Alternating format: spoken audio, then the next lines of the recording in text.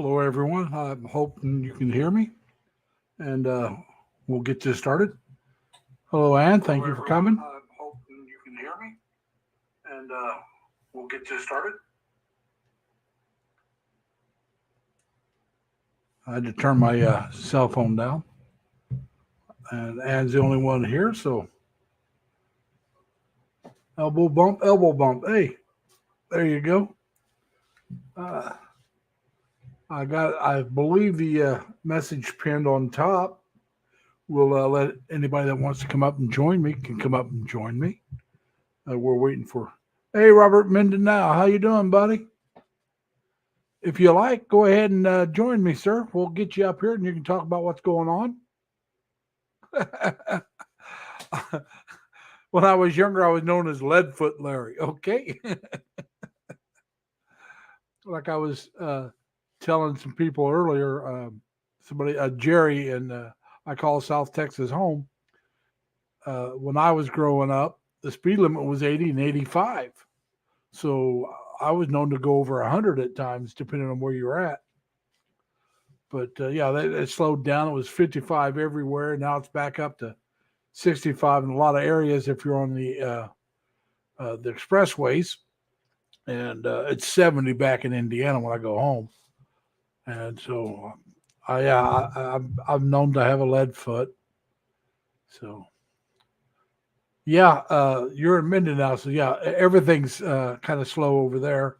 The internet as well as the roadways.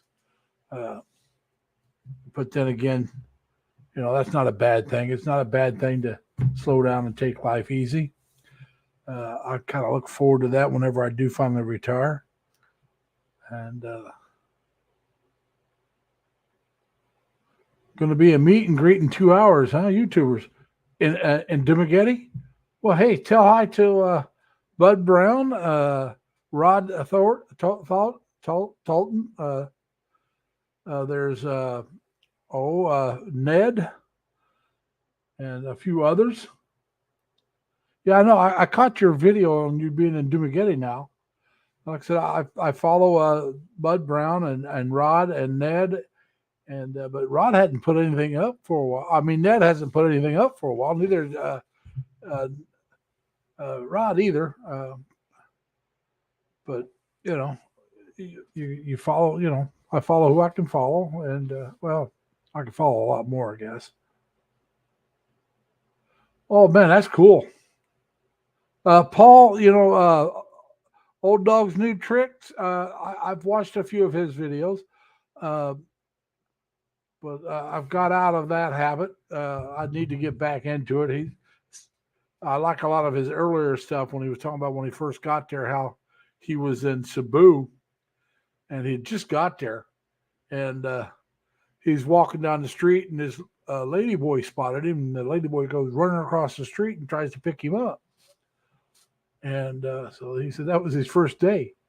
I haven't met every man has a story.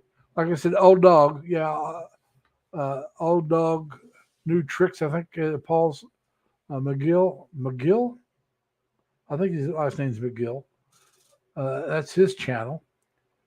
But yeah, that would be interesting to have a meet up with vloggers over there. Uh, I would like to do one if I ever go. I'd love to do one in Cebu. Maybe you could meet Chris, and who oh, Chris is the reason why I use the name Lazy Larry. I think I've told that story, but we'll wait a while before I get into that one. We're just waiting for a few more people to show up, and I will ask you kindly to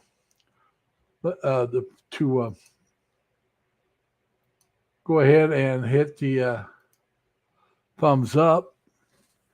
And like I said, now all you got to do is type in LLL, capital or small letters, it doesn't matter, and it will put your channel in.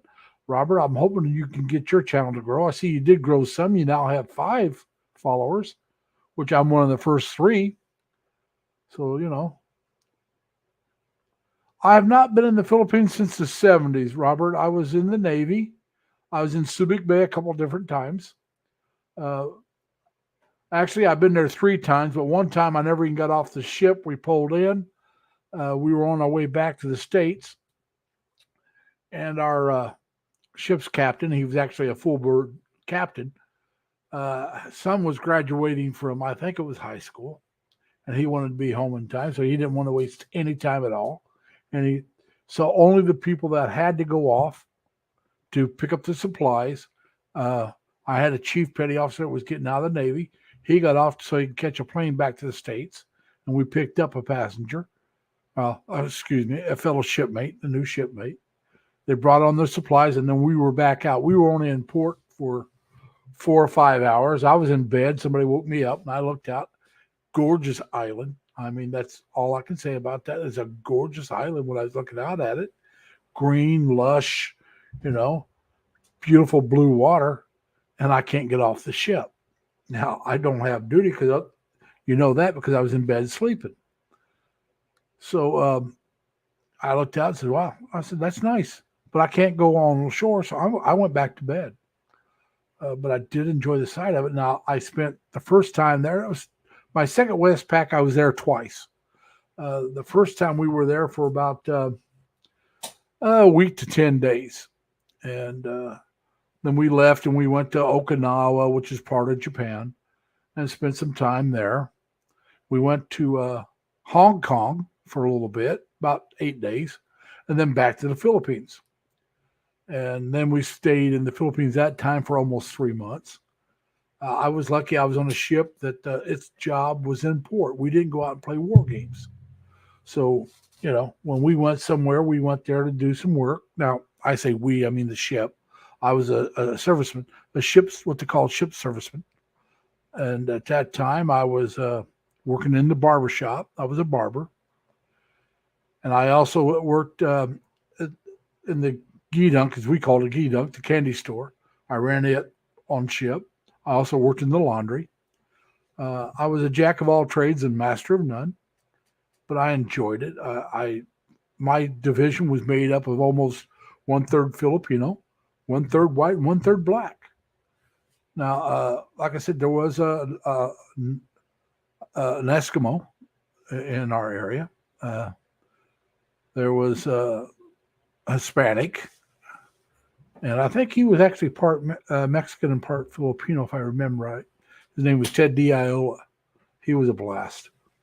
And, but yeah, I enjoyed my division. I got along with everybody. And I'm going to be honest with you. When I went in the Navy, it's the first time I was really exposed to a lot of different cultures. I grew up in Terre Haute, Indiana. The only cultures I really knew were black and white.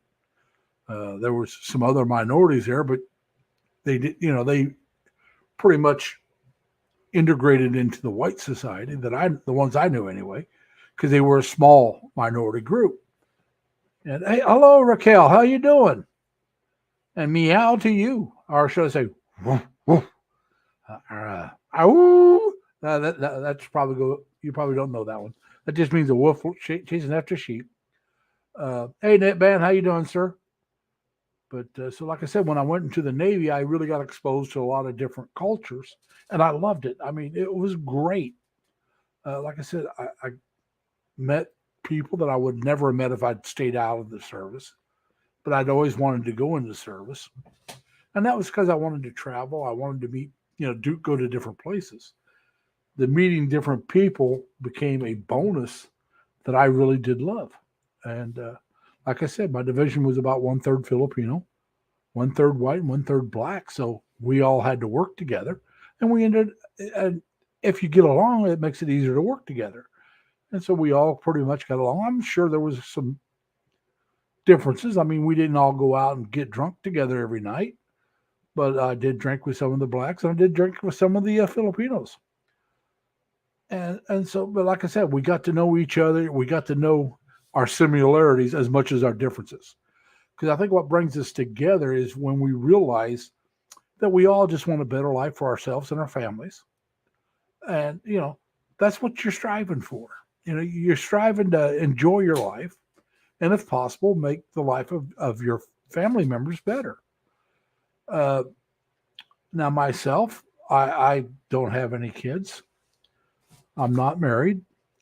I have dated many women with kids, and I enjoy kids. But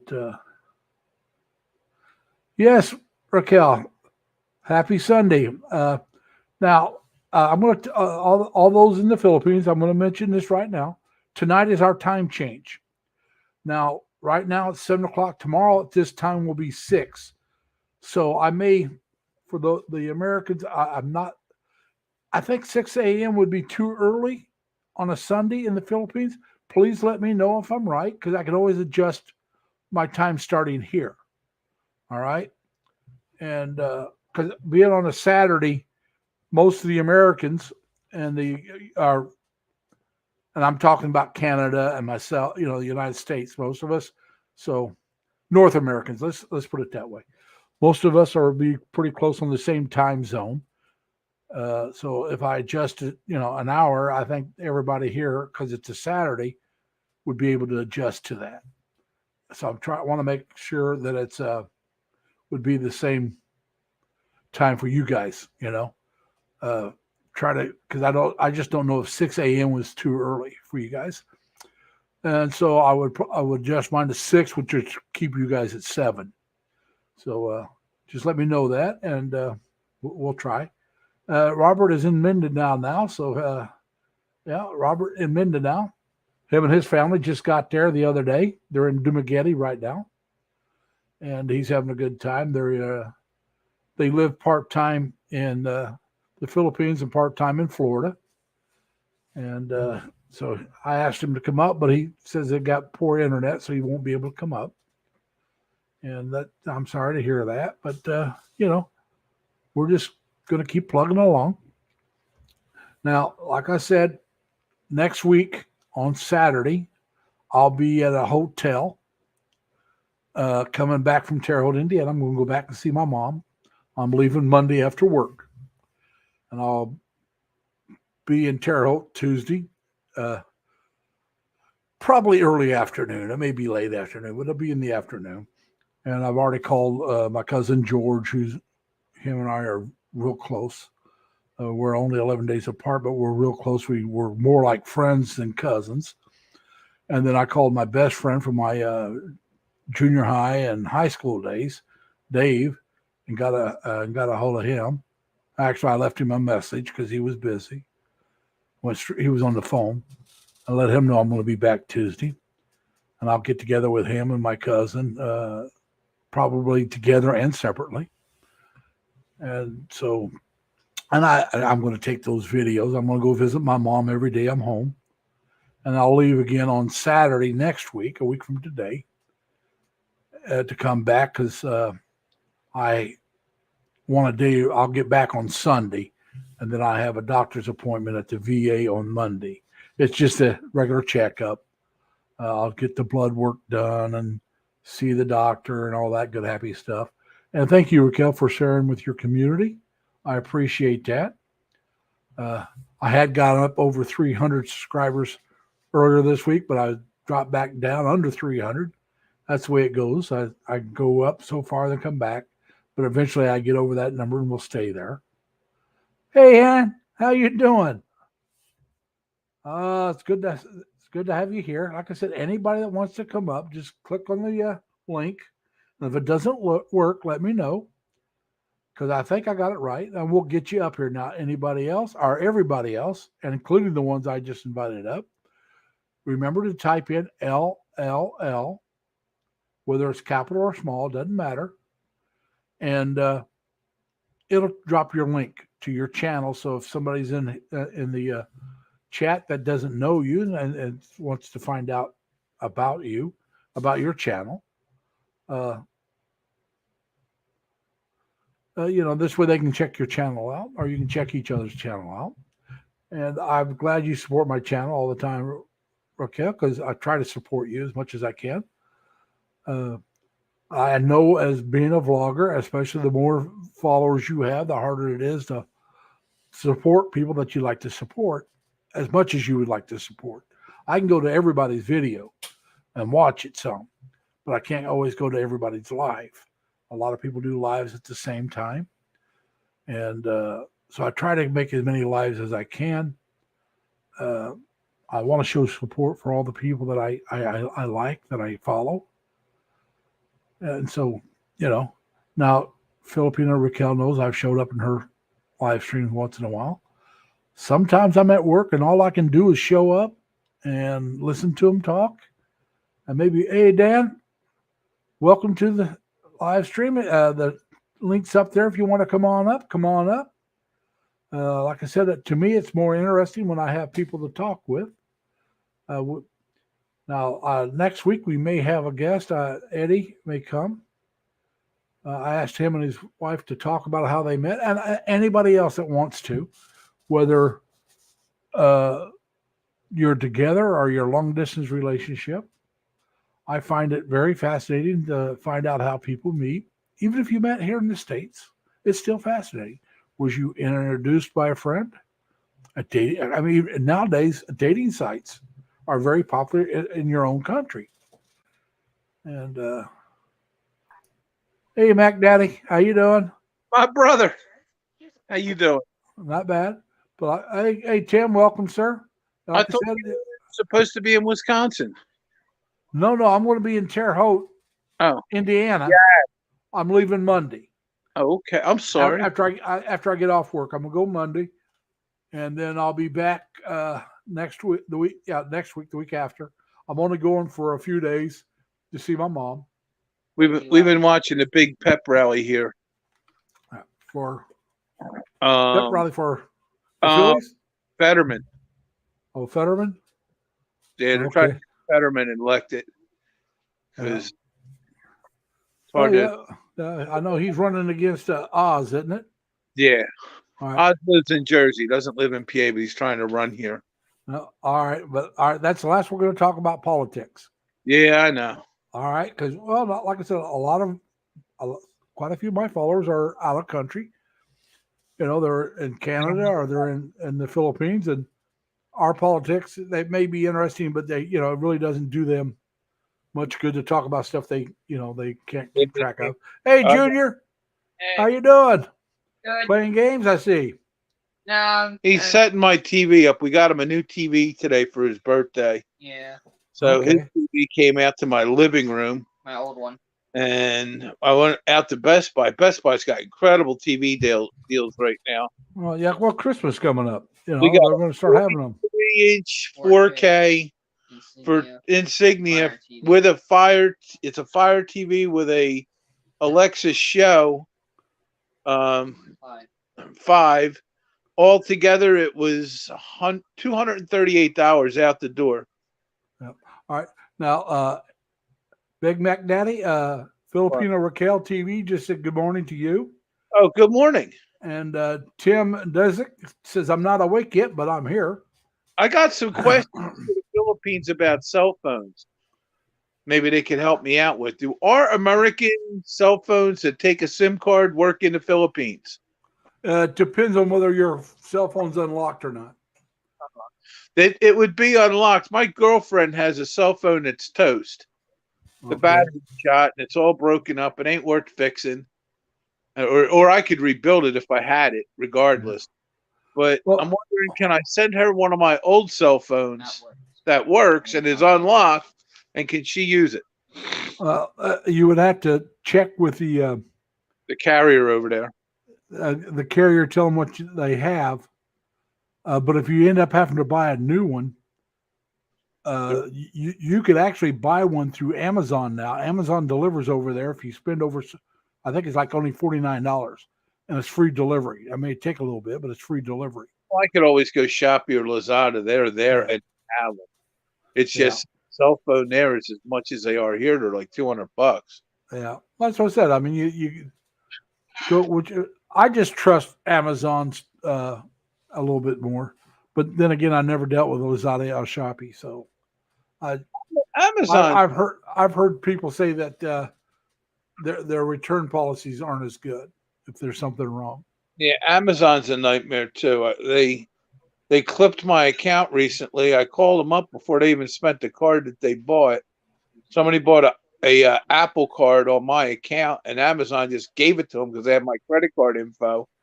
And I called them up before they even touched the card, like within 5 minutes of them purchasing it. Amazon wouldn't knock the card down, let them people go out and use the card. They wouldn't refund my money, so I had to get my bank involved. Yeah. And my bank gave me my money back and denied the claim. All right. Give me a minute. Filipina, whenever you take off, I understand you got to get ready for your church. And like you said, you're going to visit the cemetery with your dad and buy medicine for your dad. So I know you're going to be busy today. So I'm glad you came and visited. Enjoy and your. like I said, whenever you got to leave, just you can either check out or unless you're telling me bye now, just tell me bye, and we wish you well. I hope you have a good day. And so, I just want to make sure you understand that I understand. I mean, I know it's Sunday morning over there, and like I said, I know a lot of Filipinos are very religious. They go to church faithfully. Yes, they do. A lot more so than we do here in the States. And so I just want to wish you that. And all right, I appreciate you keeping me on in the background. But like I said, go ahead and get ready. And whenever you're ready, just let me know you left, or just go ahead and leave if you have to rush. That's fine. We appreciate you coming. We appreciate all your support. You've been a great supporter of this channel, so I want to thank you for that. And Sir Dan, Philippines bound, thank you so much, Hart, for your support and sharing your blessings. So, I got deer out here on my lawn tonight, Larry. Yeah. Yeah. But anyway, Tim, I think I already told you, Tim said hello, Mac Daddy. Did I tell you that? Yes. Hey, Tim. But, hello,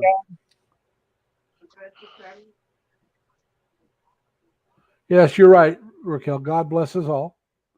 And like I said, I hope to have a good visit with my mother. She has a slight case of dementia. So hopefully when I'm home, she's doing well. Sometimes I'll go and she just seems to be out of it. Other times she seems to be very lucid. The last time I was home. But so I'm hoping to have a good visit. I will have a good visit. I'll be staying with two of my sisters who my mom had lived with. But I'll be staying with them. They're both in their 70s. Wow. Both in worse shape than I am. One sister's got MS. It's hard for her to get around, but she's still getting around on her own, which I think is a real good blessing from the Lord because she's had MS for over 40 years. Or close, right around 40 years, maybe not quite that long, but real close to 40 years. And she's still walking, not using a wheelchair. And so that I find to be a real blessing for her. She worked for years after she found out. But like I said, now she's in her mid-70s.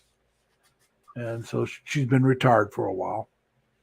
But, she's got to be careful when she walks. Her feet doesn't pick up like they used to. And that's really the worst thing with her MS is, she can't lift her legs real high. So she's got to be careful when she's walking. There's no carpets in their house. Got a low profile shower, so it's easier for her to step in and step out of the shower. And that's my other sister did all that for her and my mom both. She's the one that bought the house they're in now, and made sure that everything was set up for them. And it just got to be where my mom was falling too much, and they couldn't, my mom needs pretty much 24-hour care, and she was falling way too much, and if they couldn't pick her up, they have to call somebody to come get her up. And when I was home, not last time, but the time before that, when she fell, she got hurt real bad. And I talked with my three sisters in Terre Haute, and my oldest sister who lives out here in New York. And we decided we had to put mom in a nursing home because she fell a couple times while I was home. And she got hurt real bad, twisted her knee, put a big old black eye on her. And so it was like, well, if we don't put her in a nursing home and she keeps falling like this, they're going to accuse my sisters of elder abuse.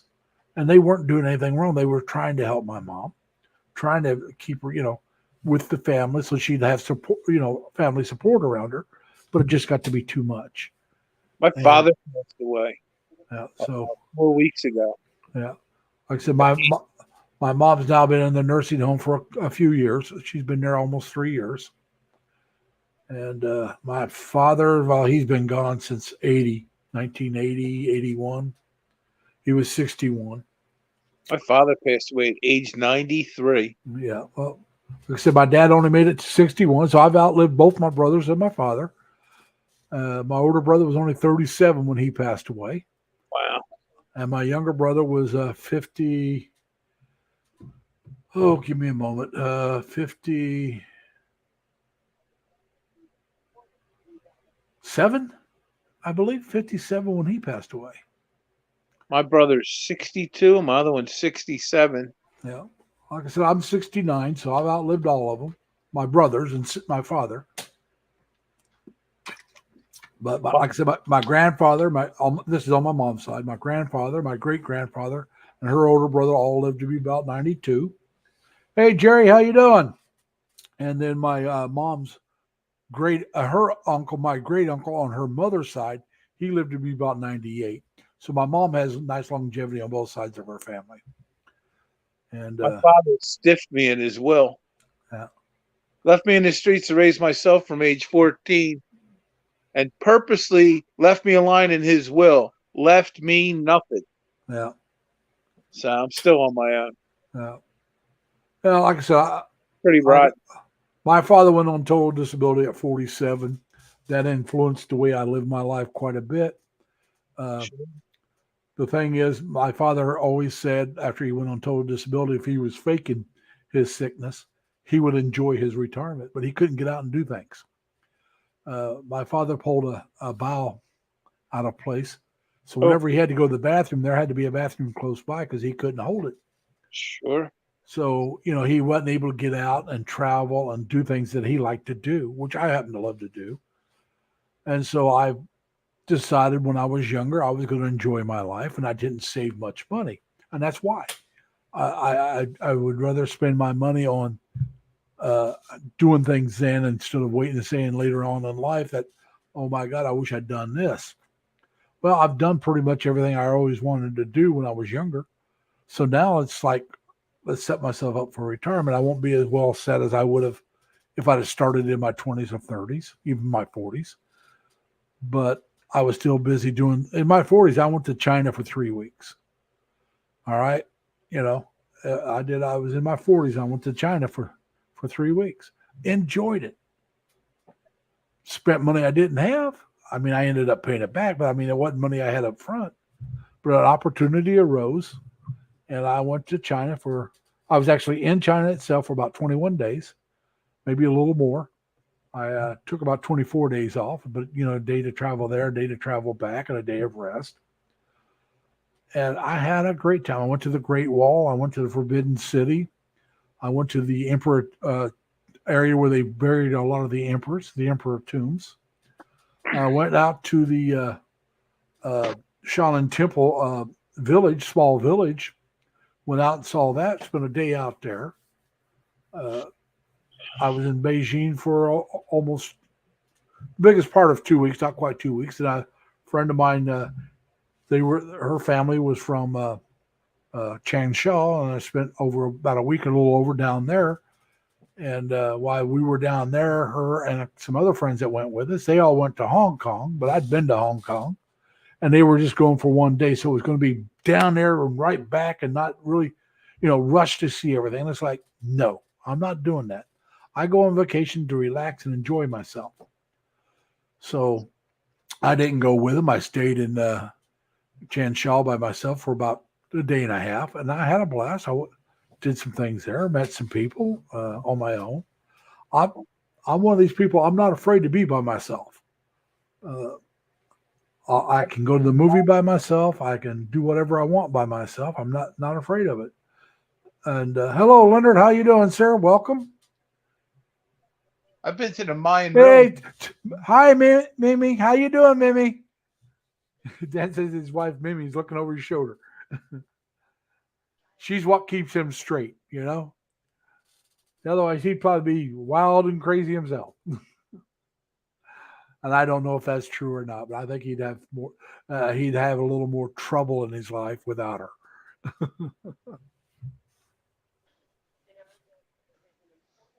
I agree with you, Ann. It is a really nice place to live, to go. You said you were there for over a year working, and like I said, it's a fascinating place to be. But from what I understand now, if I was to go back to China, I'd have to go on a tour.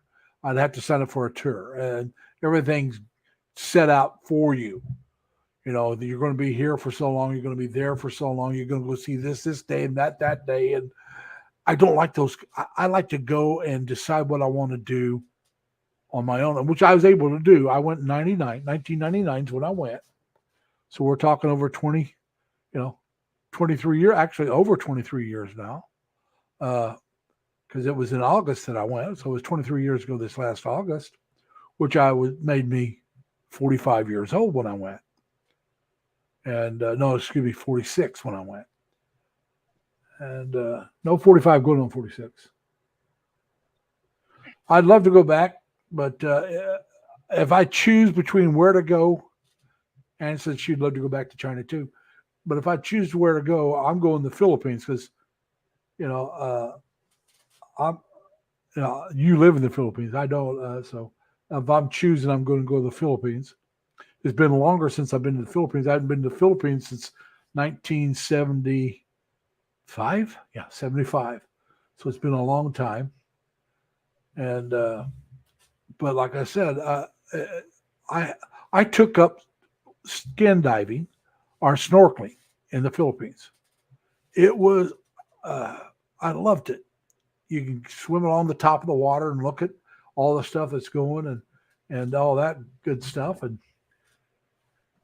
And a friend of mine, Chris, he's the one that got me into it. We were shipmates, and he wanted to. Yeah, Tiananmen Square was great, Jerry. That's in Beijing. It's right outside the Forbidden City. So if you go to the Forbidden City, you'll see Tiananmen Square. It's where it's. I think it was the southern square. Outside the Forbidden City, that's where everybody had to wait to go see the emperor. That was a huge. Tiananmen Square is huge, and all the people would go there and wait to go into the Forbidden City and meet with the emperor. But they had, and I'll tell you something else I really liked about China when I was there. All the signs, like if you're at a tourist attraction, on one side would be Chinese. And on the other side, or right below it, depending on whether it was mounted on a wall or a standalone sign, would be English. So you could see what you're looking at, just like the Chinese could read where they're at. And I found that quite fascinating. I took a picture of a few signs where on one side it was Chinese, the other side was English. Now, also when I was in Beijing, I went to a A&W root beer stand. And some of you may remember me telling you, my first real job was at a A&W root beer stand. And so they had an A&W root beer place about a block or so from where I lived, or not lived, but the hotel I was staying at. And I kept a menu from there because on one side of the menu was Chinese, on the other side was English, and they had the things numbered. And so what you do is you check which box of what you wanted. So if the person didn't speak English, it didn't matter because she could look or he could look at what you ordered and find a corresponding Chinese version, and they would know exactly what you wanted. They'd order your meal, and you get your meal back. And so it was great. I mean, I thought it was. I don't know if I opened up a place if I'd think about that, but then again, if you're in a tourist area where you get a lot of foreign speaking people from a different country that spoke, let's say I was in a place where a lot of Chinese came and visited. Maybe that's the number one tourist is people that speak Chinese. I would definitely want a menu. I don't know if I'd put it on the same menu as English and Chinese. Maybe I'd have two separate ones, but the way they did it, I think, was just fascinating. Uh, their fried noodles are okay, but I love their rice dishes. Uh, but I always wanted to open up a faux bar here in the state. yeah, but So, Louise, how you doing? The most eligible bachelorette in the Philippines, as Dan would say. Good morning. And yeah, like I said, there's a lot of bars that would be, or food places that would be interesting. I just, at my age, when and I discussed this last night on Dan's live stream, I just renewed my guard card. And I plan on renewing it one more time, and hopefully that'll be it. If not, I'll do it one more time after that. At the end of this guard card, I'll have all my bills paid off with my car. My car, I said new. It's still new. I still consider it new. It's only a year old. I bought it brand new. And so I'll still owe on the car when this guard card expires. But should be the only bill I have. And then I want to work at least 2 more years to save some money. And then if I still have my health, and depending on how my mother's doing, I want to go to the Philippines for at least a few weeks, if not a couple months. It depends on whether or not I retire when I do go the first time. If I'm retired, I'll have an open-ended amount of stay, you know. But I want to go. I was stationed in Subic Bay. I'm not so sure I want to go back to Subic Bay. Because I know it's changed a lot from when I was there. And that's fine. I mean, things should progress, you know. Everything should progress. My hometown's not the same as it was when I grew up. Some ways it's better, and some ways it's not as good. But, you know, things progress and things change. And if you can't deal with that, you're in a world of hurt. They closed the Americans down in Subic Bay. No. Because of the Chinese. No. Subic Bay is not to the Chinese. Oh no, it's not. Actually, they're talking about having more Americans having access to bases there. Now they won't be like they were when I was in. They won't belong to the Americans. It'll belong to the Filipinos. Go. But the base, yeah, well, they're inviting the Americans in, and they want us back now. But I don't think they don't want it back like it was. Okay, and I don't blame them. I don't blame them. The way it was when I was in, the way it was benefited the Americans more than it benefited the Filipinos. Yeah, all right. There's another problem. The Chinese own the electric grid in the Philippines. Just because you own something doesn't mean you can control it completely. Wow. Well, think about it. It's in the Philippines. Understood. I mean, you know, if you really had to, you could take it over. There's intimate domain. I mean, you know, that's at least here in the States. There's a lot of conflict with that. They could fry everything and give it to you, and then you still got nothing. And yes, Filipino, I do believe you're right. Subic Bay is more Americans. It's more Americanized. I know that. It may not be more Americans. There's a lot of expats there in Subic Bay. Yeah, but there's a lot of expats in Dumaguete and a lot of other places. Why I'm saying it's more Americanized is a lot of the infrastructure they have there was built when the Americans were there. Oh, sure. All right. So I'm saying they have a lot more stoplights and stop signs and a lot better sewer system than a lot of the other Philippines. That's the reason why a lot of Americans I shouldn't say Americans, Westerners go there. And that's fine. I mean, but I want to go. I'm more. I want to be near a big city, but I don't want to live in a big city. I've never, you know, unless you call San Diego a big city, which is only about 3 million people. That's a good sized city. I wouldn't call it a big city. That's not a big city. No, that's what I said. But I've grew up, like I said, in Terre Haute, Indiana, which was around 70, 80,000 people when I was growing up. And Indianapolis is about an hour away. Now, I would like to be a little closer than that. But Cavite, there's some cities in Cavite, which is like let's say Indiana. But it's right close to Manila. It's a large area where there's a lot of cities in there, and they're close to Manila. That would be interesting. All right, and there's Cebu itself, which we all met through. A lot of us met through Chris and Cebu, so we know about Cebu. It's got some fair size places to go and see, and it's a good sized city. But there's also areas that you could be there and it'd be, a little more. How should I say it? A smaller community feel to it is what I'm I trying to grew up say. in the world's largest megatropolis, Yeah. the Delaware Valley, Philadelphia marketing region. Yeah. Philadelphia is the sixth largest city in the United States, but if you include the Philadelphia marketing region and Delaware Valley, it's the largest metropolis in the world. But you can't, they don't do that because my hometown, like I said, is only 70,000 people, but it's considered the 150th market in the United States. 150.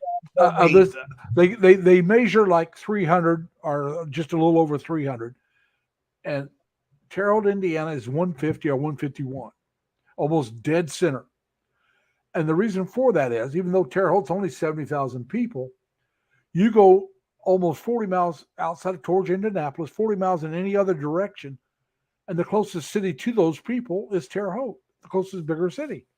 They have to go more than 40 miles unless you're going towards Indianapolis to get someplace larger than Terre Haute.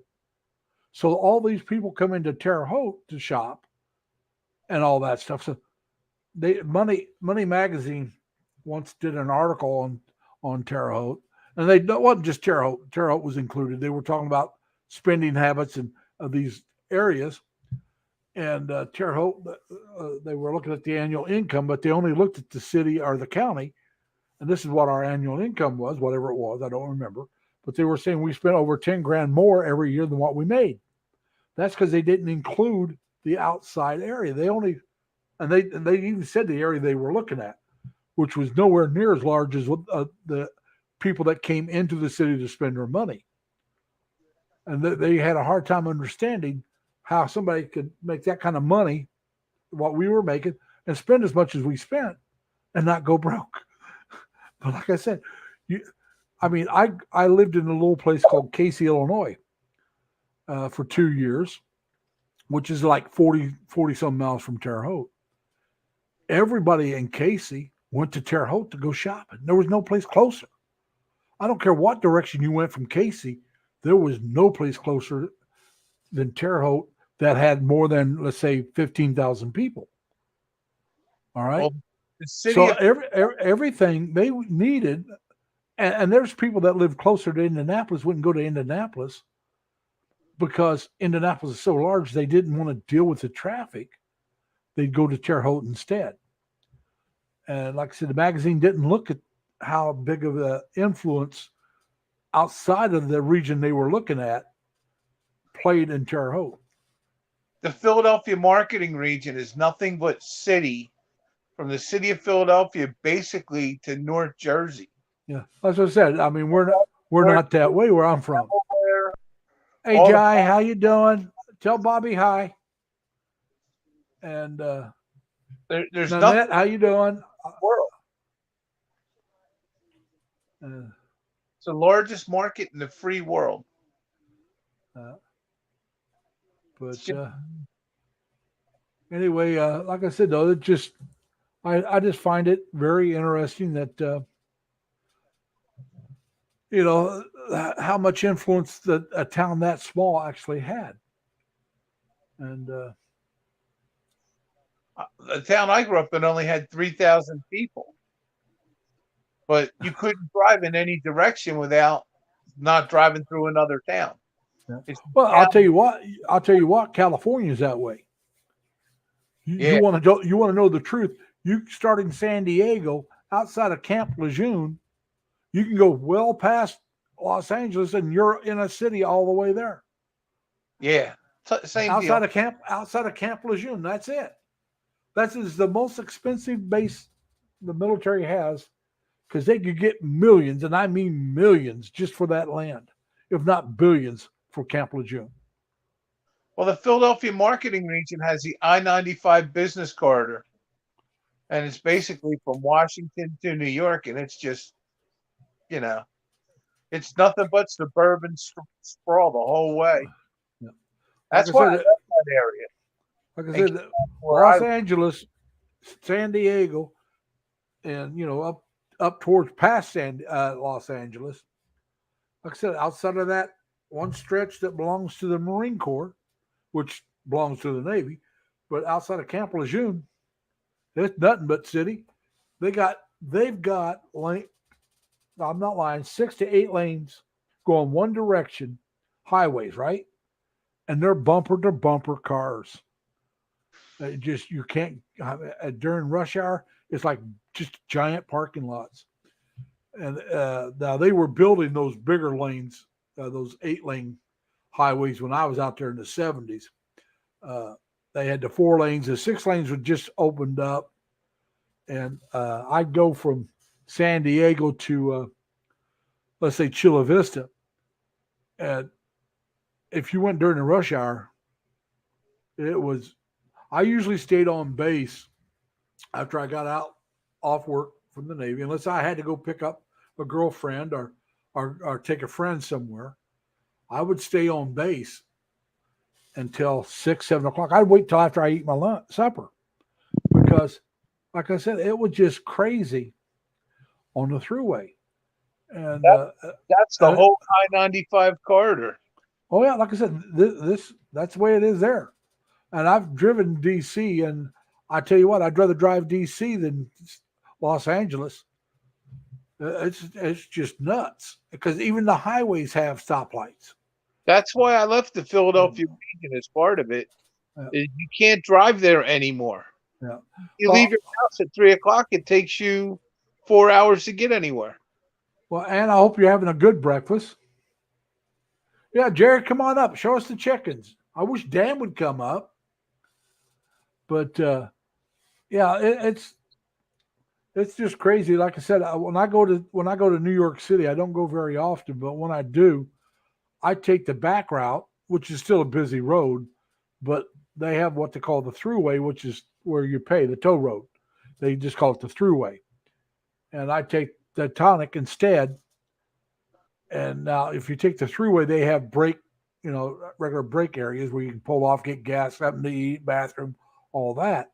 Now, the Teutonic, you have to get off the road to go to one of those places, and you got to know where they're at because they'll say, they'll show gas, but when you get off, it might be a couple miles away.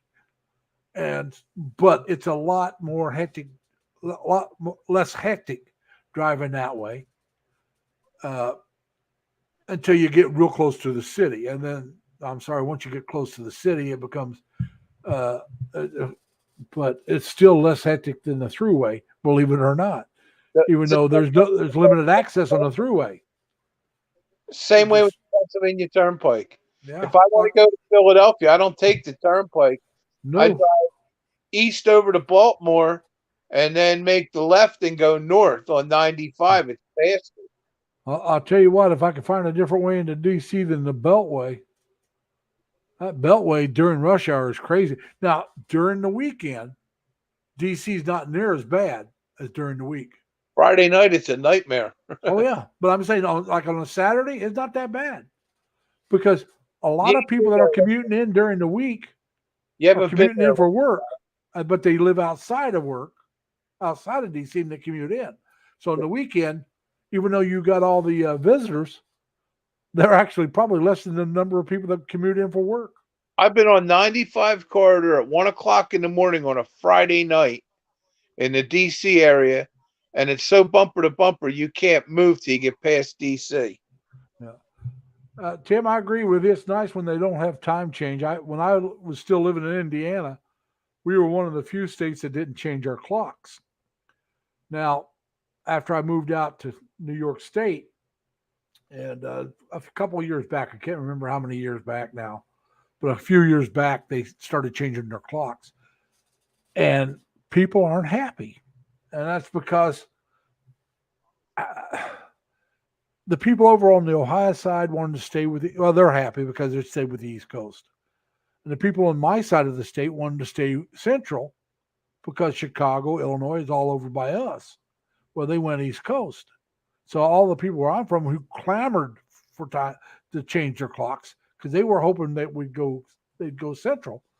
Now I hate the fact they changed their clocks because the state said, look, if we're going to change our clocks, the whole state's going in the same direction. And the only thing they gave permission to not go Eastern, was what they call the region of Indiana, which is up by Chicago. There's a certain area up there, they just call it the region. And that's, they're right there by Chicago. So they let them go with the central. But, it's just crazy because when they decided to stop the first time they decided to stop, my sister was living in Indianapolis area. She lived in a place called I can't remember, Beach Grove or Greenwood. She lived in both places. And you had to know what part of the city you were going to know what time was. That's how crazy it was.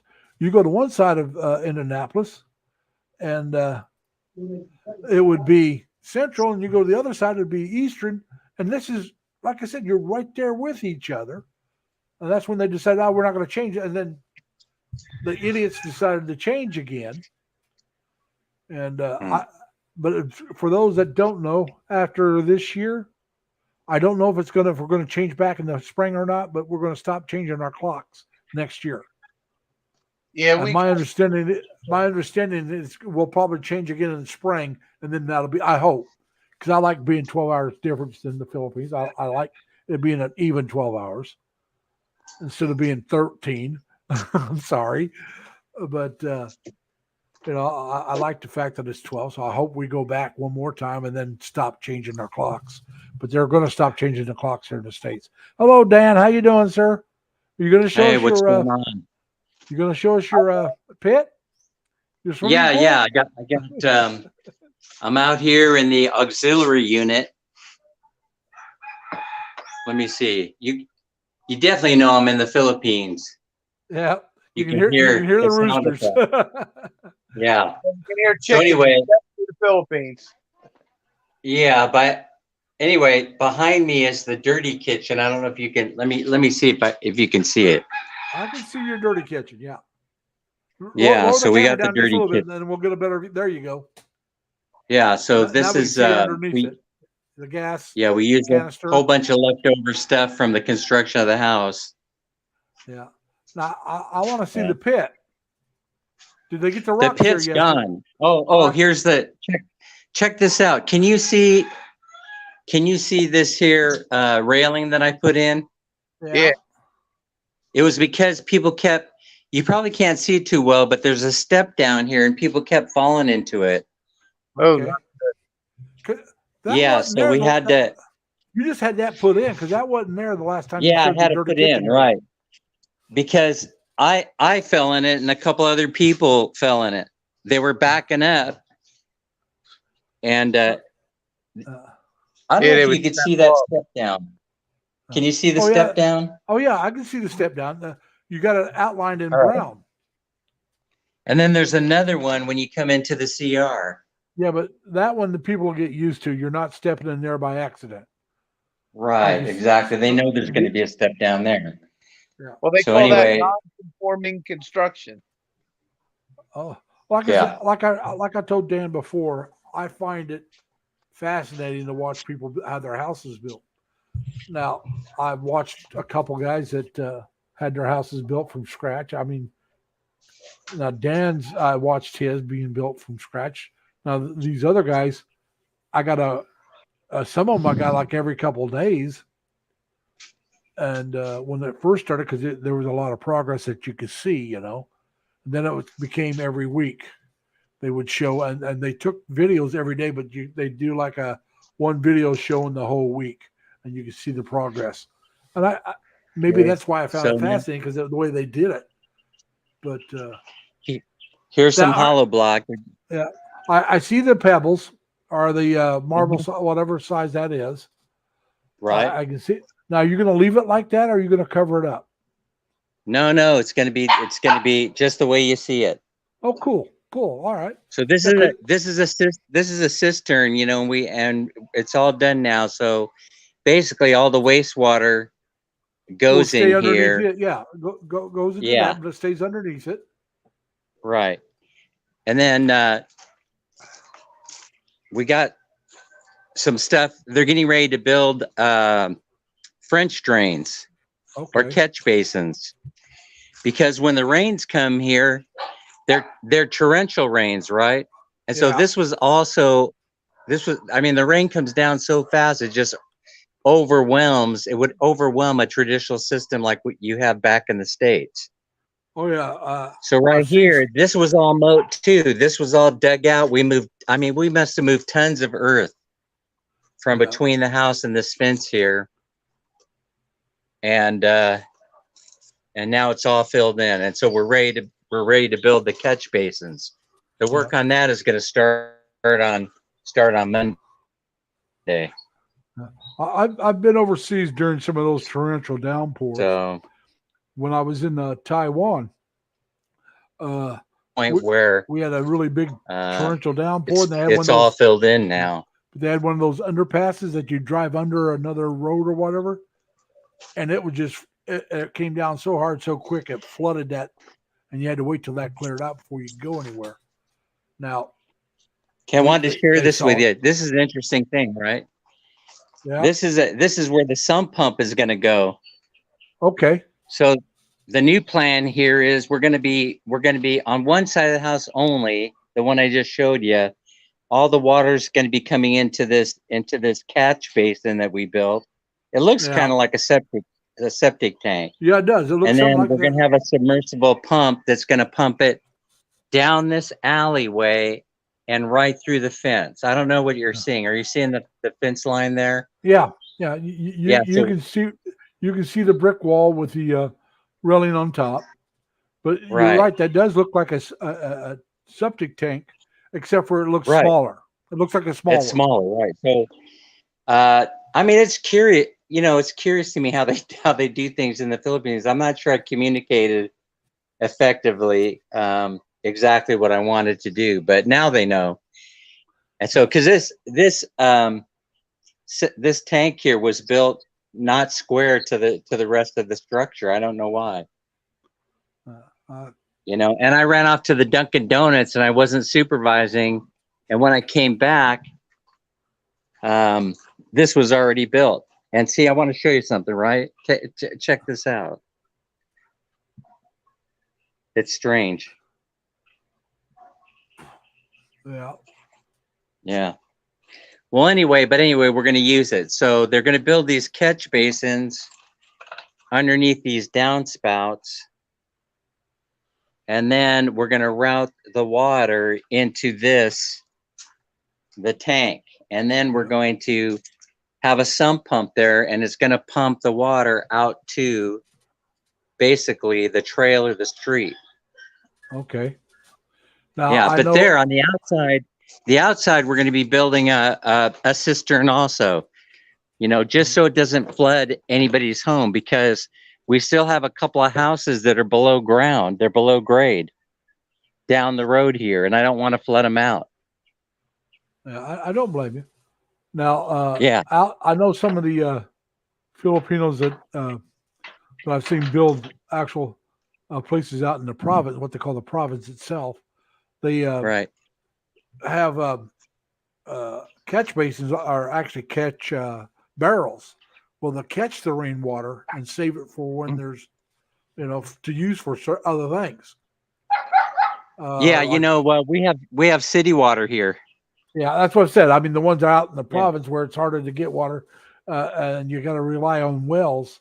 Though a lot of times when it rains, they'll have these big barrels, and they'll take buckets as well and catch the water, and use that for, you know, washing their clothes or taking a bath and stuff like that. Which I like I said, there's a couple. Like there was a Filipina who built a house. She called it the Province House, out where her mom and her family lived. She was worked and lived in Cebu, but she wanted a Province House, and she built it. and they were showing that. And then I don't know if you guys ever watch Turquoise Sunrise or Sunset, but anyway, they it's a Phil Am couple, and they helped build her family a place out in a smaller city, and they showed that, and they were doing that. Now they had a house, but they just helped them build a really nice brick house, and so I mean they went out. And that's where they go to visit, so it gives them a nice place to stay too. But it's her mom and dad's place now, and so it's just something that like I told you before, I find it fascinating watching people build their homes and stuff. Now I was following this couple long before they built the house, so I was able to watch them once they decided to do it. But they were living in the Philippines when I first started following them. They were living in Valencia. They were living in Valencia, and they had this 1-bedroom place. I can't remember the name of the compound they were staying at, and it was an upstairs 1-bedroom apartment that they had to move downstairs because they had a little girl, but they were living there until the downstairs apartment was ready, a 2-bedroom place. Mm-hmm. And they could open up the front of their apartment or condo, whatever I call it, an apartment because they didn't own it. But anyway, you could open up their front, and it opened up almost the entire distance of their living room, which really expanded the living space. Now the patio they had out there, balcony, because it was on the second floor. Their balcony was big enough that they could put a couch, a kitchen table, and all this other stuff out there. I mean, it was huge. Sounds balcony. Nice. Oh yeah. Now it's a lot more. Are they still on YouTube? Yes, they are. I'm looking for the name right now, but they're getting ready to move back to the Philippines. Because there were a couple that built this palatial house, dang near looked like a mansion, and they disappeared from YouTube. Yes, I know that couple. I think I know who you're talking about. Yeah, and it puzzled me. It was a Phil Ann couple there too. They had 2 kids. If you, it's the place I'm talking about is Turquoise Sunset. Mm-hmm. Is the couple I'm talking about. Okay. And, so anyway, they what the heck's going on here? But anyway, they I found that they had that I saw that apartment, and I thought, wow, that looks nice, and I watched it, and that got me following them. And you know me, I went back and watched all their videos. I don't do that anymore because I don't do that anymore because I have way too many people I'm following. But I did it with you. I did it with them. I did it with Steve from the Filipino Info channel. Hey, well, that's quite flattering, actually. Yeah, but like I said, this way you get to know the person a little bit better. You get to know what their channel's about a little bit more. But hey Eddie, how you doing, sir? I didn't see you come in. But like I said, when I found who's that? video, Eddie Jr.? Is that Eddie Jr.? No, Eddie Centeno. Oh, Eddie from New Mexico. Hi, Eddie. Yeah, how's it going? Eddie from New Mexico. Ah, and one of my favorite supporters. Yeah, I'm hoping Eddie and his wife will be able to come up next week. That'll be great. I think so. Hey Eddie, can you? Oh, it's great. Dan, he wants to know how you like your coffee. It's great. Hey Eddie, you think coffee? You can track down my daughter in New Mexico in Albuquerque there? Tell her how much I love her. She stopped talking to me about 20 years ago. So did you hear about Stephen? I guess him and his daughter finally started chatting. Yeah, it kind of reminded me of that. I hope there's a happy ending, where my daughter and I are involved. Well, like you said, they haven't started talking yet. via the phone, just to chat. But it's a start. You got to start somewhere, if there's going to be a reconciliation, it's got to start somewhere. And lucky for me, I'm real close with all my family.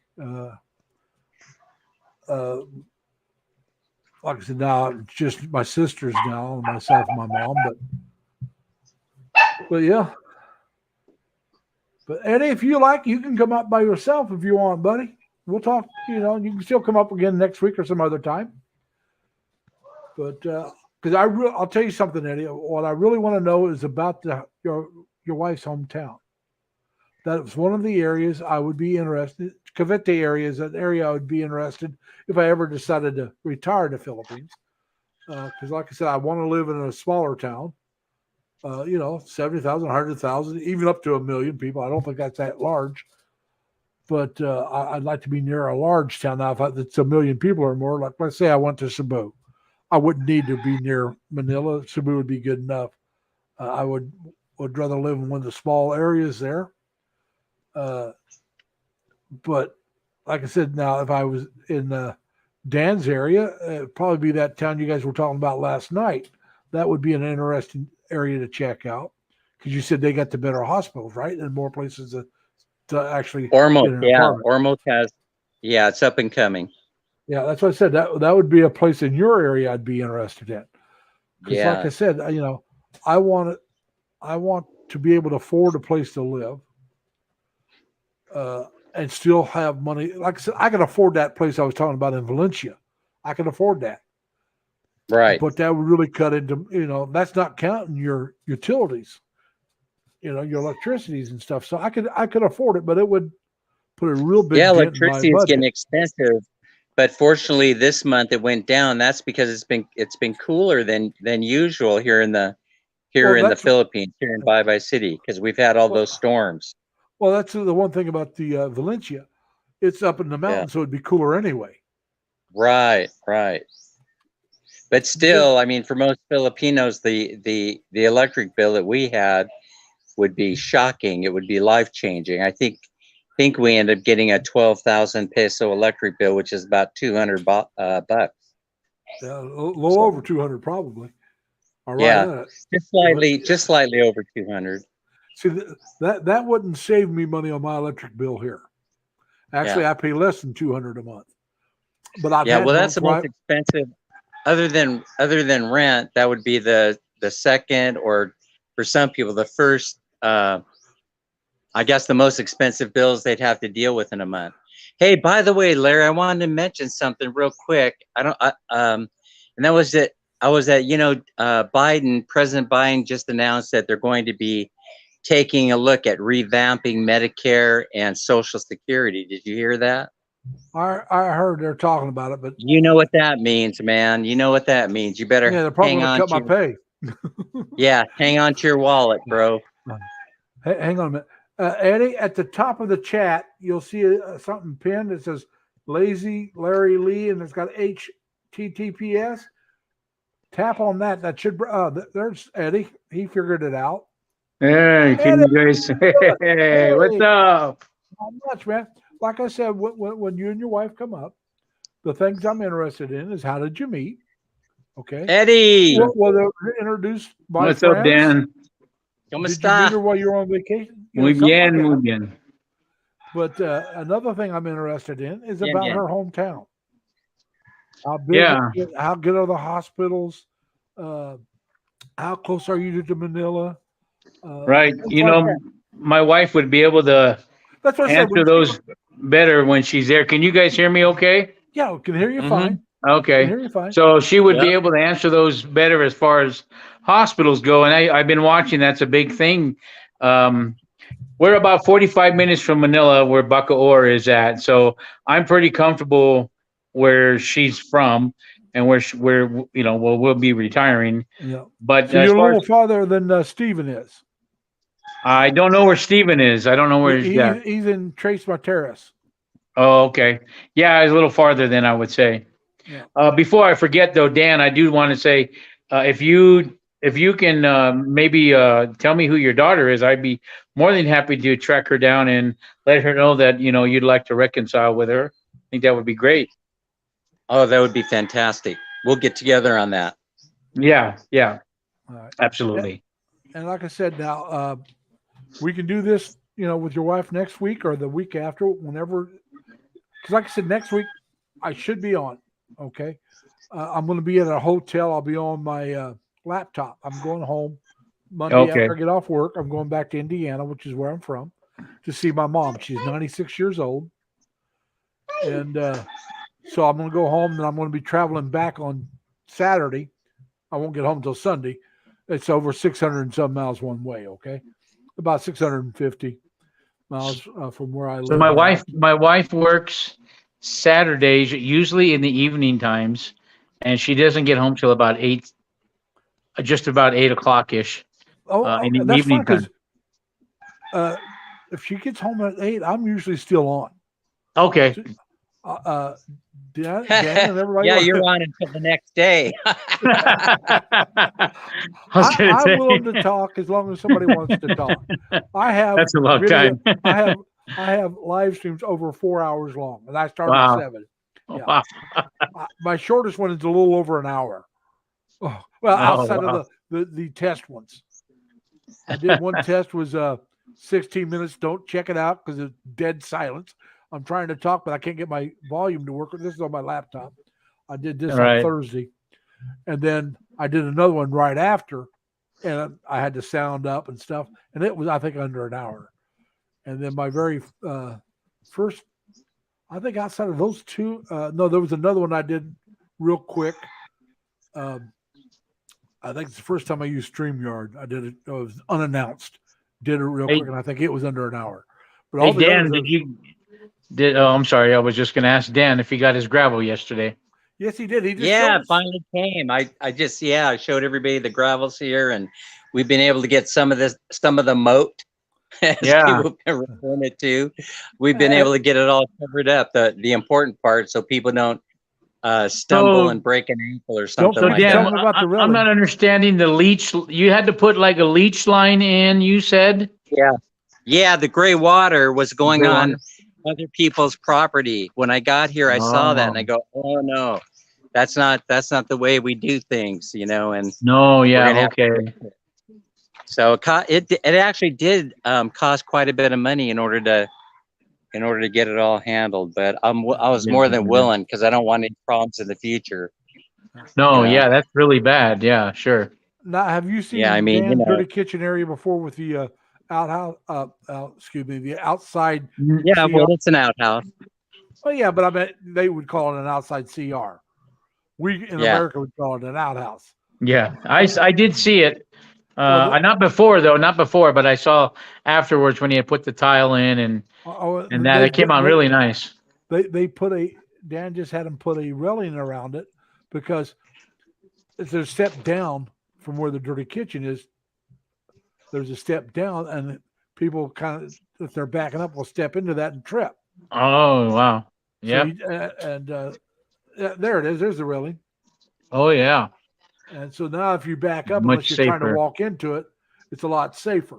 Yep. Very Well, good idea, Dan. Truth be told, I fell into it and I hurt myself. I wasn't going to tell him that, Oh. Dan. I was It took 2 weeks to heal up from that accident. Oh my gosh.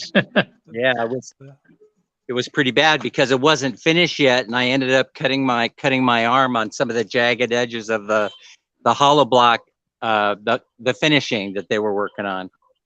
So ended up scarred up a little bit. Well, I tell you what, I envy you over there because 5 years can't come any sooner for me. I told my wife, I said, I can't wait to get over there, because I just want to relax and take it easy and see the place. It's so different. Hold on, guys. I mean, you know Jerry, what I'm talking about, still Eddie. I there? mean, for crying Have a good out night, loud. man. Take care. As soon as you land, your life changes forever, Oh yeah. I'm talking about the millisecond you land, your life changes forever. Well, we're going out in we'll be there, I believe, in either March or April. I'm getting ready. I'm waiting for my son to get his passport, and that way, my son's 21, Mhm. and I told him you need to come with us to check it out. So he's gonna come with us, and as soon as he gets his passport, I'm booking our tickets. And the farther out you book your tickets, the cheaper they are. Yeah, And cheaper. Yeah. so I'm looking March or April, depending on the cost at that time. Is when we're Hey, going. fantastic. You know something? Get with me and let me know because we'll be passing through Manila right around the same time. We'll be passing Okay. through. We'll be passing through on our way back to San Francisco because I'm gonna go back to take care of a little business and file taxes and do that business. Oh, okay, sure. Yeah. I'll let you know. I'll let you know when that happens. Sometimes we fly out of San Francisco because I find the best way to travel for me is I book my own ticket from here to either San Francisco or LAX. Right. For you can't beat the Southwest airline pricing. It's so cheap That to is fly there. true. So True. I just fly there and then I got to tell you the story though, but my very first trip to the Philippines on my way back home, I didn't give myself enough time to go from international to domestic. My goodness, I walked it and I didn't realize that's like an hour, you need an Oh, it's hour just to crazy. walk. Yeah. I Hey, had to stay the night. Well, Dan just dropped off. It must Yeah, hit something. Or, hit the button, I think. But I Yeah. had to walk.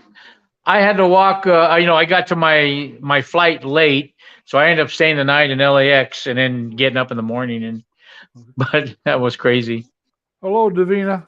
Welcome to the channel. Anybody else? We got Eddie up here. We had Dan. I don't know where Dan went. But anybody wants to come up? Eddie and I'll be glad to talk with you.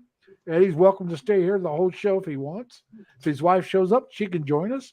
Yeah, if she shows up, we still got a couple hours. Yeah, for me, yeah. Really do. I just got the game on. I'm watching the last. I don't know if it's not the last game, but the World Series is on. That depends on who wins. I think they. Hey, Leonard, how you doing, Leonard? Welcome. Hey, sir. I'm good. How you doing, Eddie, this is Leonard? Leonard. Nice to meet you, Leonard. Good. Yeah, Leonard you is, too, Eddie. Have you got any more content up yet, Leonard? I'm going to bug you until you do. No, not yet. Yeah, glad to meet you too. Oh, hang on a second. But Leonard, he got one up introducing his channel, and I haven't seen any content since. So No, I haven't. I've been taking suggestions. well, like I said, No, you gave me great suggestions. I'm going to say, and we got Christmas coming up. So here in a little bit, Christmas decorations. Ah, dang it. That's not what I wanted. Unless you're Dan. Dan's probably got direct decorations already up in the Philippines. Oh yeah. Since what, a couple September. months? In September. couple Yeah. months? September this summer, so My All wife Dad's wanted- back. My wife wanted to put them up, and I said, "Honey, can we just wait?" he's back. Welcome There back, he is. Dad. How you doing, sir? yeah, I kicked myself out. Well, that's what we figured. Yeah. But Yeah. we now got Leonard, so there's 4 of us. We'll have. You a were nice saying conversation. something, Dan, about when I was mentioning So, about my Yeah, trip. LAX, but still, even though it's a long walk, from the domestic to the international terminal, I still would go through LAX. Yeah. I Yeah. would probably go through JFK because I'm on the other side of the country. Oh yeah, that's a long trip from where you're at. But now, when I went to China, we went through Detroit. We Oh. flew directly from Detroit all the way to Beijing. So I might go that way or out of Canada. I don't know. I mean, I'm not even going to look at that yet until I Yeah. know I'm getting close to want to go, and I do want to at least go visit. Like I said, I'd like to know more about the area your wife is from, Eddie. This is her dog here. Look at this. This is Asia from the Philippines also. Oh. 650. But like I said, I would. There's areas if I wanted. There's areas I'm going to visit, and then there's areas I would Yeah. think about moving to. You know what I found out over there where she's from over there in There's not many foreigners there that I saw. I mean, I went out quite a bit there, and I didn't see many foreigners there. Dan, did Are you you do on that? or off, Dan? Your mic's your mic is muted, Dan. Go ahead. Oh and- yeah, you muted. Your mic's muted. Muted. Yeah, I think he's talking to somebody. Okay. No, As could long be. as he knows. He's talking to somebody else. Yeah. Probably talking to Minnie. Hey, Yeah, sorry guys, I was talking to the brother-in-law. okay. Ah. Which one? Yeah. Which one, Dan? Gel. Gel. Mavs is in Manila. Mavs is All in right, I was Manila, gonna say right? Jill did some of the house videos too. Yeah, Gel actually was the contractor on the project. Okay, I didn't know that part of it, but I knew he did Yeah. some of the videos on it. Tim, Yeah. Tim, I've been saving my money, Tim, Yeah, but for traveling. like I said, now your area and not too far from Dan, there's that one city, Ormoc, I think he said, and then a Ormoc. couple other places I would be interested in living in. All right, but places I want to visit, if That's I some only good visit, advice, Tim. it would be Manila, Cebu, and now Cebu I would really consider moving to, but Cebu, Iloilo. Oh, I love Cebu. I'm telling you, I love it. Yeah, like I said, that'd be a place I'd be interested Hey. in living in.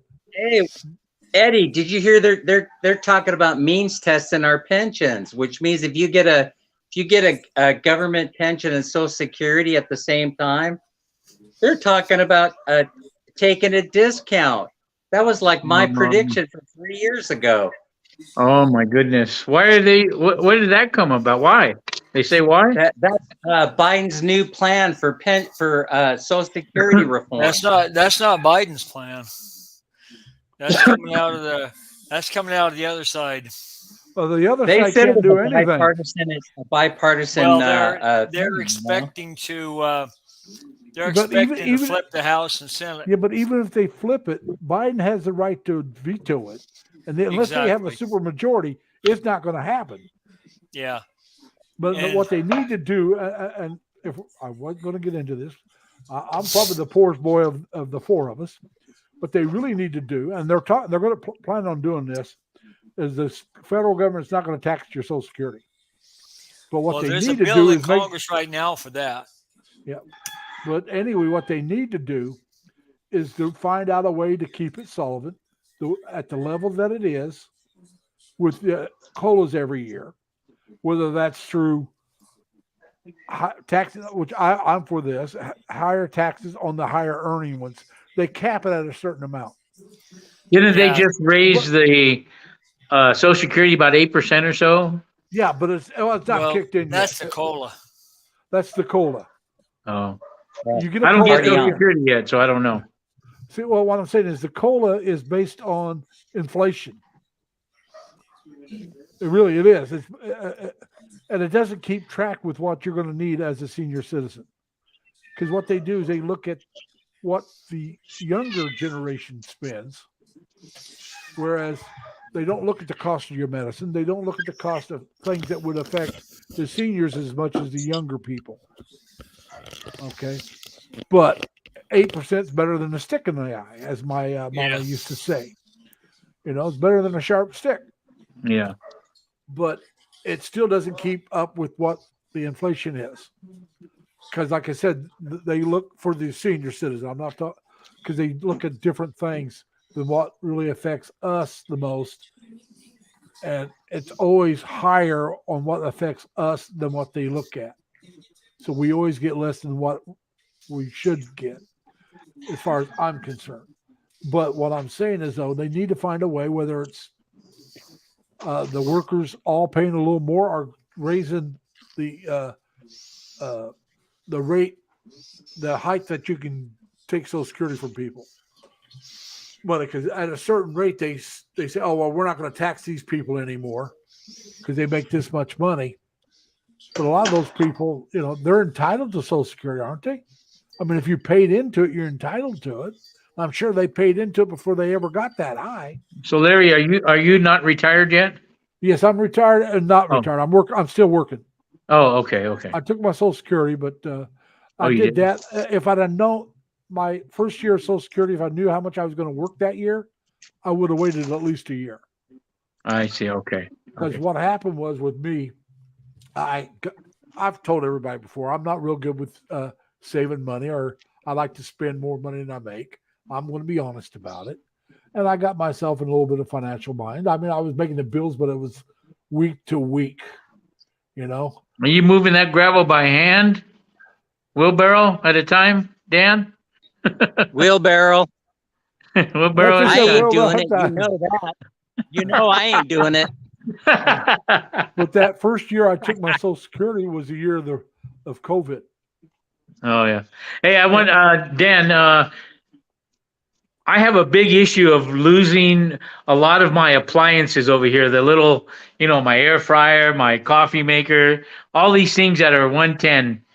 And I find that people are saying not to bring those with them. What did you do? Oh, I bought transformers. Are they working okay?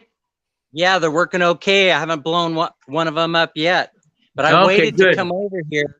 I waited to come over here before buying the transformers because they're made a little bit better. Oh, okay. Are they small? Are they large? Yeah, they're large. They're kind of like this size, Okay, square, and they're heavy and they get hot. and they're heavy. Yeah, they're the old style Okay. wire wrap thing.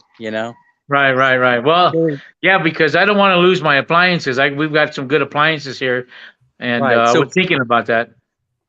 let's see. They come in different wattages, of course, and different amperages, and so you just buy what you need. And then I brought with me some extension cords from the States, and I ran them to the transformers. I bought the surge Oh, yeah. protector outlets, and I could run 4 or 5, as long as I don't exceed the wattage or the amperage that they're rated for. Oh, yeah. Okay, that's a good idea. Bring your own extensions and Bring your own, yeah. surge protectors. Yeah. protectors. Okay, good idea. Yeah. like And then boom, you're good to go. Hey, Ma, are you leaving? Are you gone? I had Ma Davina, it's a guy, come in and say, hello, Sir Larry. Then just a few minutes later, he said, keep safe, Sir Larry. So I don't know if he left or not, because I've been watching and talking with you guys, not looking at the chat like I probably should. But anyway, I hope if he's still here, I hope he's enjoying the conversation. But anyway, I find it interesting that you're talking about taking your appliances, because, like I said, right now my plan is just to go visit. All right, like I said, I'm 69. By the time I get over there, I'll probably be close to 73. And it's going to depend on my health and all that good, happy stuff. And like I said, my mom is still alive. I'm going to go visit her. She's 96. So also depend on her. I don't want to move out of country if she's still alive. I don't want to be morbid here, but I hate to be overseas and have her pass away and have to turn around and come right back. Because I would feel guilty about that. I'm sorry, I would. Now, I mean, if one of my sisters passed away, I would feel bad, but they're not as sick as my mom. Right. So that wouldn't, and so, That's understandable. Is Leonard, are you in the Philippines or planning on going? You're muted, Leonard. You have to unmute yourself.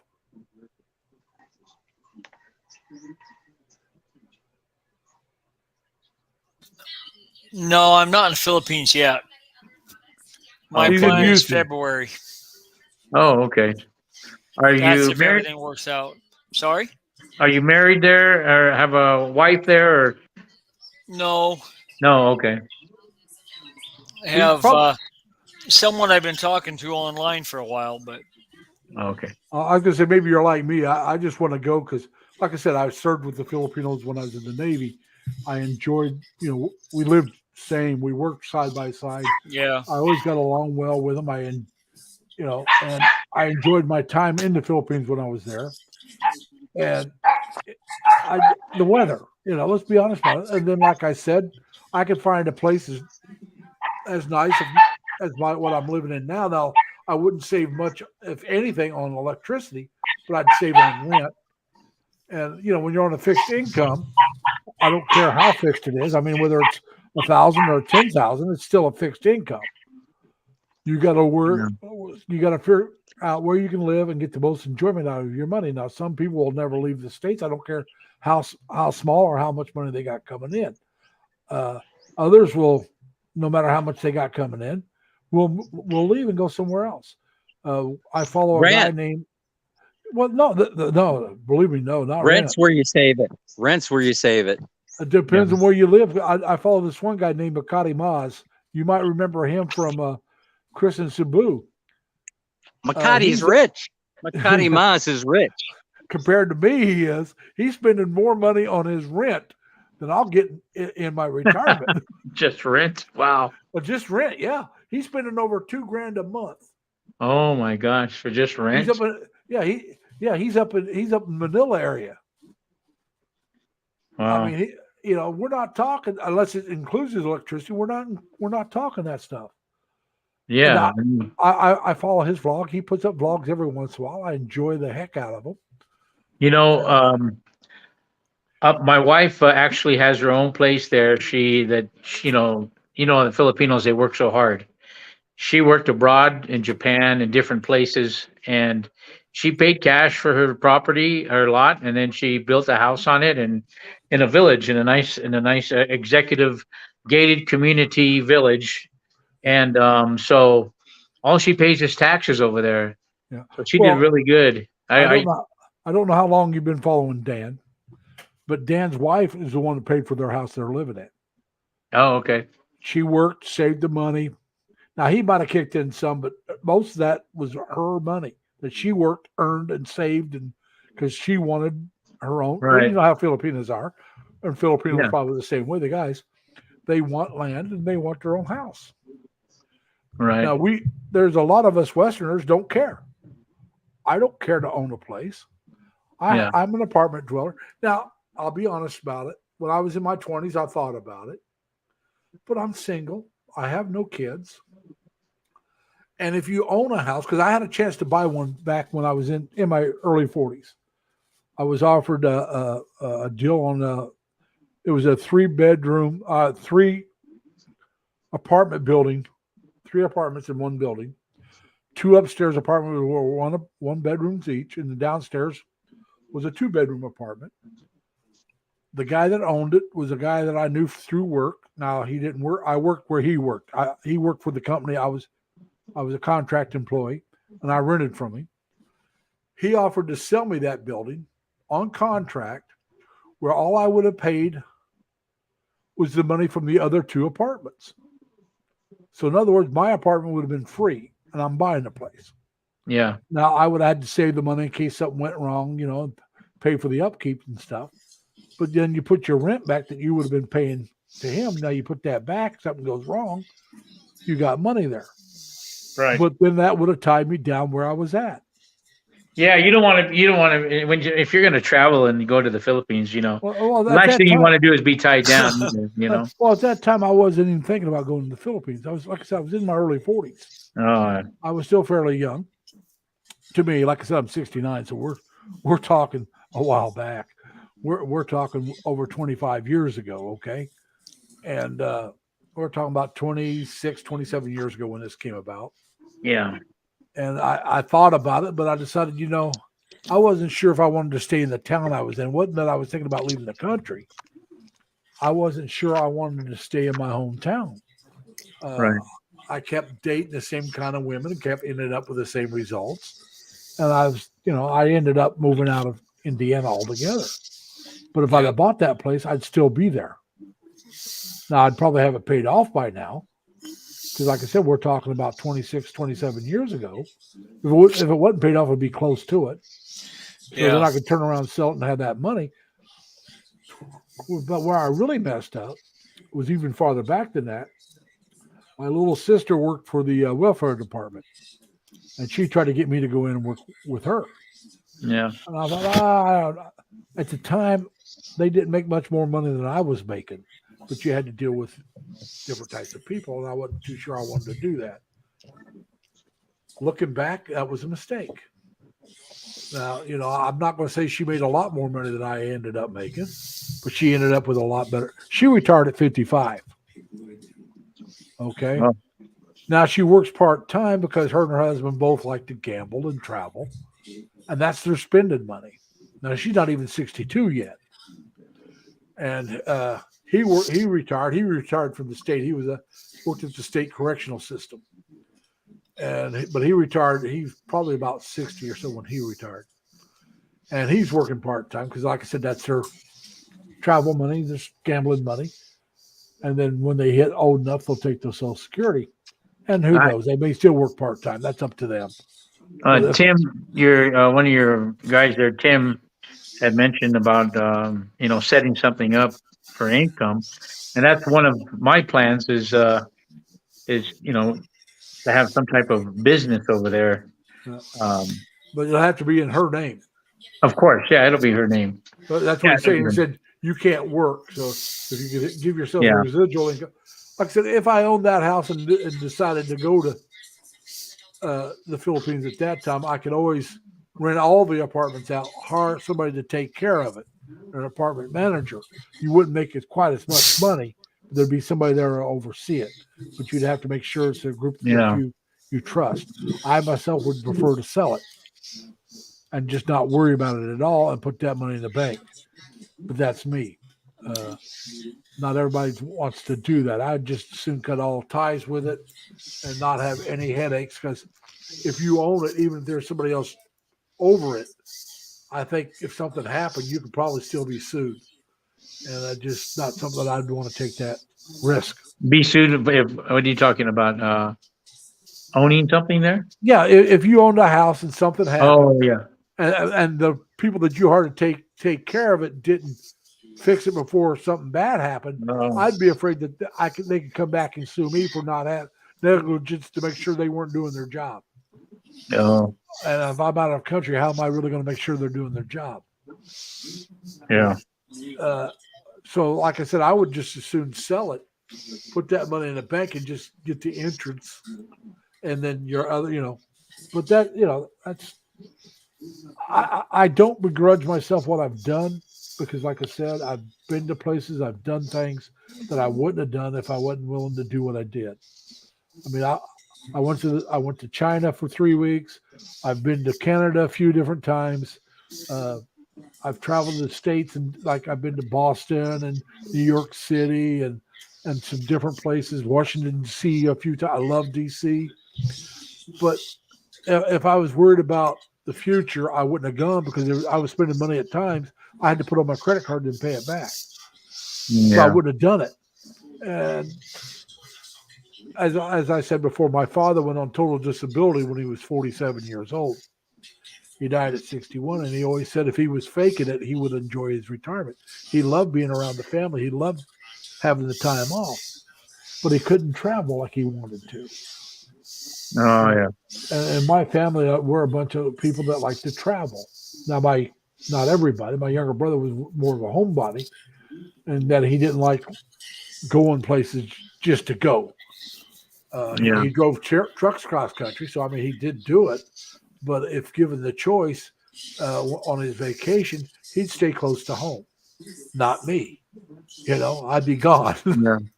and a lot of my sisters have all traveled overseas. They've all taken Caribbean cruises. My mom, she's done hot air balloons. She's done we paid for her to take a Caribbean cruise for her 70th. She wanted to go on a hot air balloon. So for her 80th birthday, his kids kicked in and paid for a hot air balloon ride for her. My mom was adventurous as well. And so it kind of runs in the family.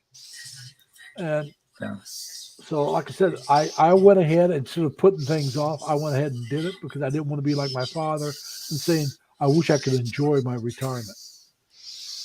Because I'm going to be honest with you. When I was in my 20s and 30s, I never thought I'd live this old. I was one of these wild childs that tried to burn the candle at both ends and light the middle. I mean, I was a party hardy, I was a hardcore drunk, and that partied and my friends wouldn't bet me that I'd live to see 30. They didn't think I'd make it either in my early 20s. I mean, I was that wild. I mean, really, I would drive drunk. I was drunk every night. And it was just that lifestyle that I lived wasn't conducive to a long life. Well, I lived a lot Yeah. longer than I thought. I And I think, finally slowed down. I think a lot of us end up on that path at one point in our lives in our younger days when I we did didn't from- know any better. I did it from 18 when I went in the Navy to almost 40. Oh, wow. No, I kind of mellowed out a lot of my partying days back in, I would say, early 40s, maybe 40s when I stopped. I started slowing down in my 30s from going a case of beer or more a day, to Right. just a couple cases a week. Now I haven't had a beer probably in 2 or 3 years. I quit drinking and driving years ago. All right, years ago. That's good. It's been over 20 some years since I quit drinking and driving.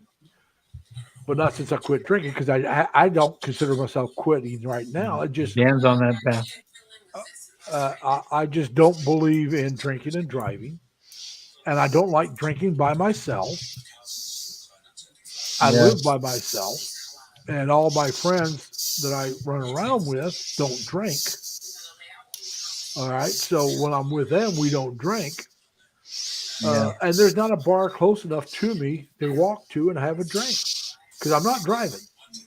And you know how Ubers can get expensive.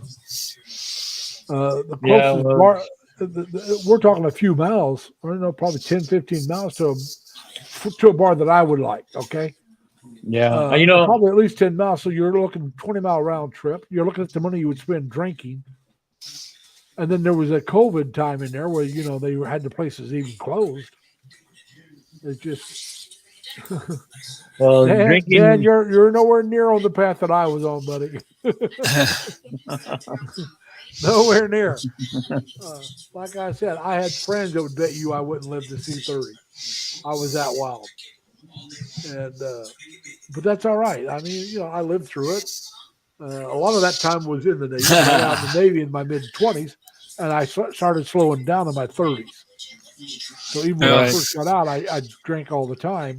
Dan saved the best for last, he says.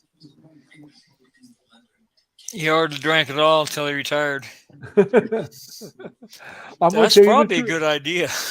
I'm going to tell you the truth, Dan. I'll probably have a few pops myself once I retire. If I'm in a place where I can walk there and walk back or afford the public transportation.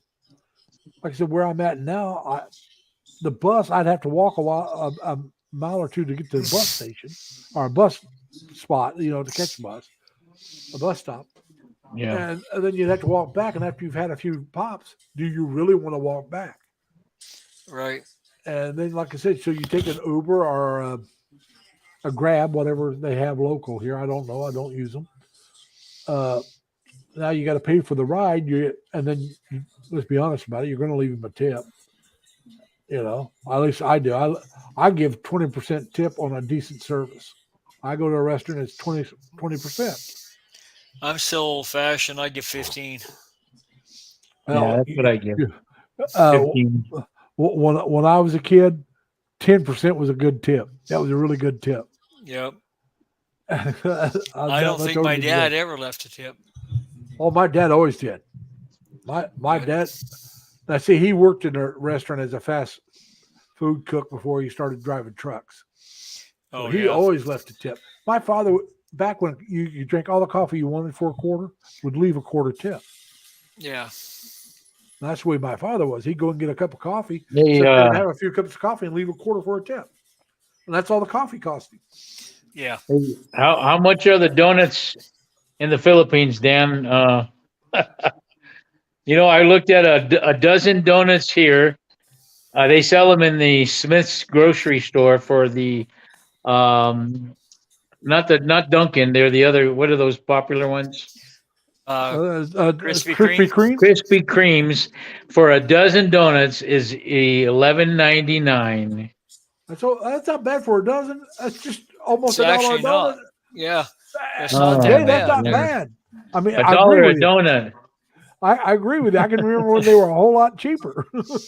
You should get a dozen for $6. Oh yeah. We had a place back home called Square Donuts, and the donuts were actually square. And they've That'd been be making cool. them since the 40s or 50s. And I used to stop in and grab a few donuts on the way into work, and because I'd give one or two to my guy I relieved, and we'd sit around and drink a cup of coffee. And because I knew the guy for years, we worked together at another spot, and then we both transferred when they to this spot. And so I'd always go in at least with one donut for him and one for myself. If I bought two for me, I'd give him two. It was right on my way into work. It was one of the places. And I think they were like 30 cents or so. But we're talking 20 some years ago. We're talking 20, anywhere from 26 to 28 years ago, almost 30 years ago. Yeah. And I'll tell you the thing about this square donut. One of the pieces on the machine broke down, and for making square donuts, and they ordered the part. And the place that built the machine said, "We've never done that." And so they sent a copy of the part, the machine, and they had to build it from scratch so they could keep making their square donuts.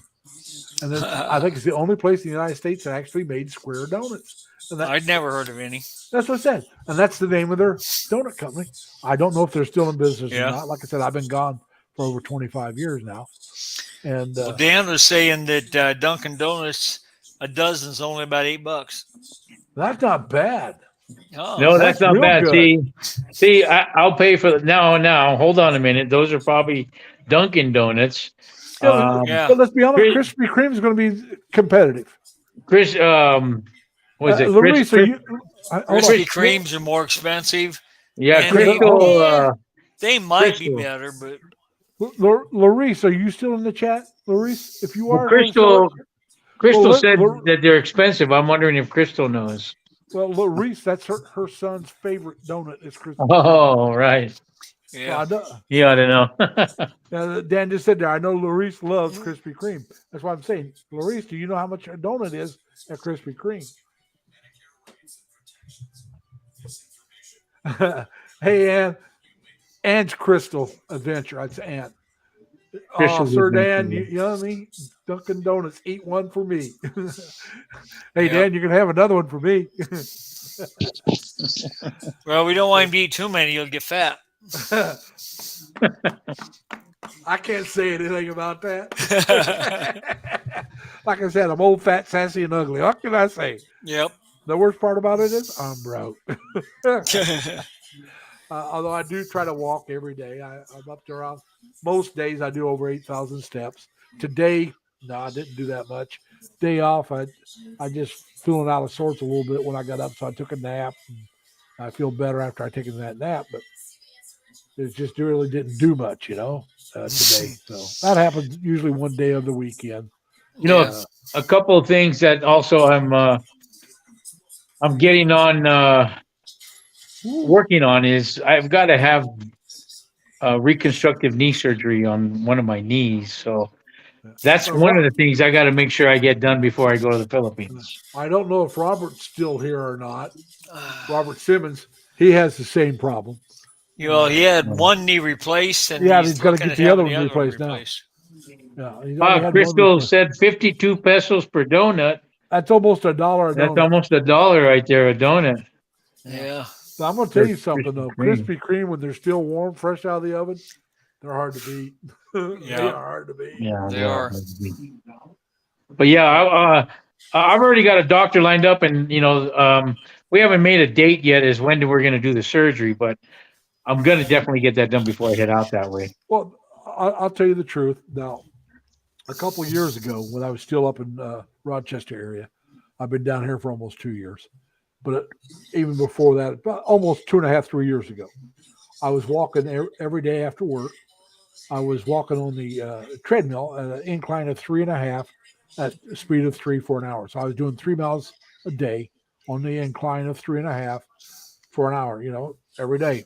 So I was actually, knees no longer bothered me. My back felt better. I really was doing real well. And then I was in a car wreck. I had a car, I was stopped for a school bus in a speed zone of 55 miles an hour. and it was early morning, sun coming down, and this guy driving a black Silverado slammed into the back end of me, totaled my RAV4. You know how the older RAV4s had the spare tire on the outside. Yeah. Well, it pushed that spare tire right up against the back seat. I ended Yep. up with a concussion. And so every time I tried to walk for You exercise, get whiplash? no, I don't think so. I mean, I didn't even know I had a concussion for a week or two. Yeah. I woke You up one probably morning- did. You probably did get whiplash. Just sometimes you don't know it. But anyway, I woke up one morning about a week or two later, and I looked at my clock, and the numbers were spinning. Well, that's really amazing because I have a digital clock. Yeah. So I knew I had problems. And so I went and got the x-rays and everything came out normal. And they just decided, well, you just have a concussion. But every time I tried to walk, I'd get a real bad headache because of, the concussion. And it took me months to get over that. Because I've been concussed a few times. All right. I'll be honest about it. That was not my first concussion. Yeah. And so it took me a while to get over it. I just hadn't got back into the walking. So I'm trying to get back into it. And if I can get back into it, I know my knees will feel better. Yeah, it'll help. It'll It'll help my everything. lower back. I don't know if I'll lose a lot of weight because I didn't lose a lot of weight the first time. But Well, like I said, adjust your diet. well, no, another thing is muscle weighs more than fat. So you can lose Yes. fat and not lose weight. Right. Okay. You can gain muscle and lose Yeah, fat. 'cause and stay I've the lost- same weight. I've lost fat. Even now, I've lost fat. I just Yeah. haven't, I don't think I've lost much weight. But the more I walk, Yeah. the better my knees will feel, the better my lower back will feel because it strengthens those muscles. Exactly. And I want to, right now I'm trying to figure out what I want to do during the winter. That's all right, Robert. We know Sammy's always helping somebody. If you want to come up, come on up. You can come up without Sammy. But anyway, like I said, I want to get in better shape. And the better shape I can get into before I go to the Philippines, the more I can enjoy it. Absolutely. Like you said, you want to get your knee fixed. That will help you enjoy the Philippines more. Because Absolutely. You won't be in as much. And I'm talking about just visiting. You can move around better. You can walk better. Your leg's not going to hurt you as much. So right now I'm trying to figure out what I'm going to do during the winter. I got an exercise bike in my living room. But I don't know if I want to do that only during the winter or if I want to join a gym. And Might have to get what you need because Yeah, you're that's gonna what I'm have saying. snow and stuff, and you don't want to be slipping and sliding on. oh that no, snow. I said I got an exercise bicycle in my living room. Oh, okay, you'll be all right then. I could do just that, but I don't know if I want to do just that. But so I want to look at it and see what some gyms would cost me and how far out of the way they are, because it's a Yeah. lot more. It's a lot more convenient to do it after work for me because I get up at 5, and if I wanted to go to the gym before, I'd have to get up at 4, Oh yeah, and that's not going to 3. happen. I'm going to tell you right Yeah. now, that's not going to happen. I have a hard enough time getting up at 5. I Yeah. hate getting up that early. The perfect working for me would be 8:30, 9 o'clock in the morning. It's easy for me to get up at that time. But What do you do, Larry? If you don't mind me asking. I got a real lazy job. I really do. I'm a security guard, Oh, okay.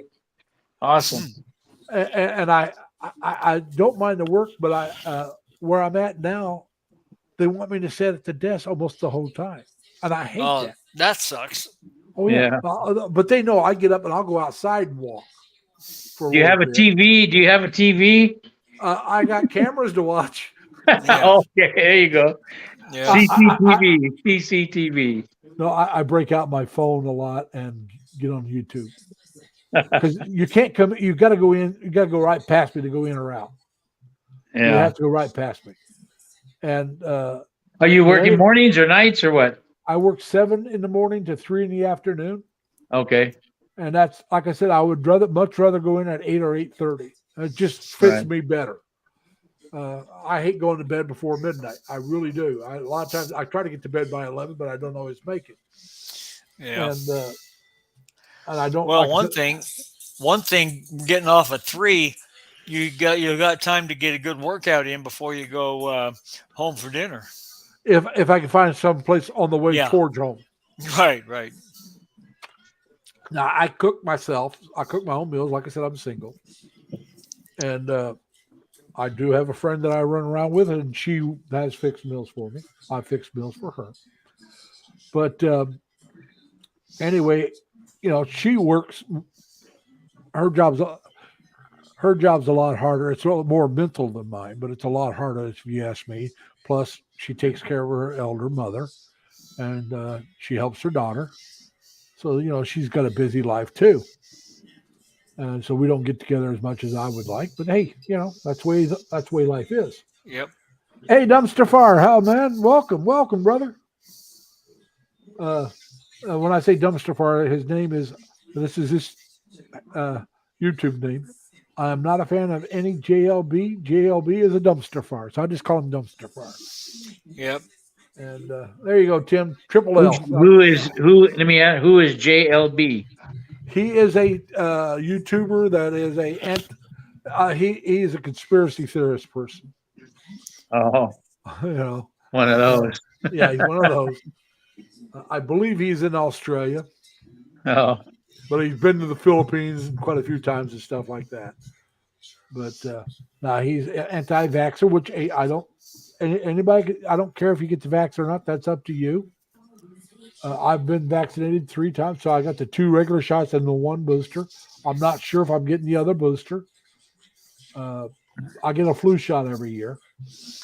Yeah, I never got the flu shot. Well, I got the flu shot one time because I had to get it. I was working in a hospital, and they required it. It's the only time I ever had a flu shot. I got the flu shots when I was in the Navy. I got a lot of shots in the Navy that I wouldn't have got on my own. Right. But the Navy requires you didn't have it. any choice. Yeah, you don't have a choice in the military. But I never got a flu shot after I got out of the Navy until I moved out to New York State. My oldest sister, she was born, I can never remember what it's called. Starts with an S, but she was born with a curvature of the spine, real bad curvature. Oh, and so she doesn't have as much lung capacity as you or I have. So she's really worried about diseases that affect your lungs, Right. And so anyway, I started getting the flu shot for her. I lived close to her. When I first moved out there, I actually lived with her and her husband until I found my own place. And then I spent most of my weekends off at her place. Like I said, I'm really close with my sisters. And then before I moved down here, I lived maybe 17 miles from her. I went by. We got together usually once or twice a week and had something to eat. Either at her house, she'd invite me over and fix, or we'd go out and buy our dinner. Sometimes I'd buy hers just to show my appreciation because she's done so much for me. And I'd buy her and her husband's dinner a lot. Now they bought mine quite a bit too. So I mean, but it just, like I said, my brother-in-law he's just a peach of a person. Him and my sister are the same age. They've been married 50-some years.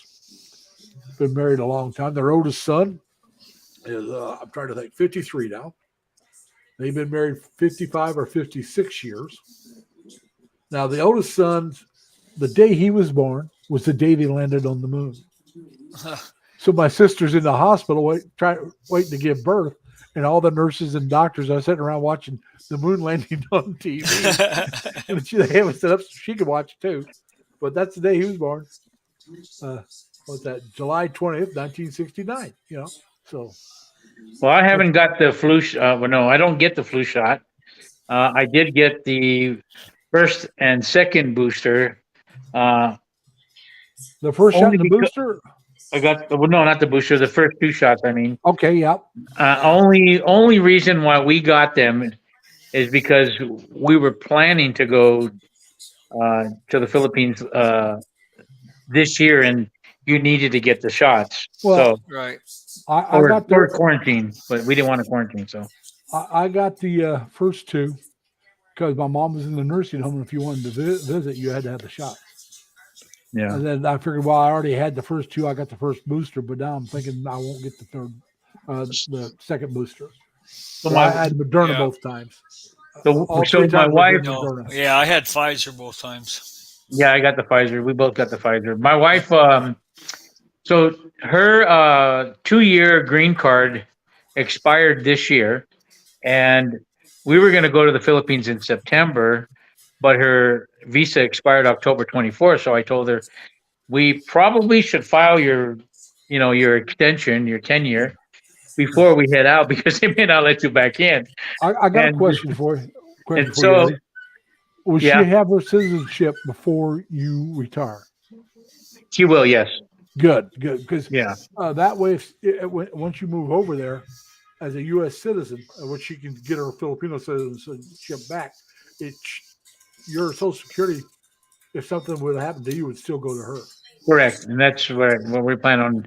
So after this, so she has to be here for 5 years, and so she's got 3 more years, and then she can apply for the citizenship. But so we didn't go in September this year because of that visa being borderline. I mean, it was going to expire, right? You know, pretty soon. So I said, let's just go turn your tenure in.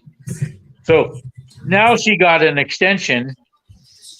Because the process is so long for the Oh yeah, government red tape. the removal of conditions.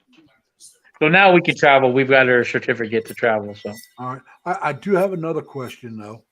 Yeah. You said she'll be here 5 years. Now your son is going to get his passport. How old Right. is your passport? how old is my passport? Yeah, because they want you to have more than 6 months left Right. on your Oh, yeah. passport. When My you go in. passport probably. I think I've got like 6-7 more years left on it. Okay, that's Yeah. Make sure you check it. I thought I had a couple of years left on mine, and I had Yeah. planned. I had planned to go in July, and I had Oh. to cancel my ticket. Oh because my God. My passport expired in February.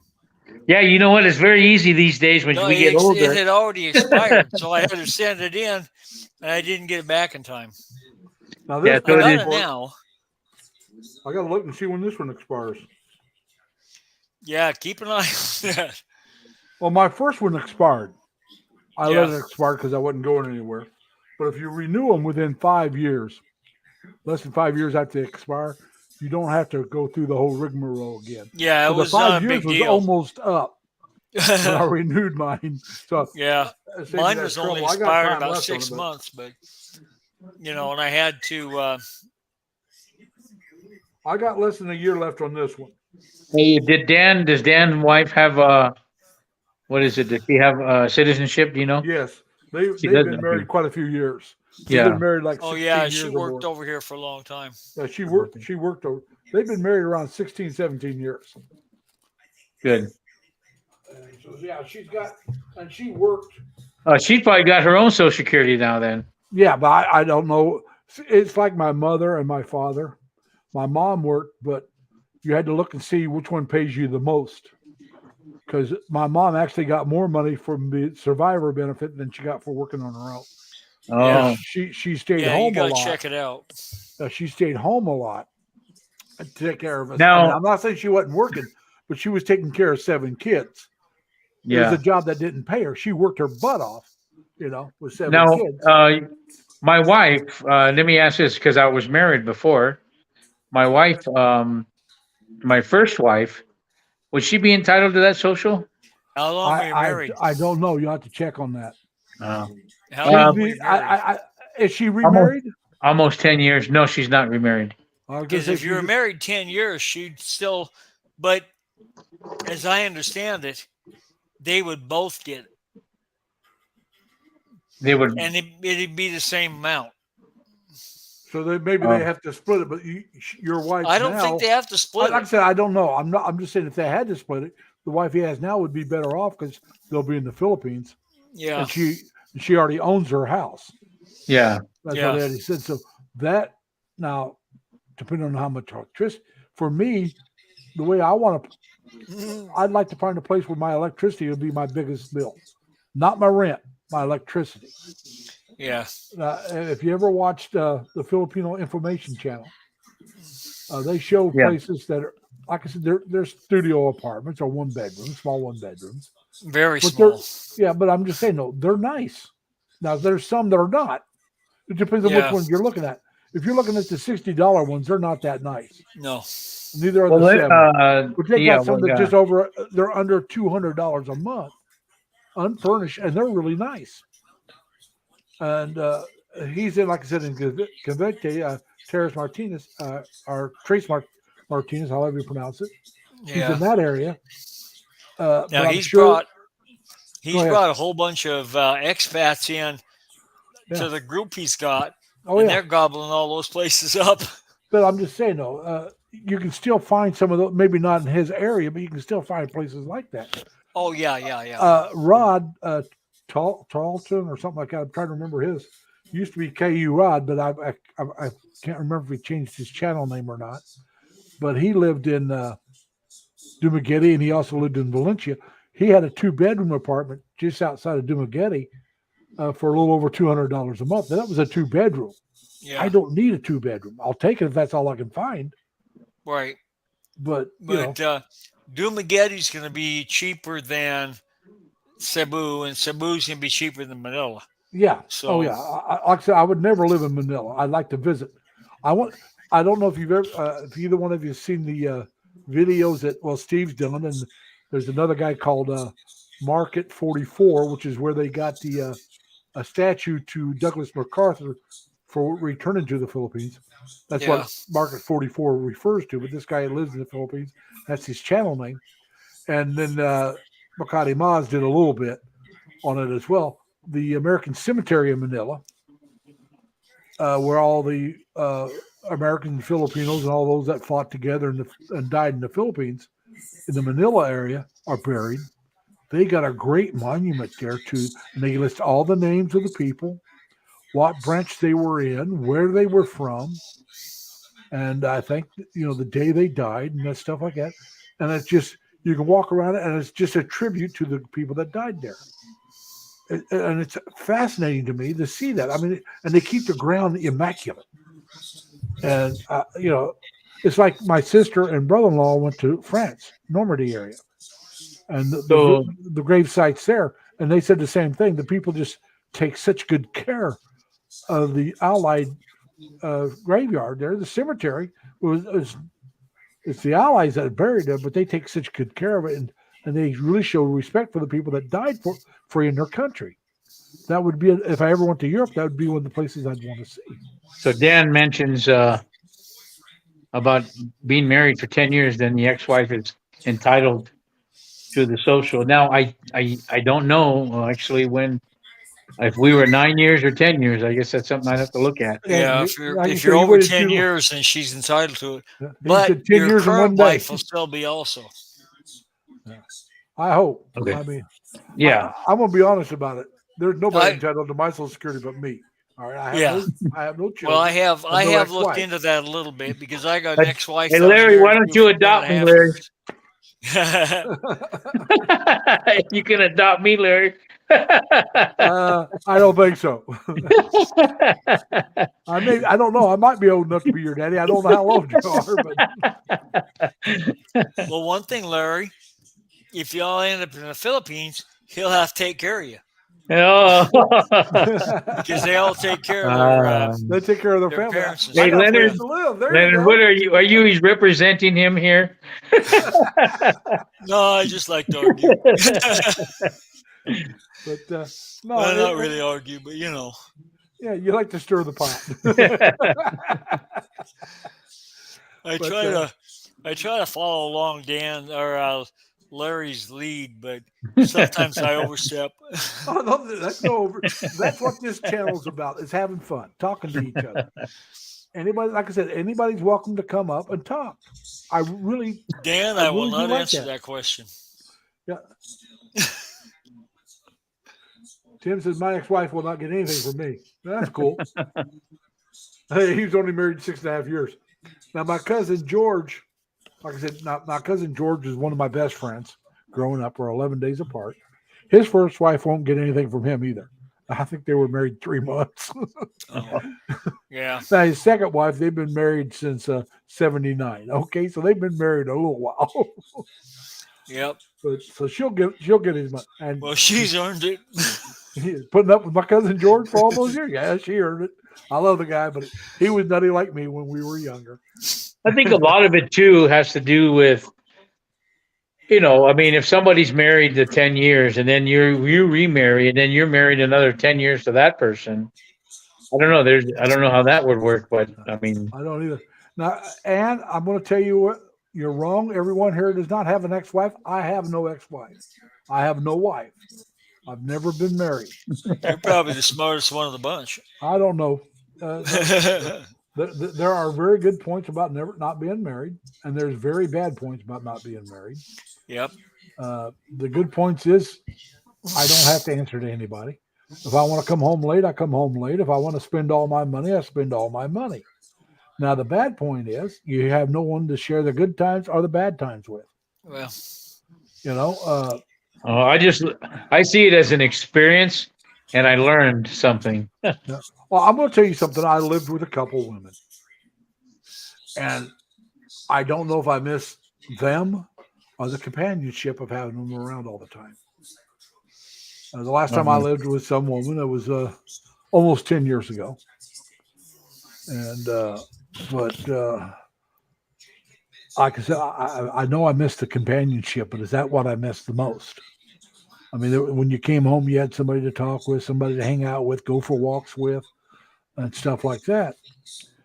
And she kept the place clean and did the cooking. I did the dishes and stuff like that. I paid all the bills. But Well, Dan says he's been married 17 years to Minnie. Congratulations. I told you it's 16 years or longer. I knew Yeah. it'd been 16 years or longer. And Yeah, then I Chrissy, Mama, how you doing? Crystal's got a question for you, Larry. Sir Larry, so you're planning to go solo in this lifetime? I'm not so sure. It really depends. I mean, I'm not looking. All right, let me put it that way. I'm not looking. that almost sounds But like if it an happens, indication it of happens. Mhm. If it's just, If it happens, it happens, right? yeah. I mean, my sisters all say they'll know when I hit the midlife crisis, I'll be married. interest. Yeah. Farm girl. They said, they'll know when I have my midlife crisis. I'll get married. Well, see, I got an uncle. Now I'm older than he is now, but he was around 60 when he got married, first time. Late 50s, early 60s, and so I mean, now I don't know. I don't think he was looking. But he met my Aunt Mary, and they got along quite well and got married. Now he outlived her. You never find it when you're looking. Yeah. It's So- always when you're not. It just happens. Yeah. Well, like I said, right now, I do not want a long distance relationship. Those are tough, let me tell you. Well, it's Yeah. not that. I mean, I don't know if Yeah. I'm ever going to. I don't know if I'm going to go. So why do you want to? Oh, Have yeah. If somebody- you're not sure you're going to go, then there's no need for I'm it. gonna, Yeah. like I said, You have to be certain. I know I want to go. Okay, Yeah. but will my You just health don't know allow me when, I'm though. older? Well, will But my health wanting is allow one me? thing, and doing is something Yeah, else. that's what I said. I plan on working at least 4 years. So we're looking at 4 years. Yeah, but you're going to go visit, though, right? If I have my health, yes. No, okay. That's what I'm saying. That's the thing that'll hold me back is my health. But we're If you were to go visit, let's say, Larry, by next year, are you going to go for a week or 2 weeks to visit? I'm not going next year. No. The earliest I'd go would be 2 years. That's the earliest I'll go. I want my bills all paid off first. No, Okay. I'll be paid off in less than 2 years. And would you go for the 2 weeks? It depends. If my Maybe mother's longer. still alive, a week or two. That's it. If my Yeah, mother's yeah. not alive, 2 to 3 weeks. I Yeah. get 3 weeks vacation. Yeah. All right. So, like I said, there's just too many things, that are not predictable. If you see what I'm saying, I mean, so I would never commit to someone amen when to I that, don't know Dan. if it's going to work. It just can't do it. just no, can't. Believe me, there's some very attractive, very intelligent women out there. I know this, and a lot of them are closer to my age, which is what I would prefer. Don't want a teenager. I don't want an early 20-year-old woman. I just don't.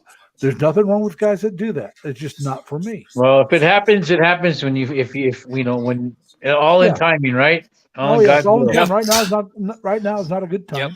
for Yep. me.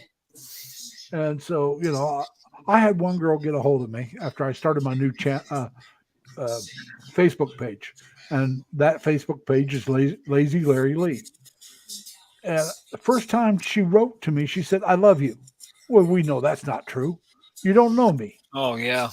Now, is she just that desperate to get a foreign boyfriend, or is she a scammer? I don't know. I'm not going to spend the time to find out. I've had that with girls here in the States. Oh yeah. I mean, there's scammers everywhere. Yeah. I mean, everywhere. Every country, every race, every nationality. It does not matter. There are women who will try to take you for what you have. Men, let me rephrase that. Men as well, because they'll try to Yes. see if you're gay or not. And I had a guy sent me a message. First time, he wanted me to give him money for load. I don't know you. Why are you asking me for money? Yeah. Why? Because I'm an American? I don't know you. I'm not giving money to people I don't know. You know, it's just Best not gonna happen. rule of thumb is don't ever give money to somebody you haven't met. That's what I said. I'm not getting. I don't consider I know them until I meet them. Right. I may have talked to you, but I don't know you. Now I may give money to Exactly. somebody I have not met, but it's not going to be because they are trying to scam me. It's because, hey, you know, I've talked to them enough that I know something about them, and it's not going to be anything that like, oh, I'm not. I had one girl ask me for 1,000. I'm sure she's talking pesos because she was in the Philippines, which means $20. I don't know. Well, I'm just saying that's $20. Yeah, I know, but a lot of them talk American dollars. Yeah. Well, either way, she'd have a better chance getting the 20, but she wasn't getting that either. Right. This is the first time she contacted me. I had one girl ask me for my phone number because she needed to do that to get her phone reactivated. Oh yeah. You don't They're need my asking- phone to get it reactivated. No. Now, asking for load, that's one thing. That's not that Well, if much. you've been talking to them for a while, maybe, but But like I said, I'm not giving anyone I have not met face to face more than $5. yep. 10 at the absolute most, and I haven't ever done that. And I have no plan on doing it. Farm Girl says she doesn't like asking for anything. Yeah, that's good. That's a good woman. I'll tell you there. what, that is a good woman. That is a good person if they don't ask you for it. I was in the Philippine Information Channel today, and a guy was talking about giving money to a girl he's been talking with, if it was wrong. And I said, well, does she ask you for it? He says, no, I just do it on my own. Then that's not bad. She didn't try to scam you out of money. Right. If you just voluntarily give If them you're something, but- voluntarily giving it to her, I don't hold that against her. You know, if you feel like you want to help her, she's got a job, so it's not like she's out of work. But right. he's giving her some money so she can buy some nicer things. But if you want to do that, do it. That is a cute dog, though. What are you Almost a doing? bit- Say almost hi a to these Benji type. people here. Almost That's, a Benji type dog. You ever see the movie Benji? She is a toy poodle from the Philippines. Yeah, but I'm just saying. You ever seen the movie Benji? Yes, Benji, yes. Benji is a terrier mix. And my brother Gary had a Benji type dog. We called him Spike, and he looked almost exactly like Benji. And you cut the fur off of those dogs during the summer, they go from being about this big down to about like that. They got so much fur, and that's why we always cut Spike's hair off during the summer, because you know that had to be hot, and it would always grow back by winter. And if it got cold before the fur was all the way back, my mom got Spike a sweater to put on him, help keep him warm. And, Oh, my wife just may make your channel here. It's almost what 7:20 now. For your time, yes, it's My time. 9:20 here. Oh yeah, you And- guys. Yeah. But like I said, I've been known to go a lot longer than this, my friend. Oh yeah. Well, I'm just watching the World Series, and it's still 0-0.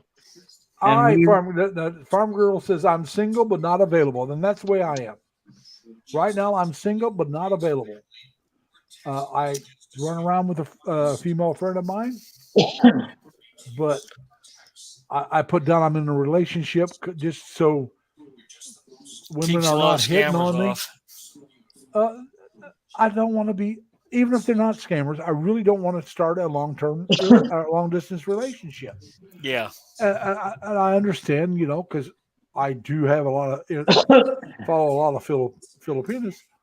I can understand where they're thinking, hey, well, he's going to come to the Philippines and let's try to get to know him and maybe I could be his girlfriend. I understand that. I really do, but that's not what I'm interested in. Right now, I just want to talk to people, learn as much as I can.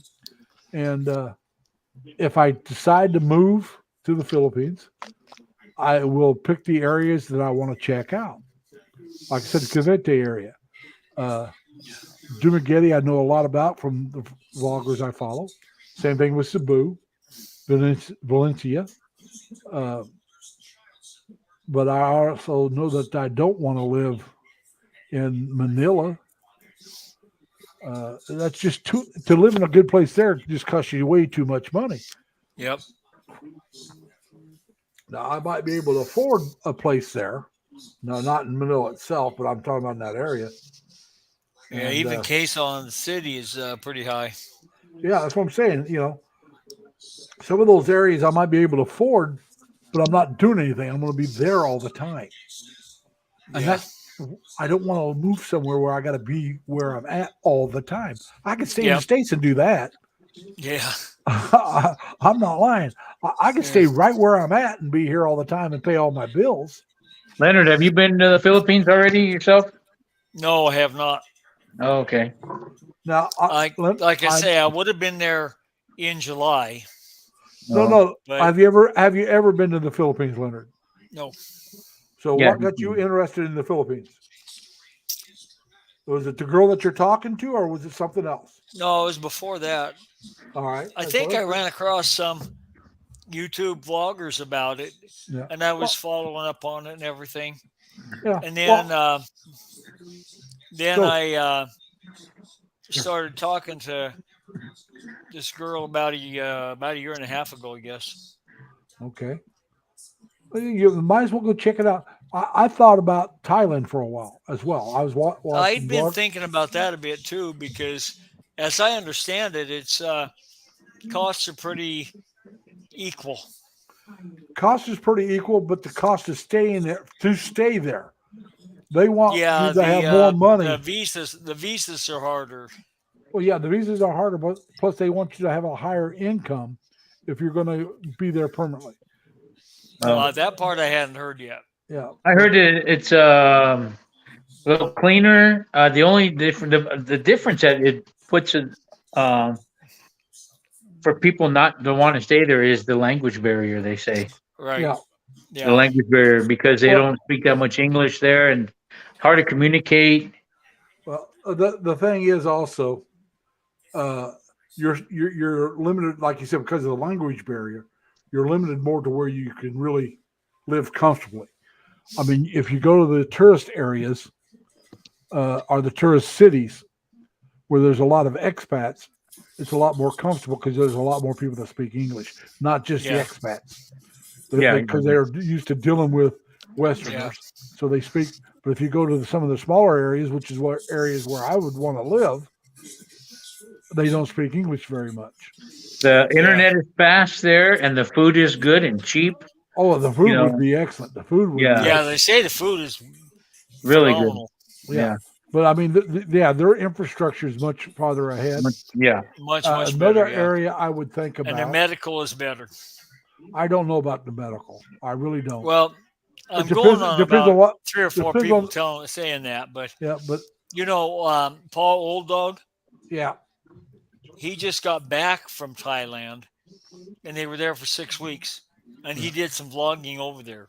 Yeah. So Now, like I said, I followed some bloggers over there. Was a guy called Thailand Rob, 20 Seconds in Thailand was his channel, and there was Kevin Thailand, I think it was his name. He passed away. He was a Englishman that was over in Thailand, and he lived over there, and he got cancer and went back to England. I heard he passed away after a while.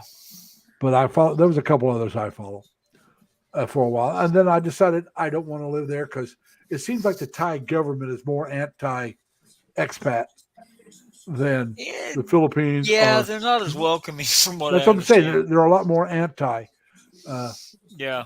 So they're a lot more closed-minded as far as people living there outside of Oh, their Dan native says people. Thailand's actually cheaper. Yeah, I'm not surprised, but it's not where I'd want to. It might Dan's be- going to go back. And Oh, I think, Dan, I I told he's my going wife to that- Thailand pretty quick. yeah, I'd like to go there myself. So It'd be interesting to see. It really would be. And Dan and Minnie went there before they moved to the Philippines. On the way to the Philippines, they stopped and Oh spent yeah, some that's time right. there, and they did some videos there.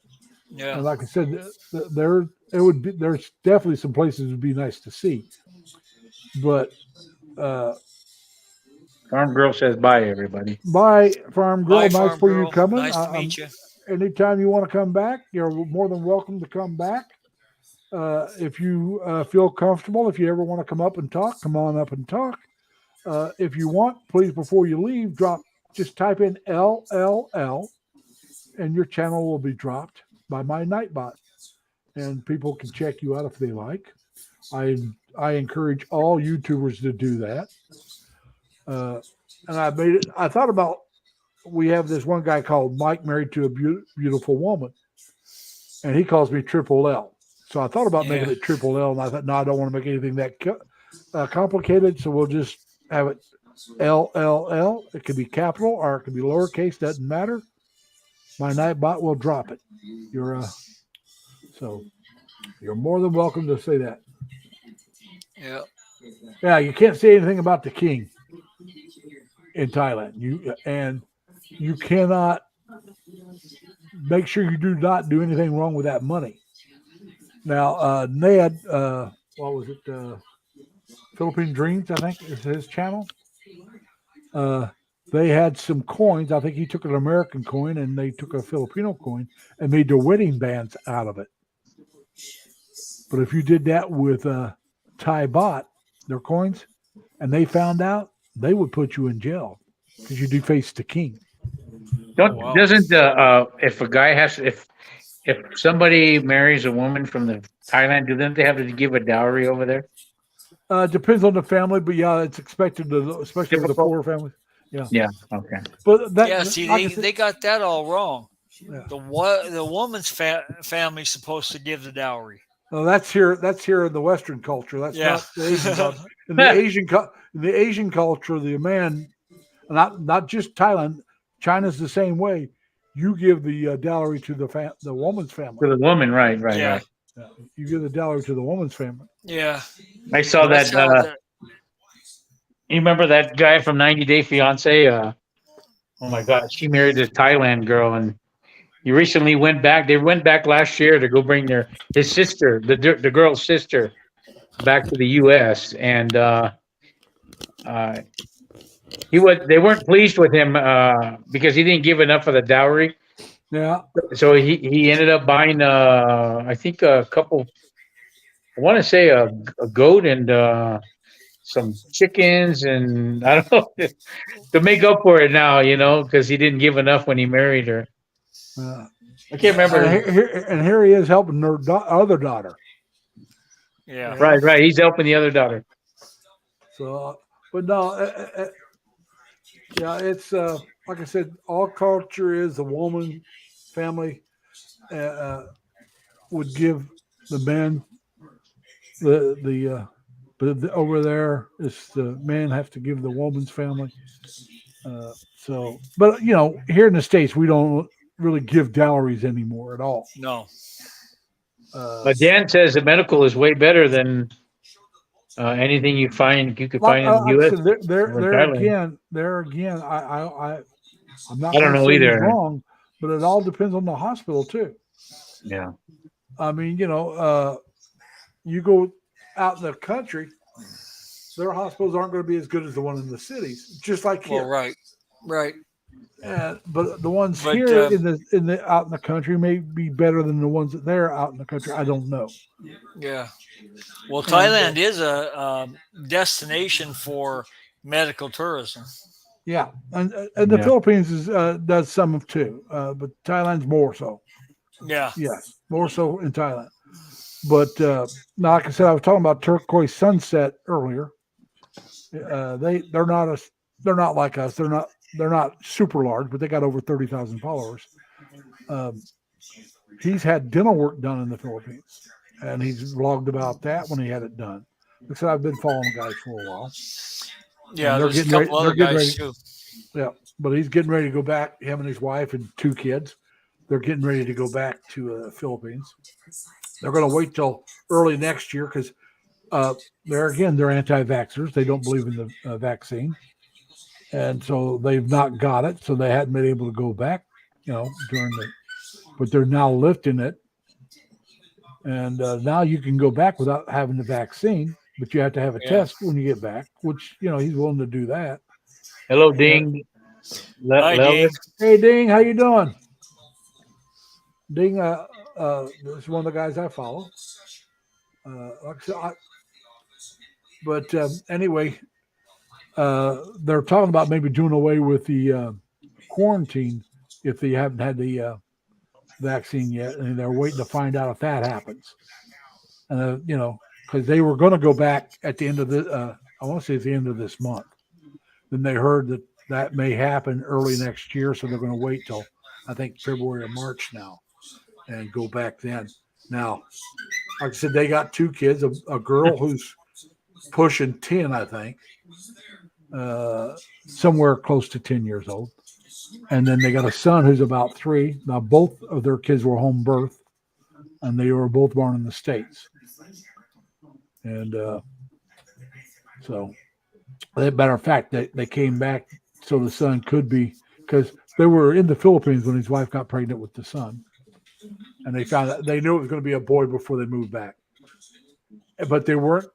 He was there when his daughter was born, and he wanted to be there when his son was born. And in the Philippines, they were in, I want to say Dumaguete. They were living in Valencia, so it had been hospital in Dumaguete. They would not let him be in the room when his child was born. And so they decided, well, we'll go back to States and we'll have our son there. And when he's old enough, we'll travel back. Well, then, COVID. And so they weren't able to go back right away. And the boy's now about 3. And, but like I said, he was home birth. And so now they're getting ready to go back. And I think they'll be in the Bohol area because that's where her family's from, that area. And I don't know if that's where they'll stay, but I'm pretty sure that's where they'll go to start off. And but like I said, I've been following them for a few years as well. When I first started doing YouTube, I started following. I'd follow. Some of you guys may have heard of him. Some of you guys don't like him. Some of you guys might. Ricky from Philippines, Life Beyond the Sea, Philippines. Ricky, yeah. I started following Ricky, then I found Thailand Rod. And then Thailand Rob. And then I found another Filipino vlogger, then another. And I was going back and forth following just about an equal number of vloggers from the Philippines as from Thailand. And during that time frame, that's when I found John and Maurice and their family. That's the Turquoise Sunset. And then it got to the point where I decided, Thailand might be a place to visit, but it's not for me to live. It's just not a place I would want to live because, like I said, I don't want to live in a major city if I can keep from it. Chiang Mai up north. I'm trying to remember the right city, but anyway, they have what they call a burn season where they burn all the old rice crops and stuff. Makes the air really bad, really polluted. And I said, "Oh, you just leave during that time frame, go somewhere else." That's one of Then, the areas I would have been. It's one of the areas I would have been interested in visiting or living if I went over there. And I thought, do I really want to have a couple months of really polluted air, or a couple months where I have to leave the area to have fresh air, and call that my home base? And it's like, no, I don't. Also, if I go to the Philippines, well, I'm former Navy, I can get the SSRV, military SSRV. And it would only cost me about $10 a year for my visa. And I could come and go as I please. Dan says, make sure he says, make sure your will is up to date. Yeah, that's Chiang a Ma, good. That's a makes. That's right, Dan. That's the place, Chiang Ma. It's a great looking place. It really is. But they say they're in the springtime, they burn their crops. That they burn their crops and it makes the air really polluted. They're trying to get them to stop and do something else to recycle that. Now maybe they have since I quit following, because I decided I didn't want to deal with it. And then also, like I said, I don't want to. I don't want to live out in the small towns because I would probably have to learn Thai to get along. I don't have to in the Philippines. Another place I would think about going would be Vietnam. But there again, right now, you got to leave Vietnam almost, unless you got a work visa and work in there. I don't know if you guys follow Asian Unscripted, but he taught English in Vietnam. He got hired there and was teaching out of school. He didn't have to do it. But a lot of people have to leave almost every month, just like they do in Thailand, go outside of the country for a day and then come back. That's an added expense I don't want. I mean, even if I just go on a tourist visa to the Philippines, I don't have to leave but once every 3 years. Now, Eddie, when you go, you'll go in on the what do they call it? Bayak Bayan, and you get a free year. All you got to do, if you don't want to pay every so many months, you can take a nice little trip with your wife to Vietnam, Thailand, somewhere else, come back in, and you get another year. Yeah, I think I've got I can't remember which one it is, but I wrote it down. Which visa I'm going to end up getting. There's a married visa as well, which is cheaper than but I'm just saying, no, you don't have to. Chris and Cebu ended up getting the married one. He was on the Bayak Bayan. Bud Brown was on that. There's a few of them that did that for a while until they decided what they wanted to do. But like I said, with those of us that are prior military, whether like myself, Navy, or one of the other branches, all we got to do is go in. All right, for the military, it's $1,500. You got to have in the bank, I believe, and $1,400 to apply. Now you don't get the $1,400 back, but the $1,500 is yours. But it's got to be in the bank where you apply for your retirement visa. And the $1,400 is the cost of all the paperwork and stuff. Now it may be vice versa. Maybe $1,400 in the bank and $1,500 for that. But after that, it's $10 a year for the rest of your life. Yeah. Instead of that $30, $40 every month. So which one is that one? That is the SSRV if you're prior military. Oh, you have military. No. Right? Yeah, you got to be prior military, and I believe it's either 50 or 55. But like I said, the married visa is also a good one for somebody like yourself. Sammy's here. Hey, Sammy, how you doing? I'm pretty good. I'm late to come over because I did a short live stream, Okay, I'm sorry. I didn't know I was stepping on you. But you know me, I go long. I don't go short. What I'm doing every morning, and what exercise, what I did. So I show it live. Then I'm taking videos and then upload it. No, I like to do live, so it's all natural. Hello, AD. Hello there. In the chat, hello there. Hello. Hey, Novus. Sammy. Hey, Novus, did you have your live today? When I got up, I went to look for it, and I couldn't find it. No, I'm Kuya Dan, you can see in my when you can see my short live stream earlier. I'll see. No, Novus. Hey, Novus. Novus said Novus. last night she was going to have a Saturday evening live, but I don't know if that was Saturday evening my time or Saturday evening her time, which would make it Saturday morning my time. That's wicked, Kuya Dan. But I was just wanting to check because I did when I got up late today too. For me, even on a Saturday, I got up late. I was just wiped out, and I got up probably around 8:30, and I usually get up around 7:30 on Saturdays. Now, like I said, during the week I get up around 5:30. I'm up 2 hours before you every day. Yeah, well, see, you're a morning person. I'm not. Yeah, I am a very morning person, but I'm also in bed by 9. Well, Jerry, I call South Texas home is the same way as you are. He left already because it was his bedtime. He's in Texas. So you're talking about 9. He's already in bed. All right. But he gets Hey, up. Deborah. Hey, Deborah, how you doing? Deborah, I'm not sure how to pronounce it. It's O-R-A-T. I would say Orat. Or Alright. Orat. It's probably the way a lot of Americans would say it. Alright. But it's probably Oat, something like that. She's a very good vlogger. I would love for her and her significant other to come up sometime and talk about their relationship. She's in a long distance, or she was, unless they broke up. I haven't heard anything. She was in a long distance relationship with a fellow United States American. I believe he's in the Midwest. Where's she from? I'm not sure where she's actually from, but she lives up in the Manila area. Oh, okay.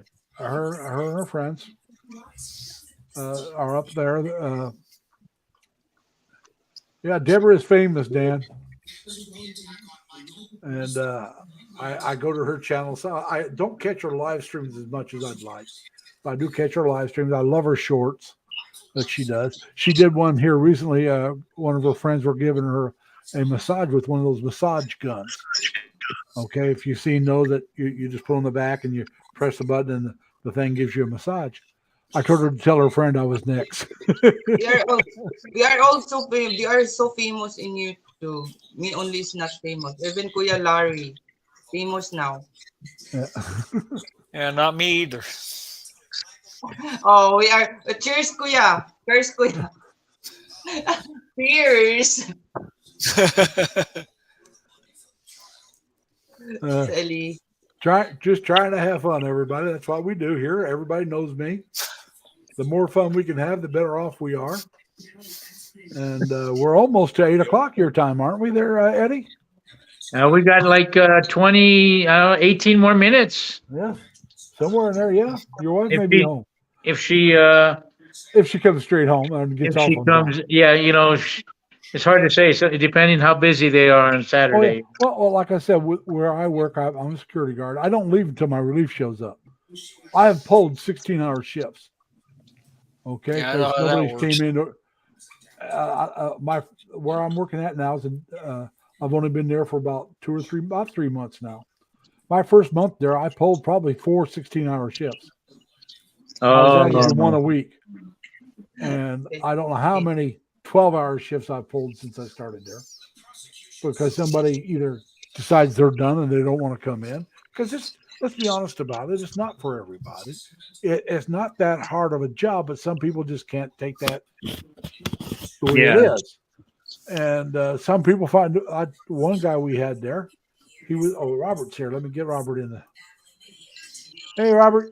But anyway, hey, brother. What's up? How are you doing? Man. Hey, Leonard. Hey, Robert. Hey. Good morning, Lunga. Morning. Dan says they're going to travel out of the country every 5 months. Dan, that's great, because like I said, you don't ever have to, if you plan on doing that, you don't ever have to get a visa if you don't want one. You'll get that buy-on visa every time. I can never Balak Bayan. buy on. I I know it's the same thing that you send the boxes over that way. Hey, look, I barely speak English. That's why I don't want to try to learn another language. I don't know, but I send about 4 Balakban boxes back every year. Yeah, especially, I know it's the same thing they call the boxes. I just can never remember Yeah. how to pronounce. It's like my sister with that curvature of the spine. I can't remember. It starts with an S. She's had that all my life. I mean, she was born with it, and she's 10 years older than I am. All right. But I can never remember how to pronounce the damn word. I'm sorry. But like I said, that's why I get the flu shot every year once I moved out here, was for her, to give her peace of mind. That's why I got the COVID shots, because I wanted to visit my mother when I went back, and it also gave her peace of mind.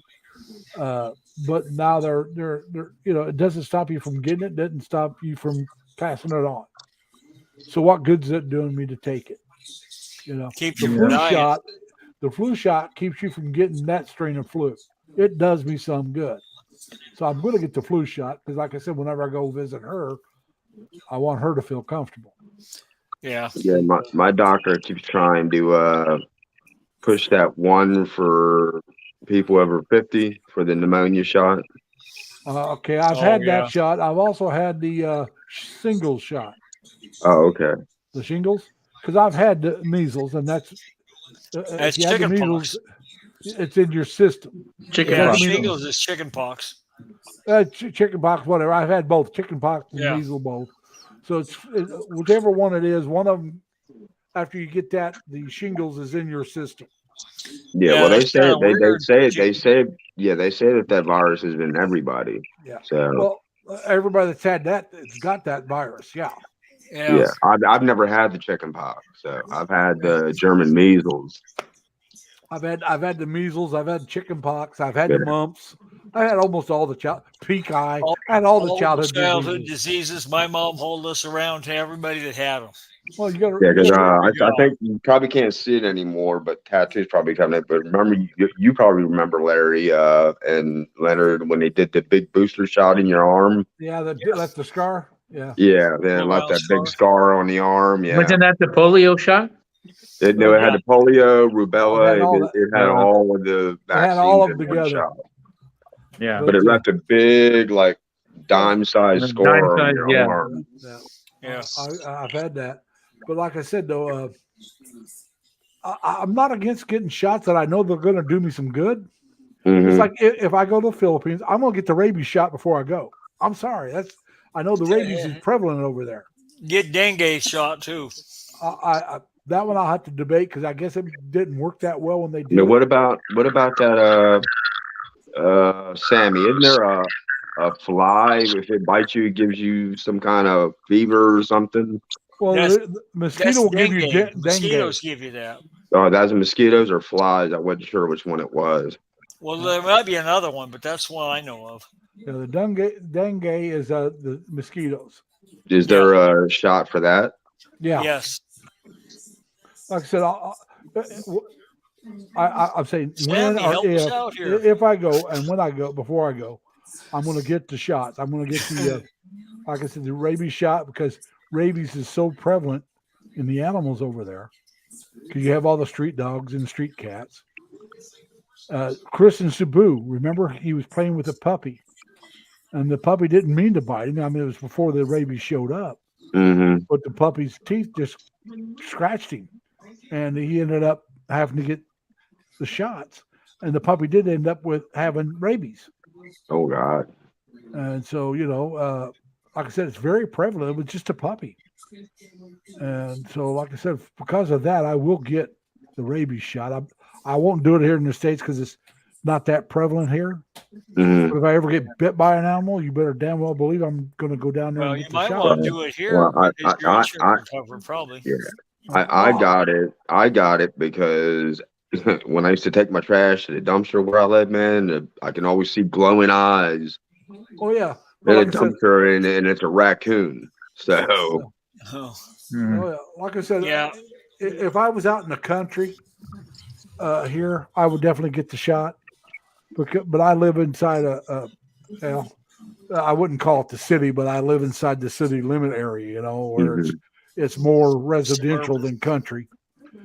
and there are dogs, but all the dogs that I see out where I'm at belong to people, and they're out being walked by their owners. They're not running around. Yeah. Now if I Yeah, lived in an I area just with worry about the raccoons and well, like I stuff said, if like I was in that. an area where there's a because- lot of animals running around by themselves, Yeah, dogs, cats, raccoons, or whatever, yeah. I would probably get the shot. I mean, I where see- I lived before here, we had a lot of rats. Well, I And got here I don't. It's just raccoons, possums, and skunks. well where I lived before, where I live now, we got the tree rats. If you know what Yeah, I'm saying. squirrels. The squirrels, yeah. They're prettier rats. Yeah. But pretty much what they are is rats. But they got a better reputation, got very pretty tails. But Yeah. So my dad used to eat them.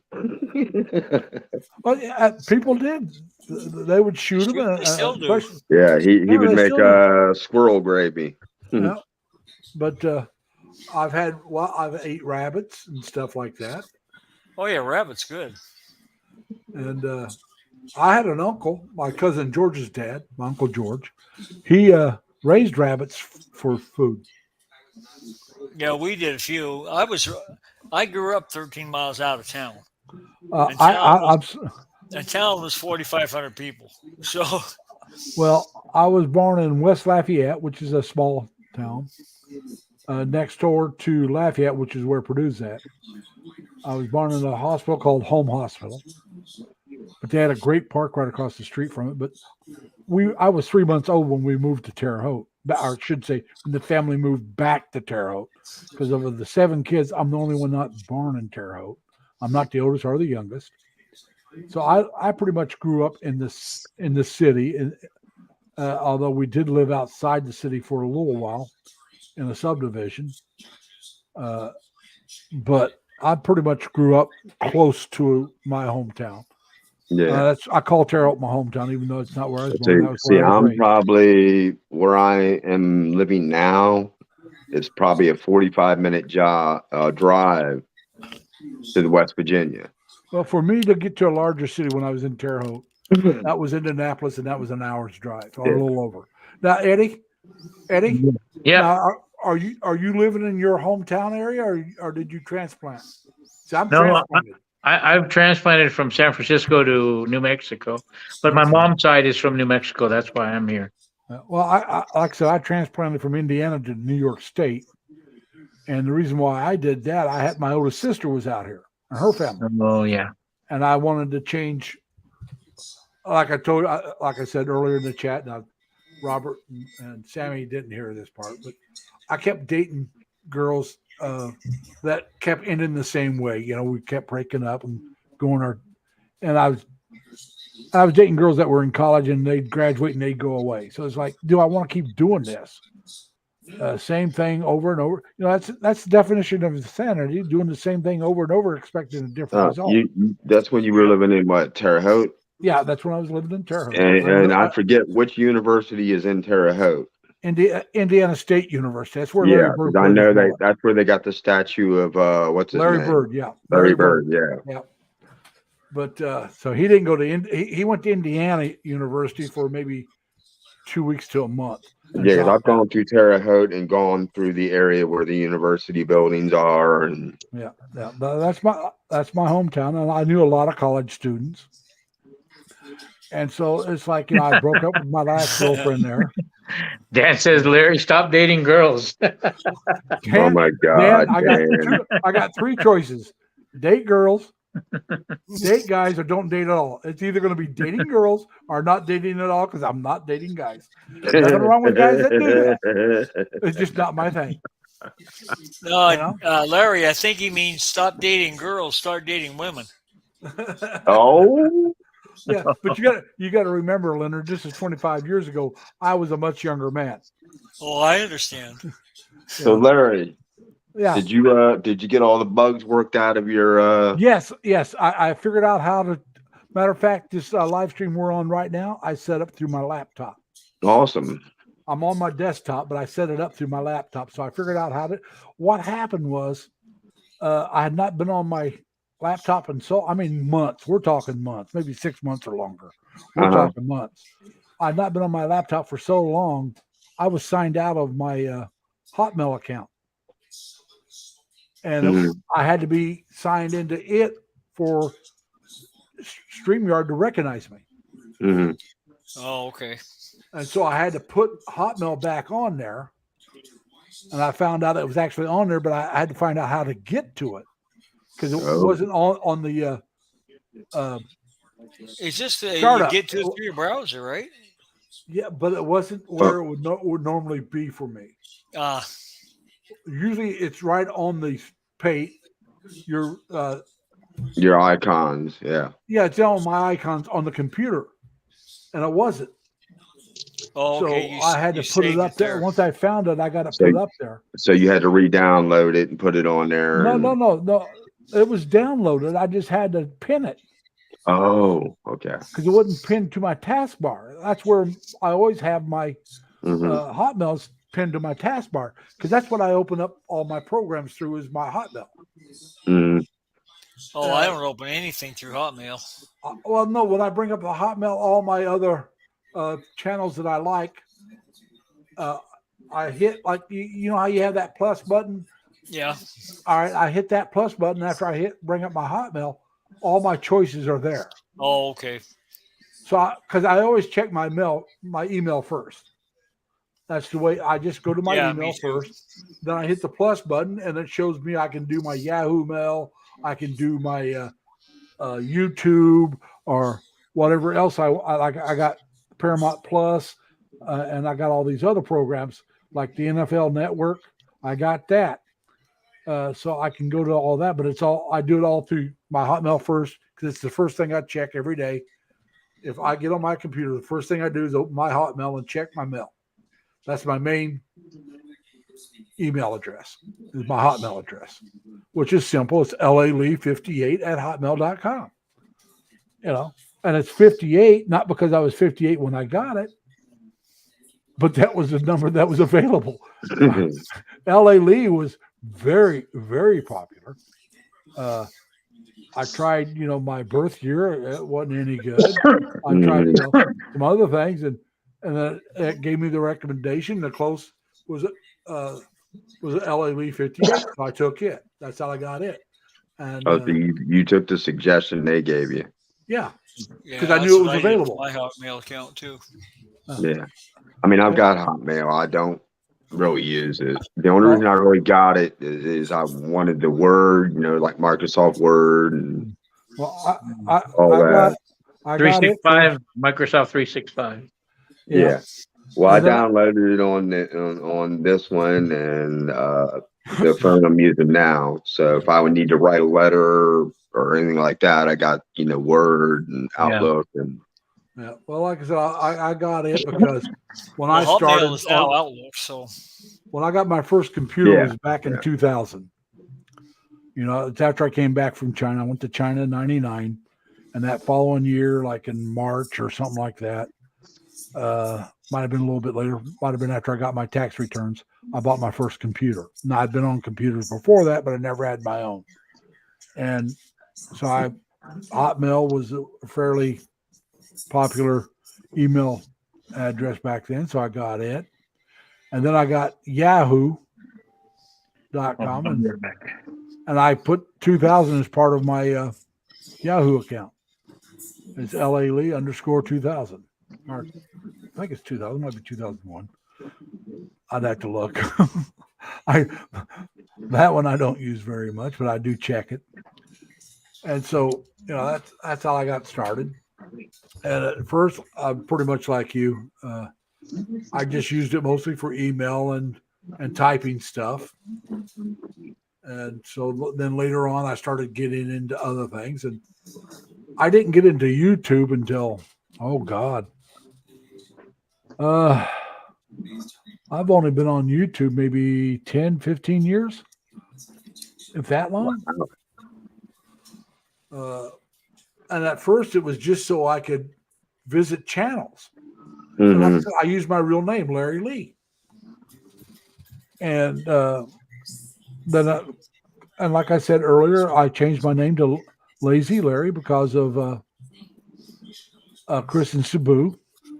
I would go to his channel. He'd have the live chats, and there was like 4 or 5 Larrys in his chat a lot. And there was me, Larry Lee. There was a guy named Larry G. Another guy went by, and I think his name was G-E-E, if I remember right. And there was another guy went by Larry B, which is just the initial B.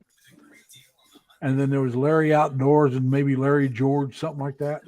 So there's like 4 or 5. Most of the time, there's 3 to 5 Larrys in his chat.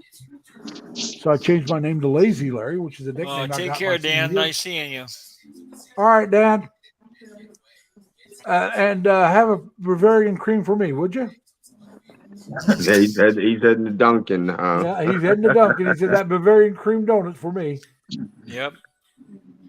Yeah, that's where he's going. Yeah, it's 10 o'clock for him. So Yeah, 10 a.m. Yeah, he's ready for his Bavarian cream. yep. But like I said, so I changed my name to Lazy Larry because of the chat. That way, if he wanted to talk and he wanted to ask me a question, instead of saying Larry Lee, which may be Larry B, and so you might think he's talking to one of the others. Larry, Sammy wanted me to tell you the reason she's right now. She's reviewing her stream she just did. Okay, that's fine. Something's appreciate her going on. just being in the background. Something's going on with it, but she said she'll be back when she finishes. That's fine. Like I said, she's in the background. She's welcome to come up and talk anytime she wants. I hope she knows that. But something's going on with her her last stream she just did. Yeah, she said she did one live and was gonna, because wanted to do it live and then she's gonna put something up. Yeah, So, yeah. But no, like I said, that's why I changed my name to Lazy Larry. And then I changed it to Lazy Larry Lee after I started vlogging. And the reason for that was somebody said they were having a hard time finding me. So I typed in Lazy Larry, and there's a bunch of cartoons with the name Lazy Larry. And the guy'd been around a long time. So I thought, well, let's just change it to Lazy Larry Lee and see what happens. And so now, at least then, I don't know if it's still the case, but when you type in Lazy Larry Lee, I'm the first thing that pops up. So it makes it a lot easier for people to find my channel if they want to look for it.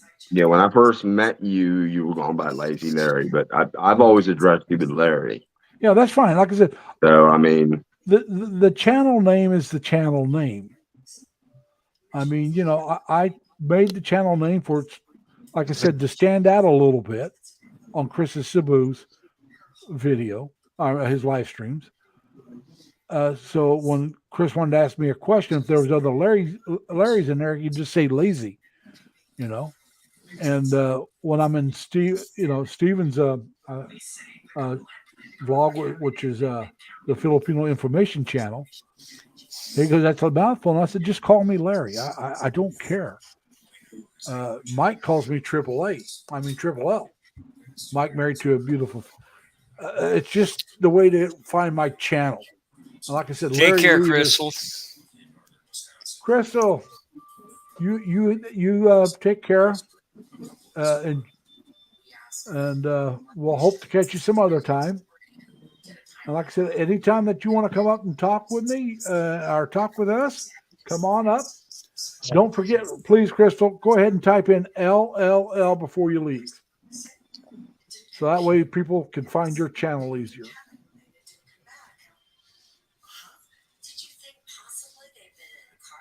Now she said she's got to leave so she can get her work done before 11 so she can cook meals for her kiddos. Anne's married, got some kids. She has a channel that I enjoy watching when I can. She don't post it that much, I don't think. She can post more. But I enjoy it. How's your numbers and your watch hours and everything doing, Larry?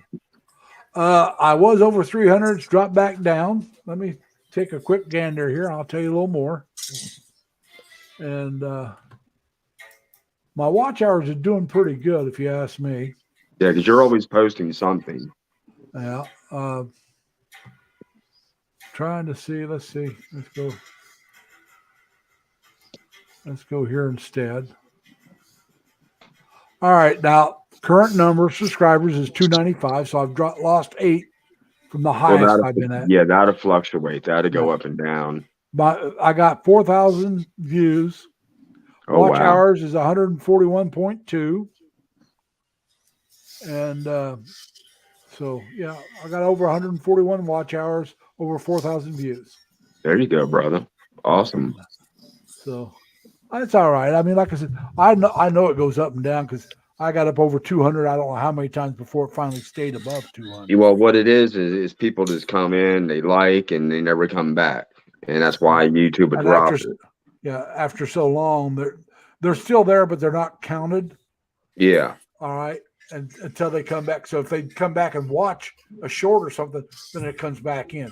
Also, Yeah. you probably have some that will like your channel and hope that you return the favor and join theirs, and then they Yeah. drop out too. I think you have some of Well, that. yeah. What I was explaining to me, if they just come and like and they watch nothing, YouTube reviews it and then they'll take it off. Yeah. Because they're not looking at your content or anything else. Yeah. Yeah. So, but like I said, it's grown. Like I said, I started off with what 30 some before I ever actually put up content. Mm-hmm. My first content was by accident. That's the back sore. It was just pictures. Mm-hmm. When I set up my channel, I must have somehow said download it or add it without realizing that's what I did. And that's the only content I had for years until I just started to start vlogging. Something like me. Yeah. Actually, no. I'm a little bit better than you. Well, you are now, yeah. I never meant to put that up. That was done by accident. And then I never did an introduction video. I probably should, but I've never done one. I've got to plug in my charger, so that's why I turned off my camera right now. That's all right, Eddie. I gotta, Whenever you're ready to come back, and you can talk like you are right now. That's fine. But whenever you want your picture back up, just bring it back up. That's up to you. all right, just letting you know. Yeah, okay, I appreciate that. But anyway, my first video I did was "Hi, I'm Lazy Larry," and that's because everybody in the chat, in Chris and Sabu's chat, kept telling me, "How come Lazy Larry? You know, you're always working, so how come you got Lazy Larry?" And so I did a video explaining how I got the nickname, which was back in high school. And that actually took longer than explaining why I used it. Someone support my So, like I said, my first video was saying, "Hi, I'm Lazy Larry." And I explained how I got the nickname in high school and why I use it on my channel.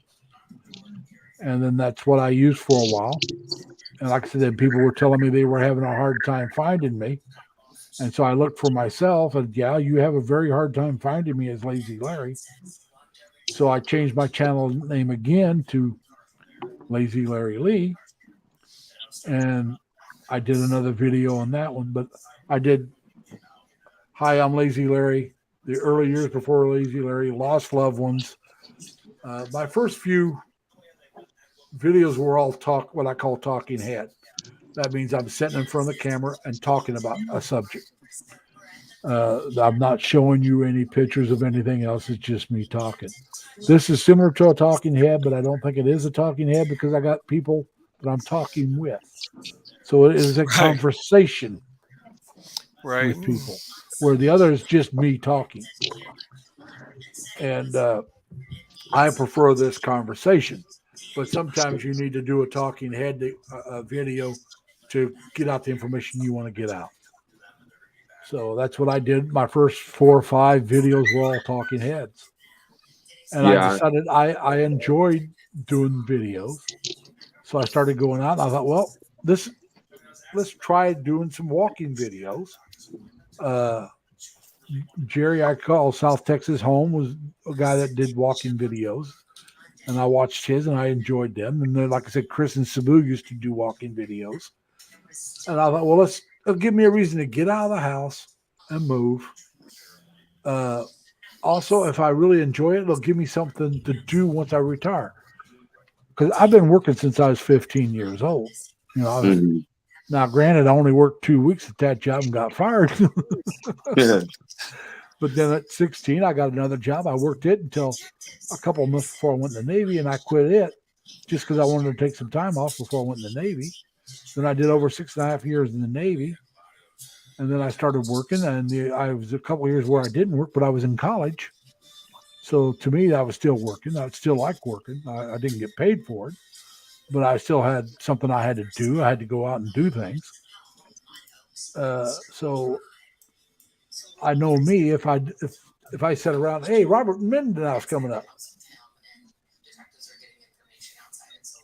Hey, Robert, how's Cebu, buddy? Are you still in Cebu? You still in Cebu, buddy? Hey, Robert. Oh, now Robert is in Cebu, not Cebu, excuse me, Dumaguete. He's in Dumaguete with a bunch of vloggers in Dumaguete. There's supposed to be Paul, I think, is there? Dumaguete? Larry, he's in Thailand, isn't he? No, he's in the States now. I'm in the States. I'm in the States, guys. You see? Can you see my video? Yeah, I can see it. Live? Yeah, we're doing a live. Oh, hey! Oh my God! Yeah. Hello, Hey. y'all. Speaking live. These guys are all over. You guys saying right now? Yeah, these guys are in Dumaguete right now. Wow. To me. Robert Mindanao is one of the guys I put up Hey, there's more on fun your in channel the that you guys Philippines. approved to show his video. They're close to me, This is Larry. that guy. I've been following. He was in Mindanao before. Then he went to Robert, not in Mindanao. Is who's all there? To me. ¿Qué I am pasa? part of Dumaguete. It's not a party. It's not a party till you Kennedy really here is a party. Yeah. I don't know what I got. Whoops, we lost him. Huh. He must have hit the wrong button. I didn't pick him out, so hopefully he'll come back. Hey, don't forget it's daylight savings time tonight, huh? Yeah, I got to remember Yeah. to set my. If I don't set it tonight, I'll set it tomorrow. But I got to remember to do it. The computer and your phone will do that on their own. But Yeah, if everything I else don't you- set my clock, I'll get up an hour early. See, the thing is, I'm off tomorrow, so I get up to whenever I get up. I do not set an alarm clock for the weekends. Well, I don't set the That clock. gets me in it trouble just- on Monday because I don't want to get up even more on Monday than the rest of the week. Because I'll get less sleep, but that's all right. I don't care. Outside of Monday, the rest of this week, I will not have to get up anytime that I don't want to. Because like I said, I'm going back to Terre Haute. I'm leaving Monday after I get off work. And then I'll be in Terre Haute on Tuesday. It's a 650 miles. I don't know how many kilometers that is, but 650 miles one way, maybe a little over. And so I'll stop probably a little less than halfway there. I'll stop and spend the night. Sammy just dropped out, but I'll stop and spend the night there, probably around Erie, Pennsylvania. Then I'll drive in Tuesday. I'll be home in the afternoon sometime Tuesday. I'll visit my mom every day I'm there, and I'll leave there on Saturday and probably stop in Erie again on my way back. So I'll drive a little over halfway back. And I plan on having my live stream Saturday, but I'll be sitting in a hotel room doing it. So I'll take my headphones with me, my laptop, and unless I can hook up my Bluetooth to my laptop, I might do that. What are you planning on going, Larry? I'm leaving Monday right after I get off work. I'm leaving straight from work, and I'll be back. I'll be back home on Sunday, but I'll be on my way back Saturday. Sammy said in the chat she stepped down because maybe you couldn't hear her. I couldn't hear her, but look, she was on mute. I can't mute anybody. I mean, but that's all right. That's all right, Sammy. I wasn't hearing you, but I thought maybe you were just on mute and talking to somebody else. But anyway, it's like I said, I called my cousin George, who was like my best friend growing up. We're only 11 days apart. We were both born in Lafayette, Indiana. So he was like one of my very best friends growing up, even though we're cousins. And then I called my best friend from my junior high school years and let him know I'm coming back. I messaged his sister, who was actually my age. Dave's a little younger, but he was like a brother between me and my younger brother. He just like fit in perfectly as a brother between the two of us. And so he was on the cell phone, or he was on his cell phone when I called. So I left a message for him telling him, hey, I'm coming back. This is the day I'll be back. If you're going to be at the American Legion on Tuesday night, I'll drop by and see you and his wife, Lisa. Good friends. Him, my cousin George, and myself, we all get together at least once and have lunch together. Because like I said, we all get along. We all know each other. My cousin George and Dave met through me. And so we usually go to one of the Mexican restaurants in Terre Haute and get something to eat. We all three like Mexican food. So we'll do that one day. I've also told you guys, I think, maybe not everybody knows this. Bye, Sammy. She says, see you later, y'all. But anyway, they got a lot of covered bridges in Park County. I live in Vigo County. That's where I'm from. Park County's right above it. And I'm going to go up to Park County and take a lot of videos of the covered bridges. They have single spans, double spans, and twin spans. Now, the difference between a twin span and a double span, the double span is back to back. All right. You have one span goes into like a little island in the middle of the river, and then another span that connects right to it to the other side of the river. A twin span is they're side by side. So you got traffic goes one way on one, the traffic goes the other way on the other. And if they're single spans, and a double span a lot of times can be a single, but they're usually wide enough for two vehicles. A single span, one vehicle at a time, go in one direction. So when you get to it, if you can't see the other side, you honk your horn before you go in. So if somebody's inside, they'll honk their horn and let you know, hey, we're in here. Wait till we come out. Now, I used to go my grandfather, my mom's dad, owned 53 acres of mostly woods up in Park County. So I used to travel covered bridges quite a bit to go up, and I'd go camping during the summer. My older brother and I would go camping at our grandfather's property. And because, like I said, it was mostly woods. There was some farmland, but they farmed it for a while, then started renting the farmland out. So we'd go up and go camping every summer and take a couple of weeks off from work until we both started working too much. And we'd spend a couple of weeks at the farm and do some camping and all that good, happy stuff. So, went up there quite a bit. I dated a girl in Park County. She lived in Rockville. That's one of the big, it's not a city, but it's one of the big towns, or what they would call out here in New York, village in Park County. They don't have any real cities in Park County. And I would not go see her much during the Cover Bridge Festival because there's like 100,000 people there during the day. During the week. On the weekend was worse. It was a 10-day festival. So unless I really had to go up there, I didn't go up there during that time frame unless I was going up to enjoy the festival itself. But I think it's interesting. I mean, and there's Bridgeton. They got a bridge that was built in 2000 and I want to say 6, Cover Bridge. What happened was they had a bridge that was over 100 years old and somebody burned it down. Arson. Now the bridge wasn't in use. It was off the side. They built a brand new modern bridge next to it. But they didn't like the ideal of being in Park County without a covered bridge. So their townspeople got together, donated the money, and bought all the material they needed, and had a covered bridge built in the style that it was built in the 18 and early 1900s.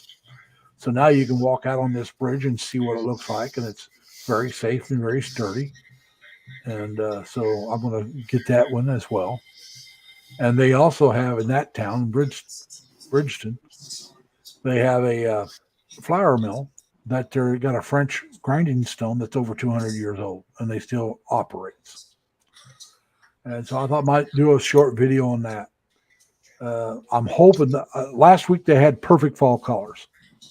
They're behind, they're because of the weather differences. Their peak colors are behind what New York's was. New York's already past peak. So I'm hoping there's still some really good color when I go back home, and I'll get some of that as well. But it'll be with the cover bridges. It's not going to be just fall colors. And so I'm going to get some videos out of it. Like Robert was talking about the statue of Larry Bird.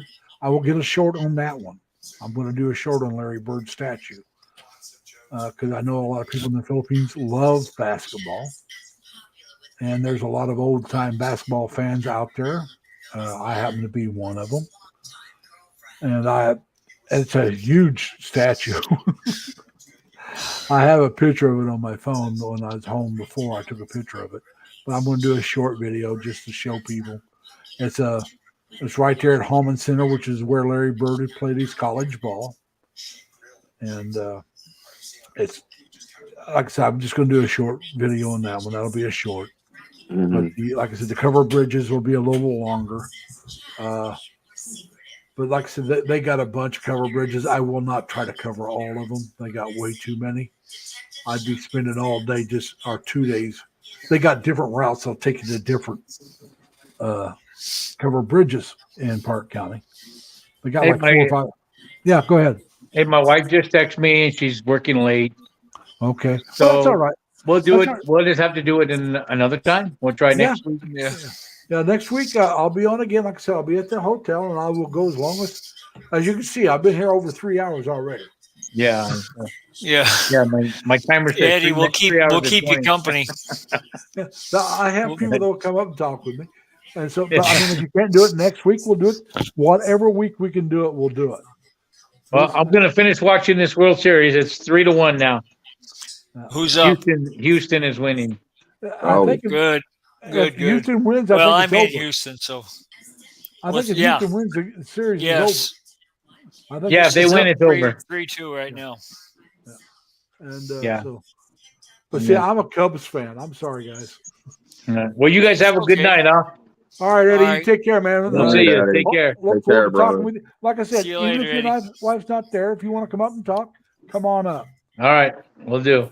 Take All care, right, guys. Well, take All care, right. man. You too. Bye. And I still have to make dinner, Larry. So I'm going to step down too, brother. Sorry. That's all right. I got one there to keep Before it it gets too late, I got to get something in my stomach. So Well, Yeah, you it's gotta too do late that. for me to eat anything now. But I've I've been already had running myself- around all day long, been doing stuff. I've gone to my phone carrier. I've been I tell you calling the something. post office. I've been doing a lot of stuff I've today. had a- So. I had an air fryer for quite some time, and last night's the first time I actually baked chicken in it. Oh, okay. And I'm going to bake tomorrow. I'm going to bake a pork chop. Now, Well, they say that that's the best way to cook that. I got it I got the chicken that I had marinate for almost 2 days, and I got the pork chop marinating for 2 days or more. Yeah, because I have a lot of friends that keep telling me get an air fryer, get an air fryer, get an air fryer. You know, And it depends on the size of your chicken breast. You can do it in 40 minutes. You turn it once if you got a large chicken breast. I do boneless, skinless chicken breast. yeah, because I know what's his name, that chef Emerald. Yeah. That machine, the air fryer that he keeps pushing in his commercials is like over thing's like- $300 and something dollars. But Yeah, you it's can cook, You can get a whole. Mine costs a little over but you can 100. cook like a 14-pound turkey in it and stuff. Like I said, mine cost a little over $100. Now I'm not cooking a 14-pound turkey in it, but it's just meat. I Yeah, don't need one that big. But what I did now, I don't know if you got a BJ's anywhere near you. mm-hmm. They sell a onion vinaigrette, a Valdea. Vidalia onion. Yeah. Which is a sweet onion, and they make a vinaigrette out of it. Okay, so I use the onion vinaigrette. I use the onion soup mix, the powdered stuff. Yeah, the Lipton onion powder mix. Yeah. Lipton or a different store brand, whatever. Either Yeah. one. That's what I do. I either use Lipton or the store brand. But I put the whole package in on the one chicken breast this time on the whole part, the pork, and then I pour the some of the onion vinaigrette on top of it, and then I Mhm. turn it over, and I marinate it. Oh, that chicken turned out so good. Oh wow. It's the only way I'm going to cook that chicken from now on. Yeah, I used to, I'll do that onion soup mix. Yeah, Like if I buy like a pot roast, yeah. and I'll cut yeah. up potatoes, onion, carrots, and put some of that yeah. soup mix in there and let it cook for like 4 hours 8 in a hours? crock pot. Yeah, or 8 hours in a slow cooker. Oh yeah, I've done that. When I go to it, brother, I mean it just peels it just apart. falls With right your fork, apart. you just pull it apart. But like I said, 40 minutes. It was succulent. It was still tender. It was juicy still. And I put aluminum foil over the grill part. Well, that's what they say is cool about the air fryer is it's not like an oven or anything like that. Is it circulates the heat around, so it cook it evenly and they keep it still juicy they still recommend that you stop it halfway and turn it over. Yeah, but it doesn't really dry it out. And it takes all the oils and the grease, and you don't get that. Yeah, well, like I said, you're not putting any grease in there. You're not putting. Yeah. Well, I mean, the meat itself, the Yeah. fat is dripping off, and you're not getting that. Well, I got the aluminum foil, so I'll have to pull that out, throw it away, and put another one on when I do the pork. But it's just, I couldn't believe how good it was. I mean, I went to the store, brother, and I love pork chops, man. Oh my God, man! I went in there to try buy a pack of pork chops, and I went, oh my God, scared you, didn't it?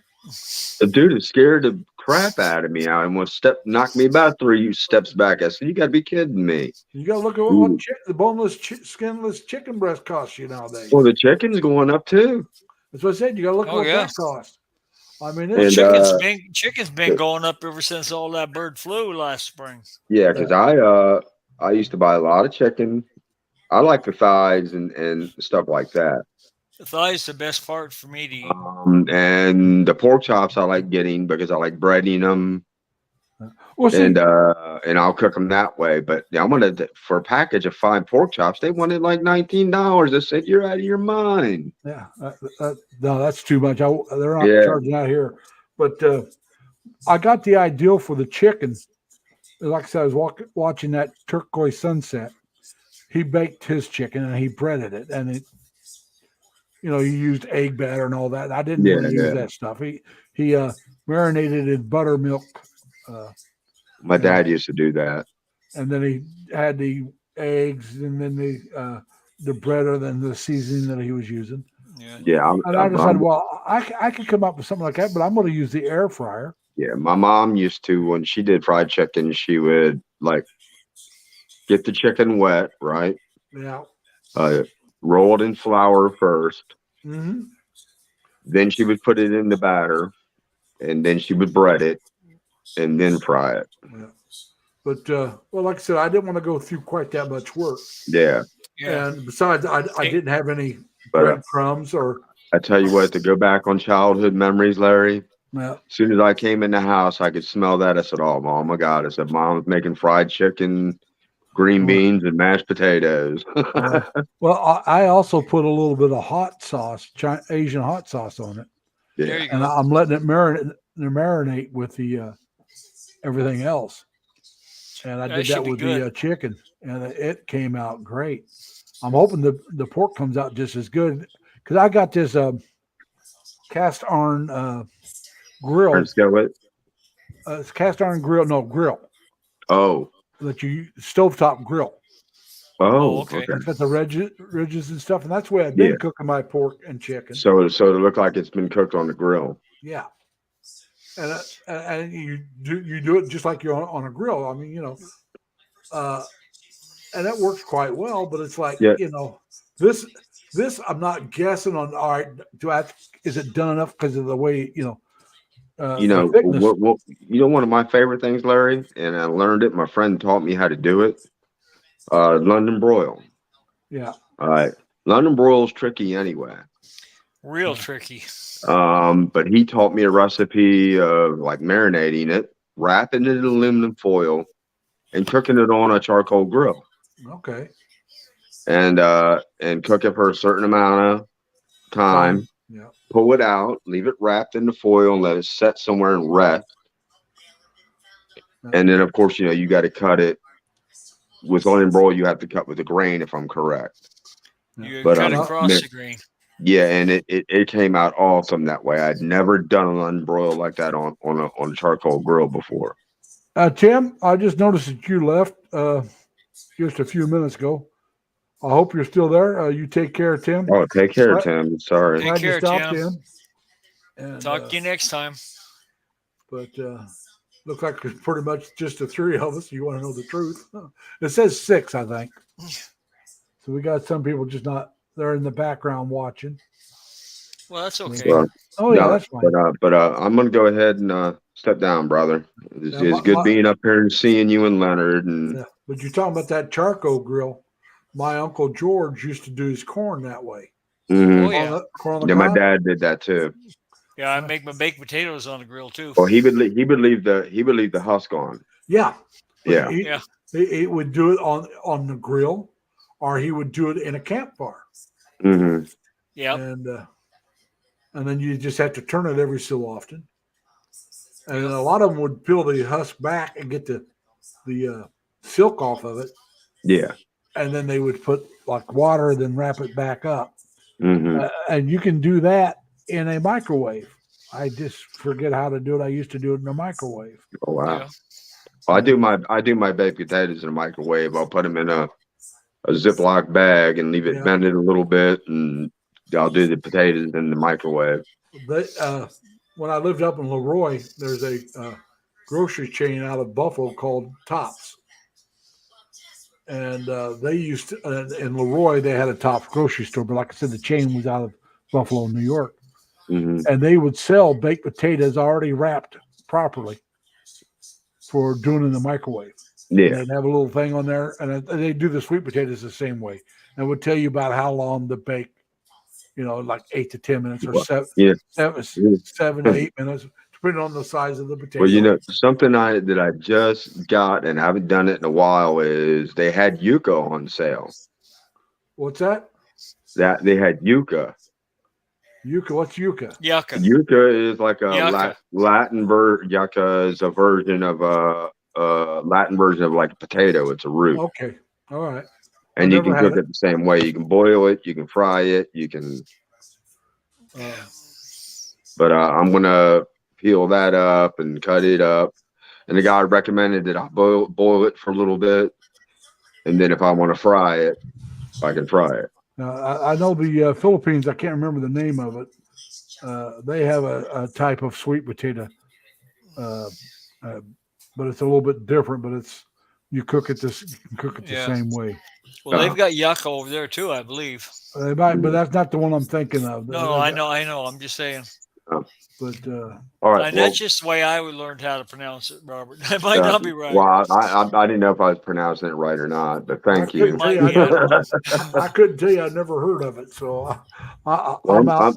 I'm going to go ahead and step down, Larry, and thank you for having me up here, brother. Well, every time I have a stream, if you want to come up, you're Yeah. more than welcome. And if I can say this before I go, guys, hit that like button, subscribe, show your love to Larry. And don't forget to drop the triple L's. Yeah, and drop the triple L, drop your link, and do the same for Leonard. Hit that like, hit that subscribe, and both of show you your drop- love, guys. Robert, you and Leonard both drop the triple L's there, guys. Oh, okay. I'll drop before I go. I know you did it earlier, but like I said, other people come and go. They don't stay the whole. A lot of people don't stay the whole thing. So that's what we need. Like I said, if I never grow larger than what I am right now, if I can still do this the entire time, I'm going to have fun. Now, don't get me wrong. If I grow, I'm going to love it.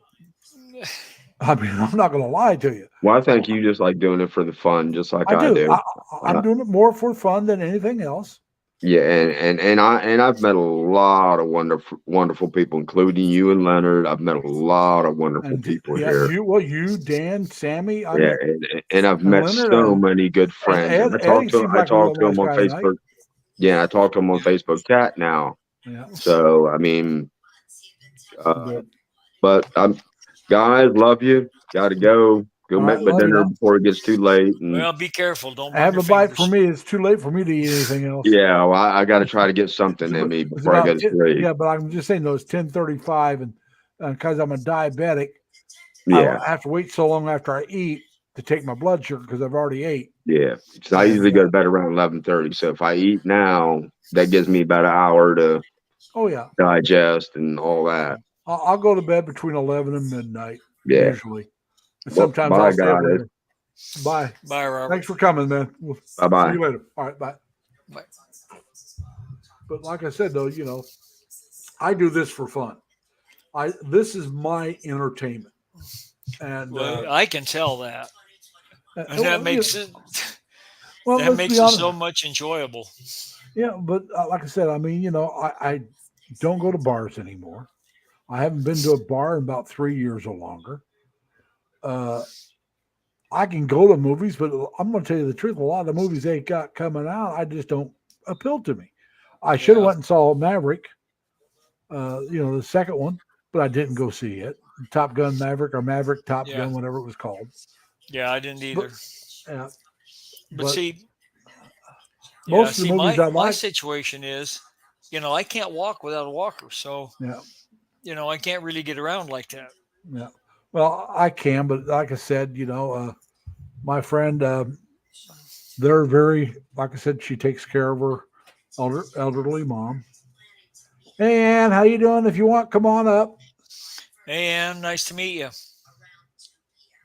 Tim, Robert, I didn't see Tim, but Tim, if you're here, you're welcome to come up. But, she's very nervous about COVID and stuff like that. I think Tim left. It's Tim not Robert. sure. She's talking about Tim Robert. Oh, different Tim. Different Okay. Different Tim. So I've not seen Tim, but he may be here. But I don't know him, so I don't either. But he's more than welcome to come up and introduce himself and talk to us. yep. But like I said, though, so she doesn't want to go to the movies very often at all. Yeah, I know it's early there. It's now, and if you're in the Philippines, it's almost 10. It's after 10:30 in the Philippines in the morning. But I can't say much. Like I said, I didn't get up to almost 8:30 today. Almost Well, it's between Sunday 8:30 and morning over 9. there. And I wasn't sure if I wanted to get up then, but I did. Yeah. At this time, I was like, I better get up. But I did lay down later on and took about an hour's rest. I didn't sleep the whole hour, but I laid down for an hour. Oh, you're in Dubai. Okay. Okay. Well, that's that's late. She's It's she's either an real early in the OFW. morning or late. No, she's an OFW. Yeah. Okay. And, there's like I said, I follow Ann. I can't remember where everybody's at. I'm going to tell you the truth. Oh, there's too many of them. Yeah, I follow too many people to remember where everybody's at. Shoot, I forget where I am sometimes. And I'd like to forget where I'm at sometimes. But I'm looking forward to Monday and going home and see my mom. But Oh yeah.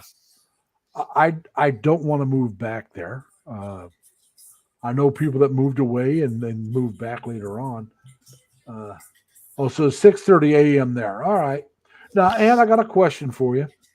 Do they change their clocks or not? Like, we got to change our clocks here tonight. And we dropped back an hour. So right now it says 10:41. It'll be 9:41 when I change my clock. Next time you join, good. We're more than welcome to join us anytime you want, Ann. I happen to be a person who likes talking to people. I enjoy talking with somebody that's different than me. And he really makes do. everyone feel welcome. And like I said, I mean, and I know. I don't know if everybody knows, so I won't say who, but we do have a lady boy that comes in here once in a while. I won't say shit they come up or not, but they're here. I know a couple lady boys through YouTube. Now, one of them doesn't even come here. I don't think. Well, no, they've been here once or twice, and they're welcome to come up. There's somebody that likes Lady Boys that comes here, but that's fine. I don't care. You know, you like who Doesn't you hurt me like. either. You are who you are. As long as you treat people with respect, you should be treated with respect. It doesn't matter if they agree with you or not. You should respect each other. Yep. The people I'm talking about, I like as people. I will always like them. They've always been kind to me. They've always been polite. They've They're never good lied friends. to me. Yeah, and they're good friends. But like I said, you know, there's guys that are a lot different that do some things I wouldn't do that come here as well. But I like the people. I know some people might not like them, but that's all right. I don't care. I like them. And so, you know, they're welcome in my channel. And if they want to come up, which some of them have, they're more than welcome to come up and visit and talk. They're, you know, to me, I like the diversity. That's the best way to say it. I like that diverse group of friends. Yeah. And like I said, when I went in the Navy, before I went in the Navy, most people I knew were similar to me. You know, they were white Americans. Aren't black Americans. I knew some blacks, but not near as many blacks as I knew. You know, my neighborhood was almost, a couple of my neighborhoods were all white. You know, I lived in some neighborhoods where it was a little more spotted. One area I lived, the black neighborhood was only about a block and a half away. We got along with those. We got along with each other. We played football, basketball, all that stuff together.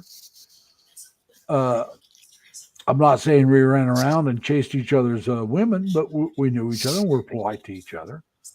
So, like I said, as far as the other races, I didn't really get to know too many people of other races until I went in the Navy.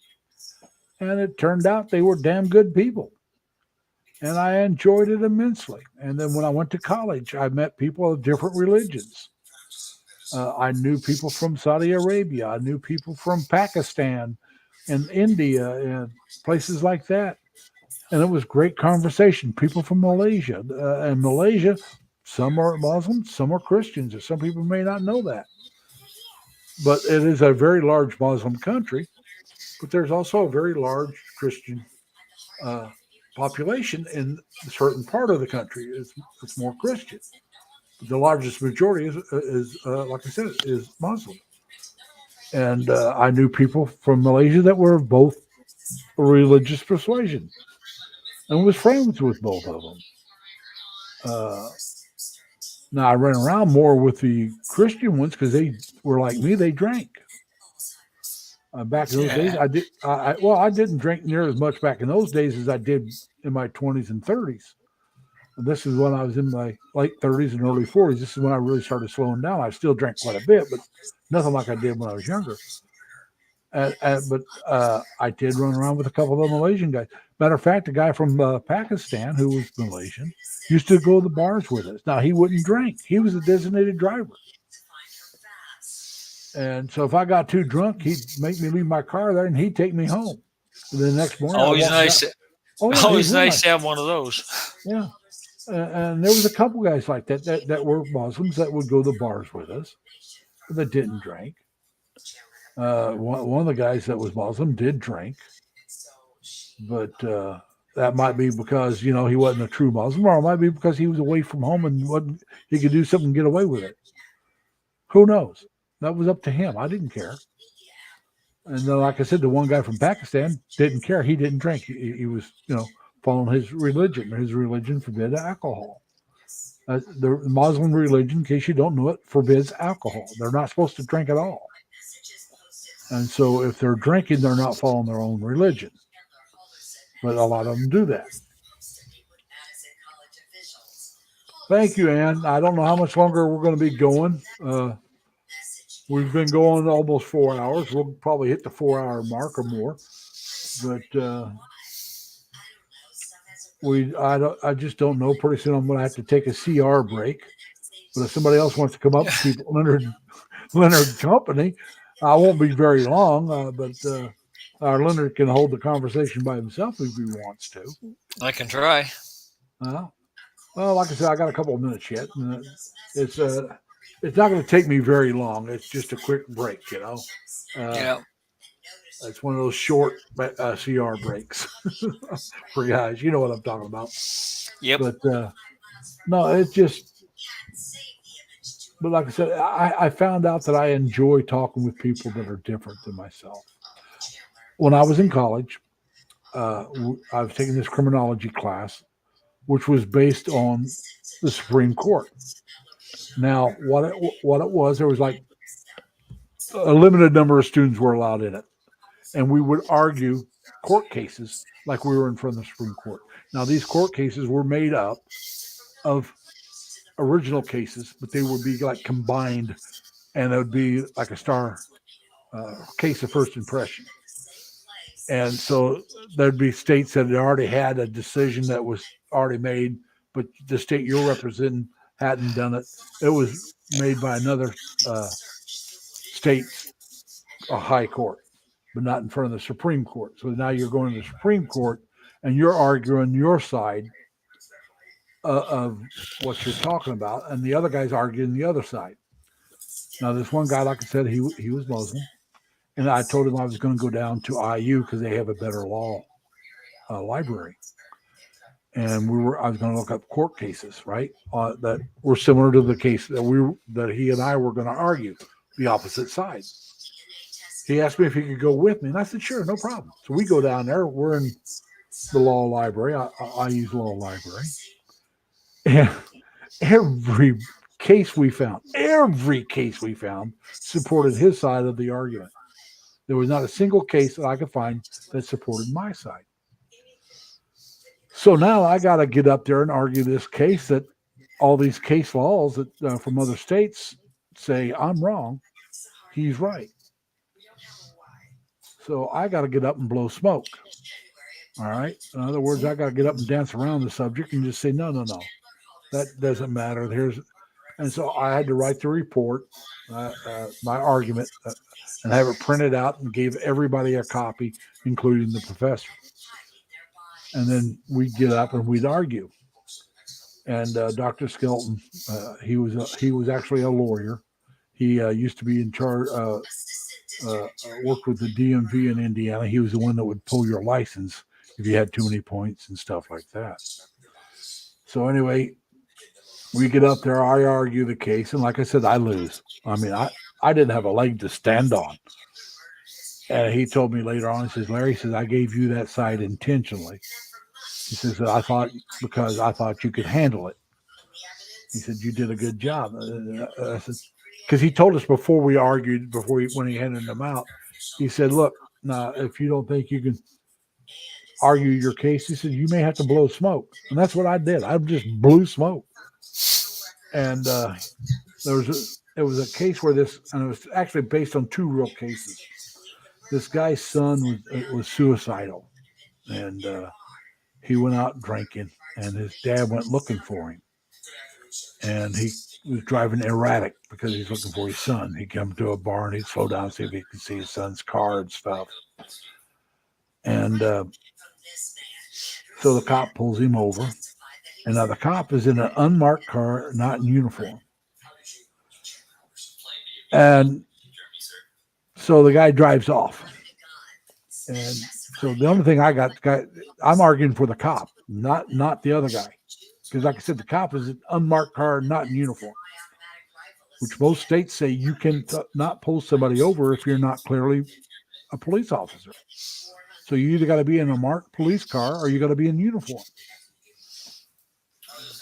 And so this cop, and it's a made-up case, like I said, of two different cases, had found the son passed out, had picked him up, and because he spotted this guy he thought was drunk driving, pulled over to the side of the road, put the kid out in an open field. It was a clear night. It wasn't expecting rain, and took off after the father. And make a long story short, the father got a ball shot off by the cop. They got in a, scuffle, and the cop shot him in the nuts, and he lost a ball. So now he's being sued, and I got to defend him. And they asked me, well, when he left the guy out in the field, said, didn't he have an obligation to take care of that kid? I said, morally, yes, but legally, no. Because there was no other answer. Because he really should have took care of that kid. But remember, I'm supposed to be arguing on his side. And when I said that, morally, yes, but legally, no, my professor looked at me and he thought, okay, that's a good enough answer. And he let it drop. Because I could tell he was ready to, if I said no, or he was ready to follow that up with another question. So I just put the into it. Yeah, you're right. He should have, but he didn't have to. And I just moved right on. I lost the case, but we did. We had to get up and argue for like 10 or 12 minutes. You could save a couple of minutes for rebuttal if you went first for the other guy that followed you. But it was like, that was a tough class. But I got an A out of it because, like I said, I was able to, like I said, I could bullshit, But it was fun. And still here and listening in bed. Well, good. Thank you. Like I said, we don't know how long we're going to go tonight. We'll go for, who knows? My record, I think, is got to be close to 5 hours. I know it's over 4. I can guarantee you that. But let me see. Let's see. Let's go. Like I said, my shortest is about 20 minutes. That's the one where nobody could hear me. Yeah, I remember that one. Yeah. And then 4 hours and 43 minutes looks to be my longest. Yeah. 4 hours and 43 minutes. I've done over 4 hours. 1, 2, 3 and counting. I think I've been on one with you over 4 hours. Well, this one's almost, that's why I said 3 and counting. I already got 3 that's over 4. Yeah. 4 hours and 43 minutes, 4 hours and 29 minutes, and 4 hours and something else. I could go back and look, but it's, the shortest is at 20 minutes. That you remember, nobody could hear me. Started off, you could hear me, and then they couldn't. Yeah. And then the next shortest one was another one. It was only 37 minutes. It wasn't the follow-up. It was one of my first ones. I was doing a testing. I was checking out my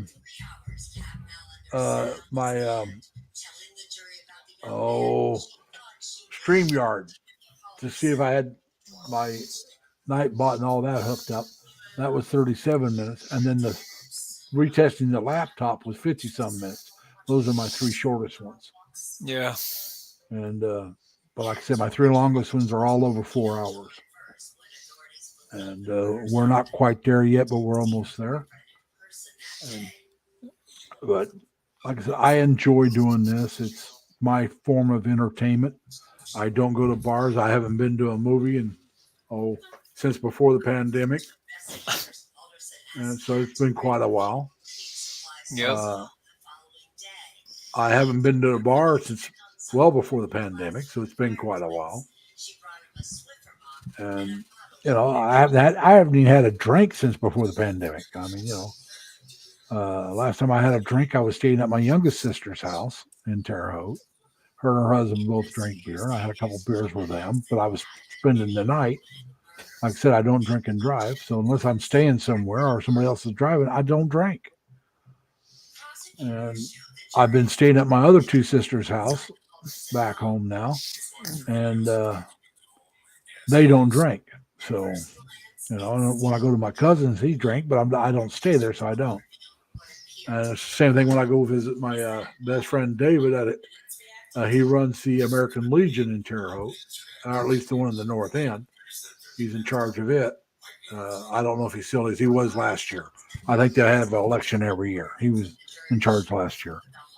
And I go in there and I have Cokes and sit and talk with them for a few hours. I'll just drink regular Coke and they'll have their drinks. But like I said, I quit drinking and driving many a year ago, over 20 years.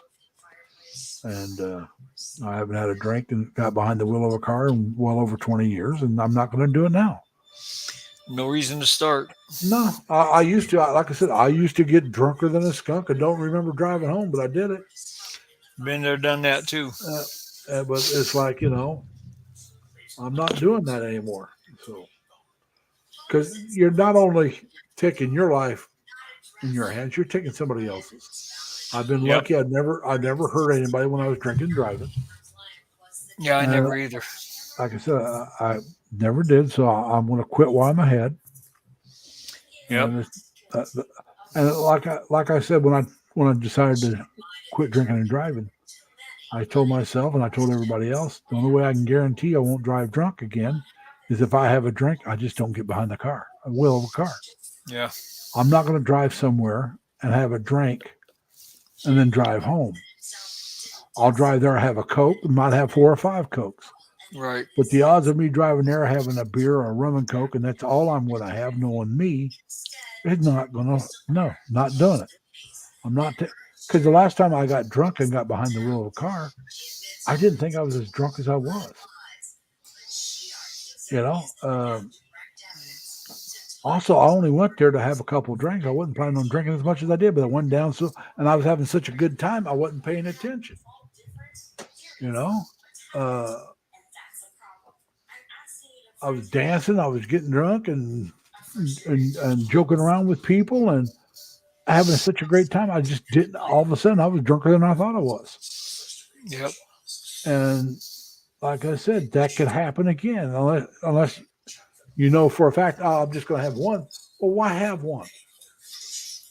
I mean, you know, if you come over my house, and I don't even keep booze in my house anymore, but if you came over my house and I had some beer in there and you wanted to have a beer, I'd have a beer with you. But if you left, that'd probably be all I'd have. But I'm just doing it to be sociable with you. I'm not going to a bar and doing this. I never went to a bar and just had one beer or one rum and Coke, and I'm not going to start now. So it's either I can walk to that bar and walk home, or I take transportation other than myself, or I don't do it. Like I said, if somebody else wants to drive, that's other transportation other than myself. But all my friends down here, they don't drink. Now, up in Leroy, if I really wanted to go to a bar, I had a real good buddy. His wife would drive us. She wouldn't drink. We'd go to the bar, have a few beers and all that good happy stuff, and she'd drive us. But it's like, I didn't want to put her out, so I just didn't do it. And the bars that were close enough for me to walk to, I'm going to tell you the truth, they were dives. They weren't my kind of bar. They were like neighborhood dives. Yeah. I don't like neighborhood bars. No, they're not much fun. No, everybody knows everybody, and you walk in, they don't know you. It's like, what the hell are you doing here? You Yeah.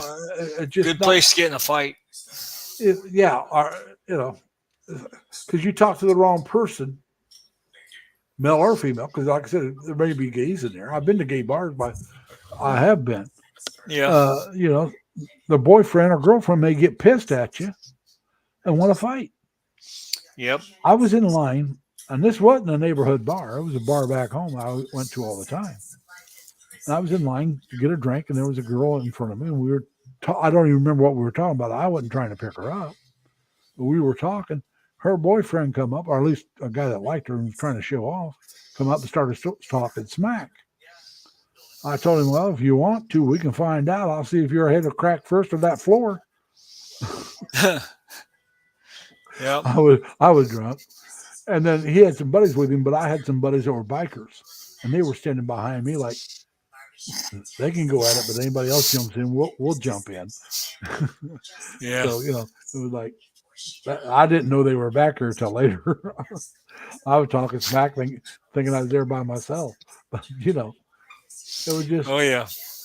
All I did was, I said something about the line taking so long or something like that. I mean, wasn't even flirting. And he's wanting to talk smack. I mean, you know, just because he was probably drunk and wanting to fill in his oats. Don't Yeah. talk. I got one thing to say. If you got a good looking girlfriend, and you're jealous, don't ever take her anywhere because guys are going to say something. And if you're the jealous type, it may not even be anything derogatory or even flirting. If you're the jealous type Yep. and you're drinking, somebody's going to get hurt.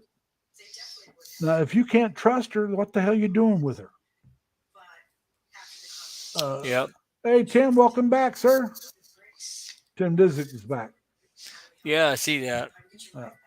But like I said, I mean, if I had a girlfriend out in San Diego when I was in the Navy, and she worked in a bar.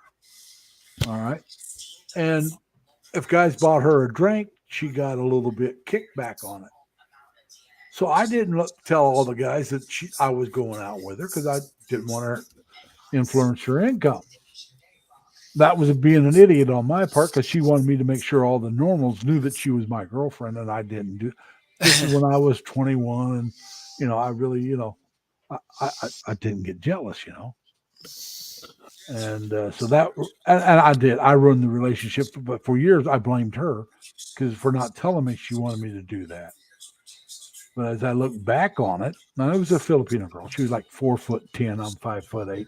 We were almost a Mutt and Jeff couple, For you older guys, if you know what Mutt and Jeff means, if y'all don't, that means there's a big height difference between the people.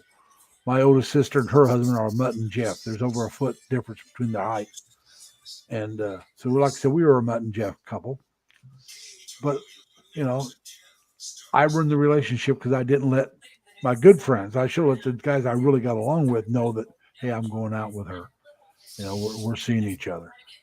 And, but I just never thought about that. It wasn't my way of thinking. Like I said, I was a drunk back then. And so, like I said, when I got older and the longer it was after we broke up, the longer, and it took a long time before I even admitted that I was more than 5% at fault. And it took a real long time before I realized I was mostly at fault. It was mostly my fault. But it took me a long time to realize that. And that's probably about one of the best relationships I was in. She treated me real well. But, you learn, live and you learn. And so that's how it goes. Hey, we just went over 4 hours. Yep. I got 4 now over 4 hours. Like I said, hey, what can I say, man? Yeah. But like I said, talking about things that people can relate to. I'm talking about something I don't know, finding out from other people about things I don't know. And just talking is something I enjoy doing. And so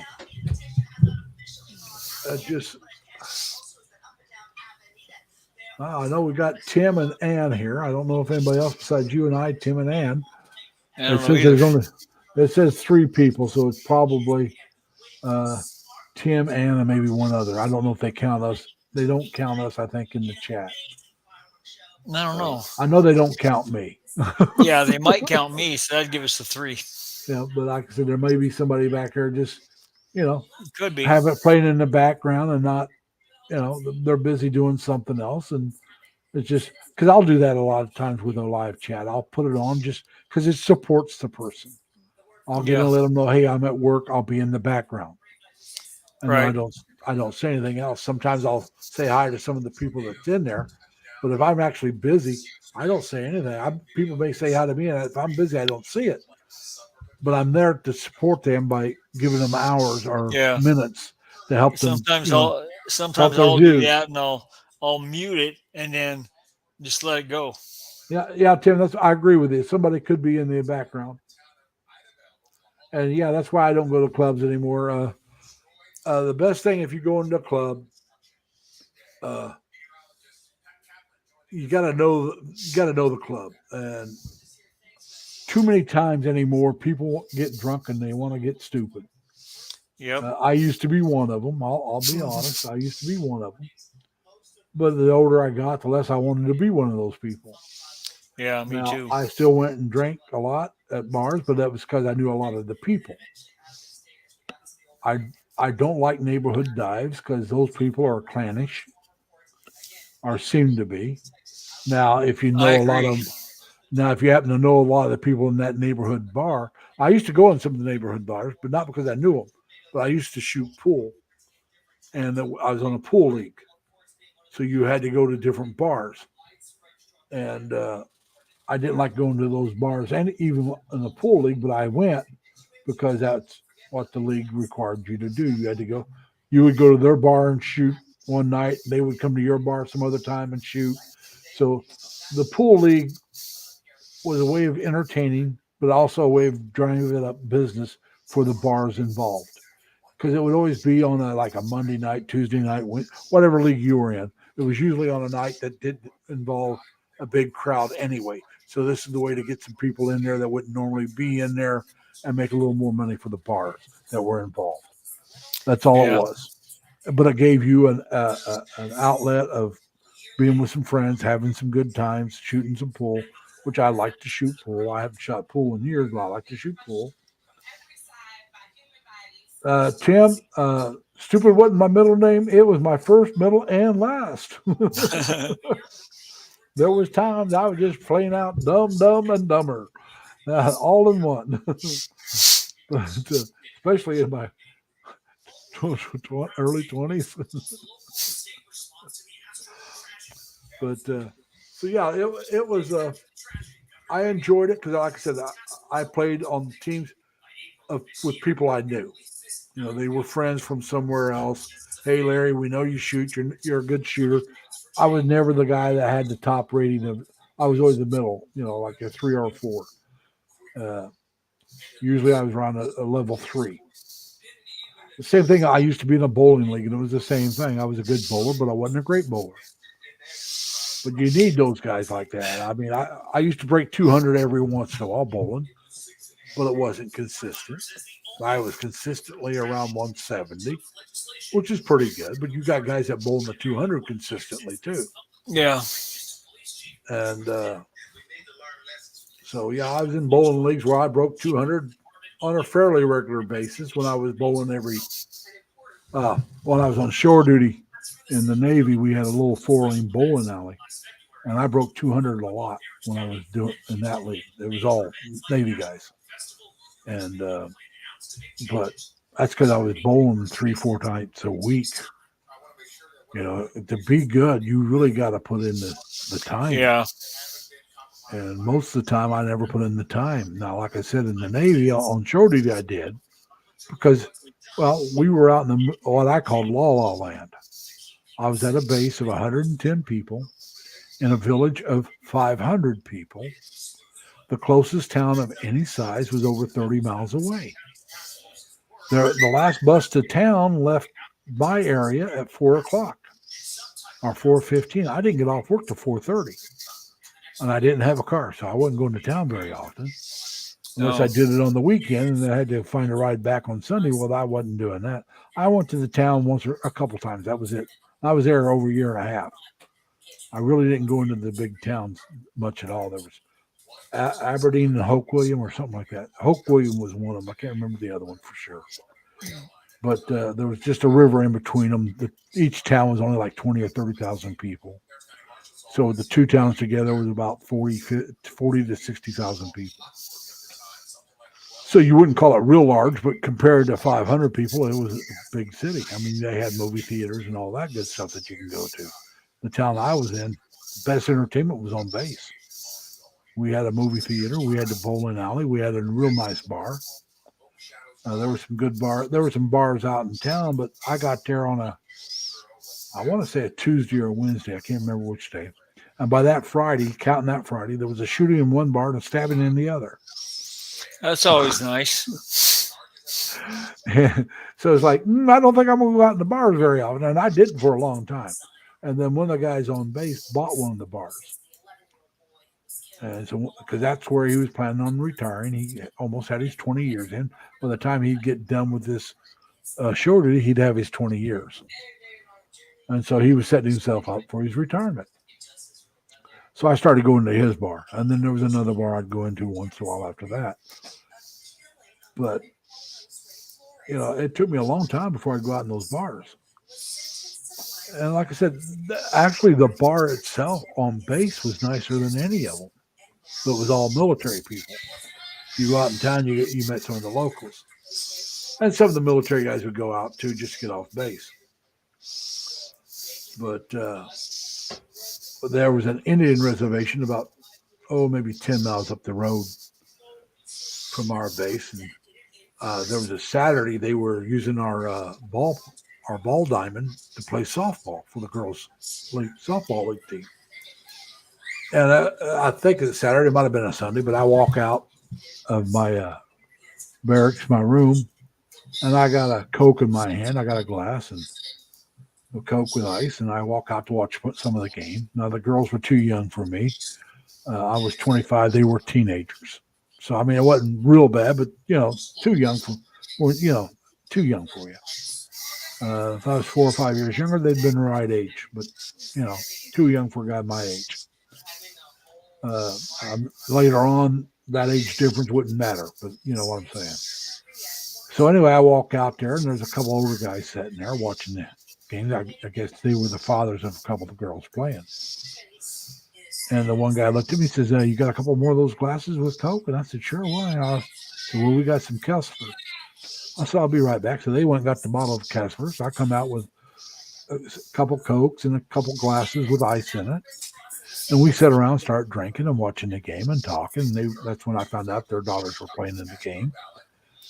And they, like I said, they were older, and they knew they didn't care for the bars that much either in town, because the young guys seemed to want to get drunk and fight, and they were more laid back and quiet. And so they asked me, they said, well, hey, if we ever show up, will you check us on? Because they can't get on the base without somebody sponsoring them. I said, sure. I told them my name. I said, just ask for me. I'll come get you if I'm off duty. And I did that a few times. Whenever they showed up, I'd go get them, take them to the bar. And they always brought like smoked salmon, or because see, on the reservation, they can fish all year round. It doesn't matter. They can also hunt all year round. And so they'd catch the salmon and smoke it and clams and stuff. And they didn't always, but they usually brought something in and just shared it with the bar. And they'd sit there and drink and have just have a good time, nice quiet time, no trouble whatsoever, which is all they wanted. They wanted a quiet place to relax and have a couple of drinks. And it was a good time visiting with those guys. And so, we also up the base, about the same distance, maybe a little bit farther, was a Coast Guard station of about 10 people. Now, they were militaries. The Coast Guard's considered military. So they were allowed to come on our base without being escorted. And because our base was so small, a lot of times they'd come to our base just to have a bigger crowd to hang out with, And I can't remember his name. I used to party with this one guy in the Coast Guard. A bunch of us partied with him all the time. And I looked at him. I said, "Are you sure you're in the Coast Guard?" And he said, "Why?" I said, "I always heard you guys had to be 6 foot tall." He goes, "No, he said, what makes you think that?" I said, "I always heard you guys had to be able to wade in if your boat sunk." He goes, there. Yeah, you see, we call the Coast Guard shallow water sailors, and so that was just a play on that. But yeah, it was fun. But so anyway, Tim, I don't know I know you don't usually come up, but you want to come up? Ann said she'll come up some other time. She didn't want to come up today.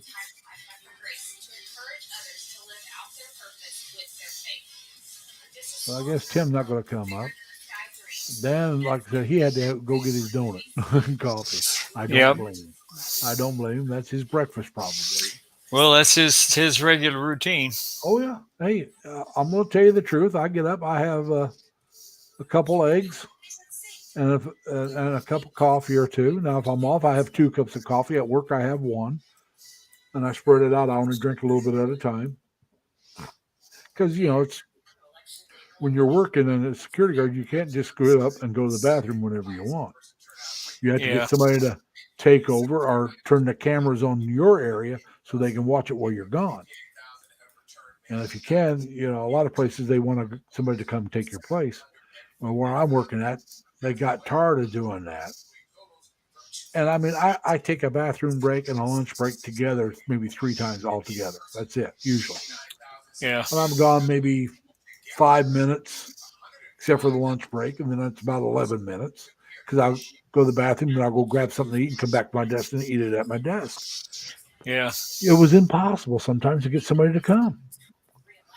And I told them when they told me I had to get somebody, I said, look, if somebody doesn't come within 5 minutes after I call, I'm going to the bathroom whether they're here or not. Because I'm not calling you until I'm ready to go. And the guy said, I don't blame you. Yeah, if you get somebody and they're not there in 5 minutes, go ahead. Well, he was one of the guys that wouldn't come. And he's one of the bosses, right? He wasn't my boss. He was my boss, but he didn't work for my company. He was the one who we worked for. We were contracted, and he was the one that our contact person, one of our bosses. See, when you're security, you have your security boss, and then there's a person that works for the company who's security's boss, is, your boss's boss. And he was one of those guys. And so he finally just, if you're only going to be a few minutes, go. You're only going to be a few minutes, just go. Because he didn't want to come to the desk. And he finally got tired of just telling me that and just said, hey, look, if you got to go, just go. So I call my boss, tell him I'm going to the bathroom. He turns the camera on. I go to the bathroom and I come back, call him and let him know I'm back. Although he's got the camera up and can see me, I just do it as a courtesy in case he's busy. Right. And so, like I said, I usually go around 9. I can start at 7. I usually go somewhere around 9:30, then somewhere around 12, and then again about an hour or less before I get off. And that's it. And then I will go walking a couple times when the weather's nice. But I don't need somebody to watch it. They don't care because I'm right there close to the door. And I'll catch people going in or out. But I do that to stay awake. Because I'm sitting at a desk like this, twiddling my thumbs until somebody comes through. Well, at the start of the shift, that's when everybody's coming in and going out. Then at their lunch breaks, that's when everybody's coming in and going out. A few people go out on their breaks, but until I'm about ready to get off, there's nothing going on. And Leonard, I'm going to let you talk to these people. Oh, goody.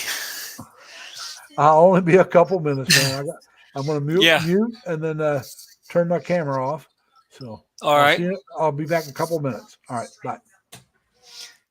See you in a minute. Well, shoot. What do you want to talk about, Tim? Or Ann? I don't really know what to talk about on here other than I'm working towards being in the Philippines in February, and I plan to retire there. And I do have an LDR that I'm planning to meet.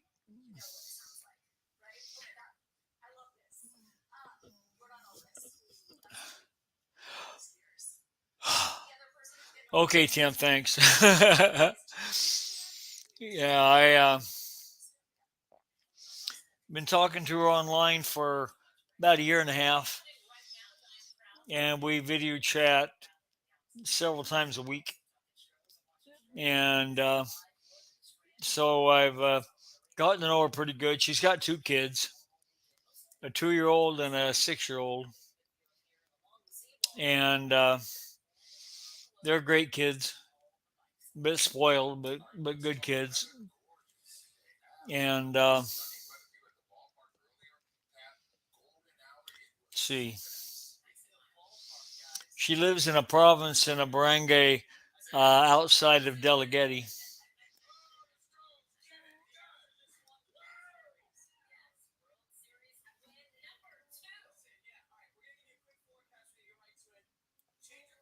Well, it looks like the Astros won the World Series.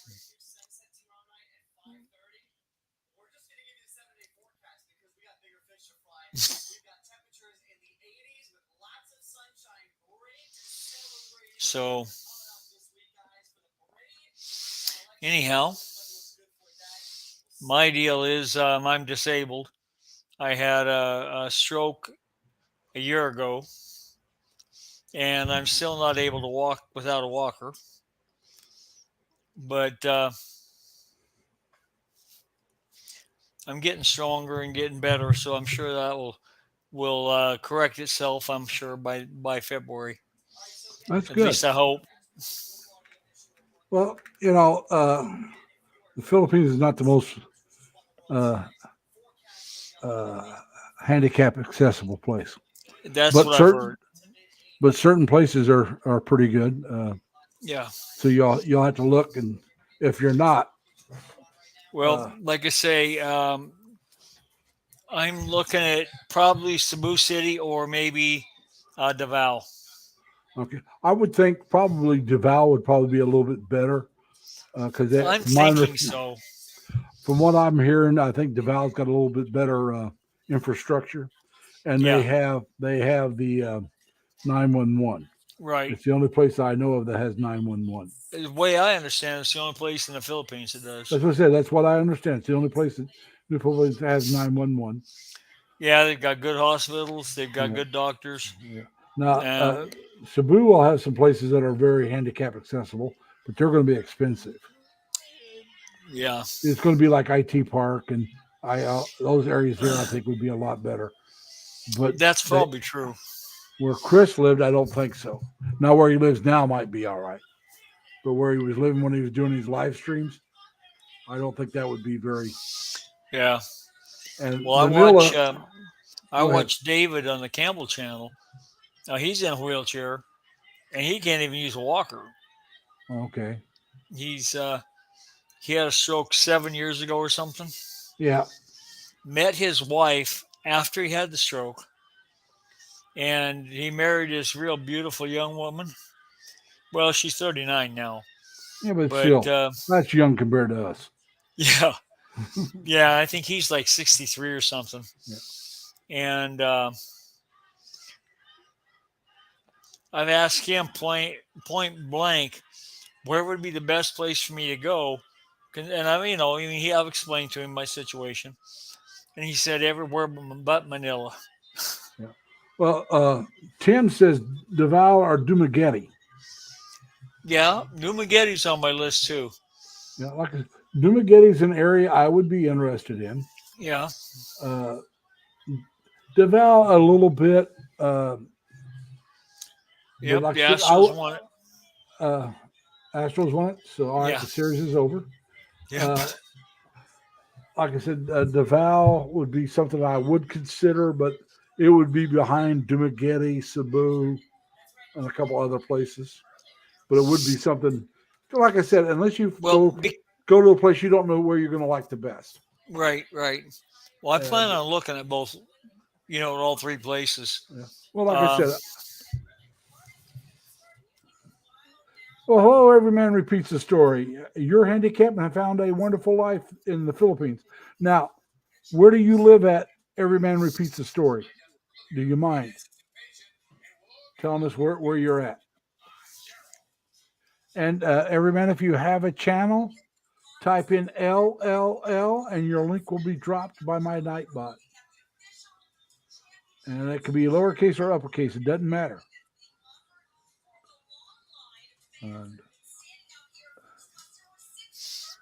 And if you like Everman, come on up and you can talk with us instead of typing.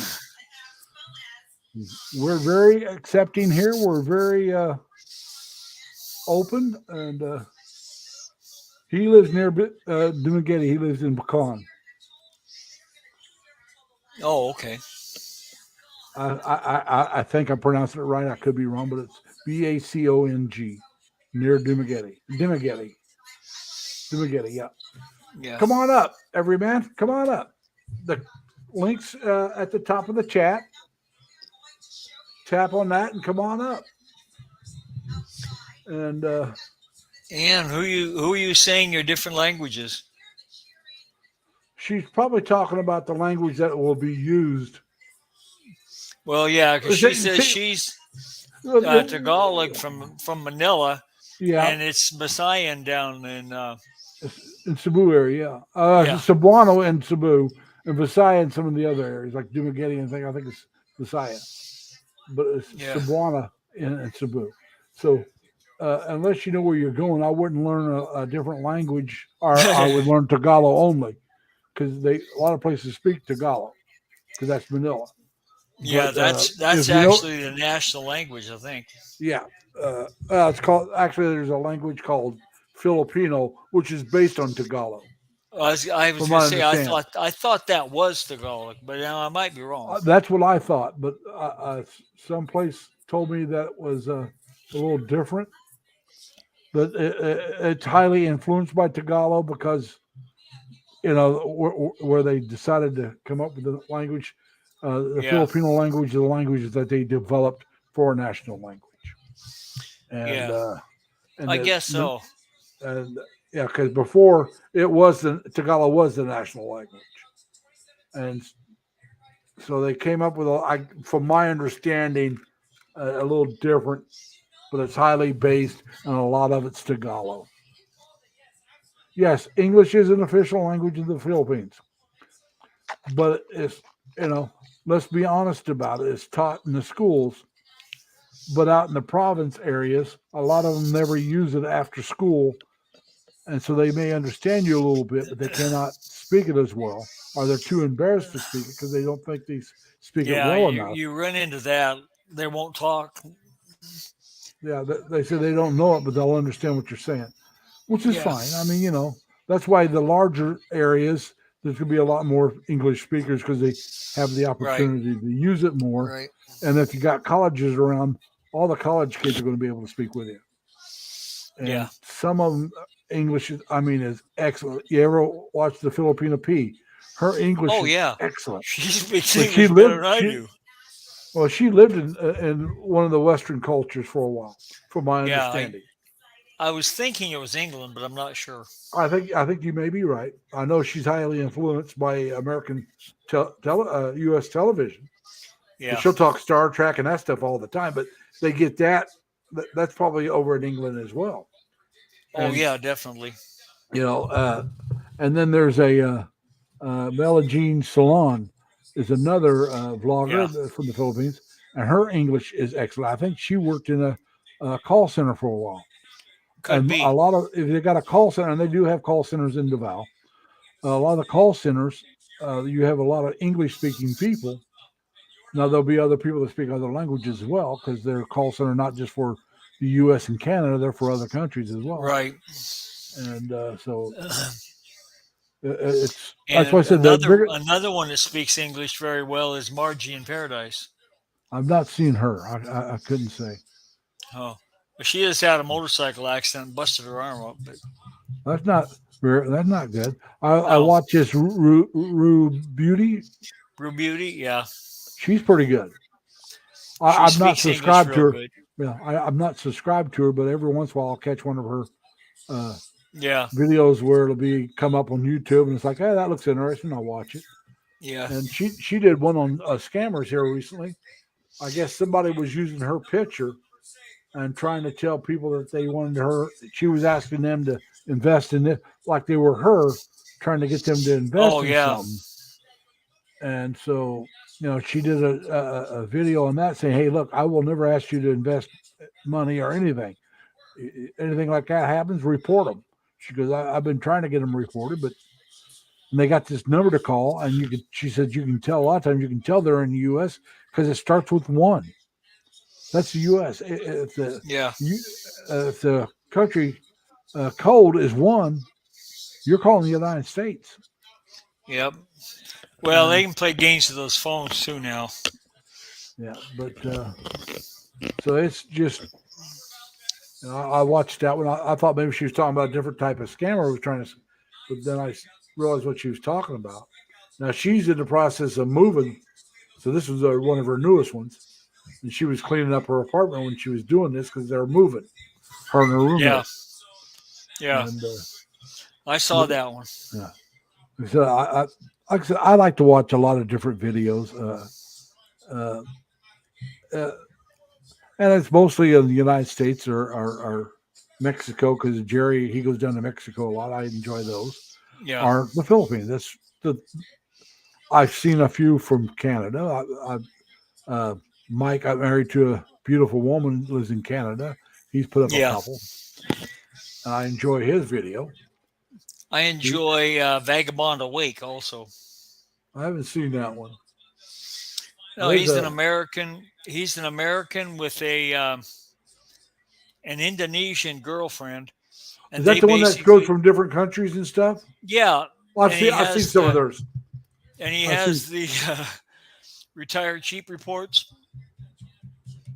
They were in Cebu for a while. They were some other places. Yeah, Yeah, I've seen and a he's couple of been those. all over. He's basically been in 67 different countries. And there's another guy. I can't think of his name. He travels around a lot. It's an English guy. Something, I want to say Carter. Geo Carter or something like that. He goes to Thailand and some other places. Mm. And he's another one of those travelers. Now, I've never followed the guy, but I've caught a few of his videos. Been to Vietnam and a few other places. But yeah, it's quite interesting. Hey, come on, Everett, man. Come on up and join us. Come on, man. Let's get a Might as conversation well, Everett, going. man. Yeah, I would like to hear if you have a channel, what it's about, where you're living. I mean, you don't have to get into anything personal that you don't want to talk about. I do not require that. But like I said, all you got to do is come up, tell everybody hi. This is my channel. It's about my everyday life, or it's about whatever. I mean, if all you do, let's say all you do is drones. You can say I do a lot of drone videos showing the beauty of the countryside, or I go to the tourist That'd areas. actually be a good one. Yeah, as I said, I mean, and it's fine. If you want to say, well, I don't have a channel. This is the name I have because you're knocking on somebody else. That's fine. But we would actually be interested in knowing where you live. Like I said, Leonard here is handicapped himself. And so what's it like in Pecan? How handicap accessible is it? Because it's near Dumaguete. And so it would be interesting. Like I said, I don't know if I'll ever move to the Philippines. I will if God's willing and my health holds up. I will go to the Philippines and visit again. I was there when I was in the Navy a few times. I don't plan on going to Subic. Been there. I want to go some places I haven't been. I want to go. Now, if I just go visit, I'd like to go to Manila. But if I was going to live, it would not be Manila. But I would like to visit Manila, whether I live there or just go over. Because I want to visit that American World War II cemetery there. I've seen some videos on it. I'd like to go see that, what is it, Valencia Mall, where they got the, or Venice Mall, where they got the canal inside the mall that you can, like, take the gondolas. I think Oh, that'd yeah, be I heard interesting. about that one. Some people's got videos of it. Yeah. And it looks really interesting. It looks like it'd be really nice. Yeah. And so I wouldn't mind going to see that. But outside of that, the Mall of Asia, that's supposed to be a really large mall. So there are, excuse me here a minute. I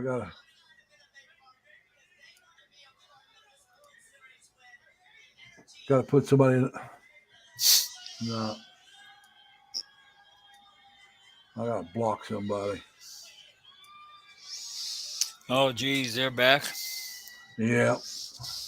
I think I saw them on your channel before. Yeah, they've been here before.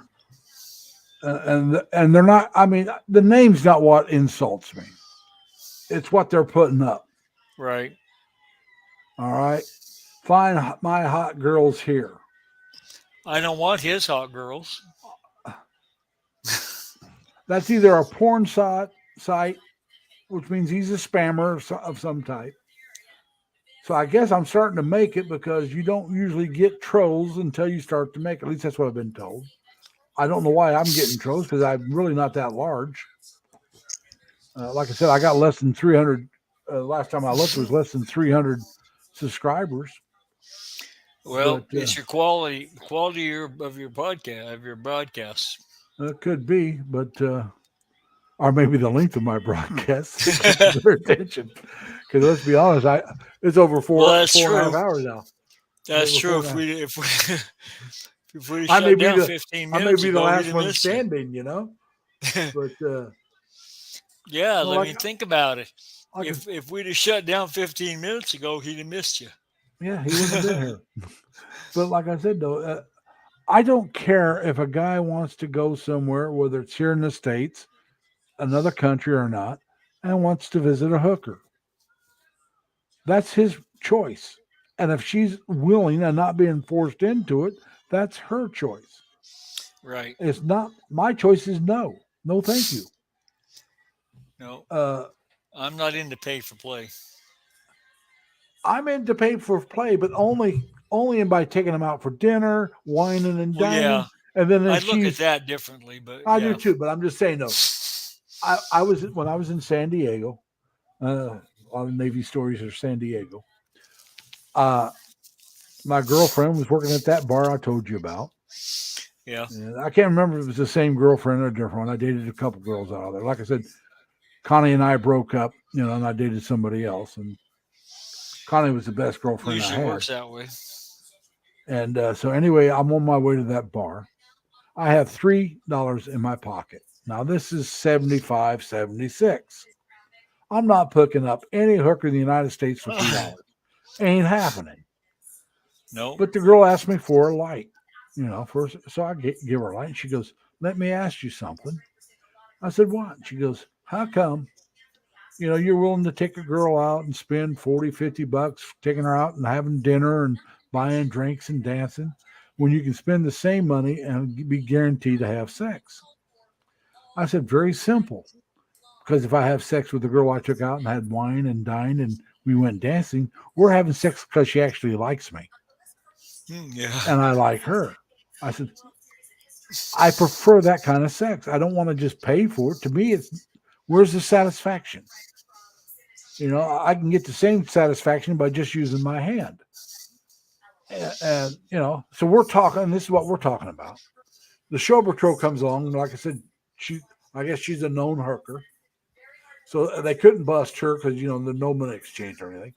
So they're going to arrest me.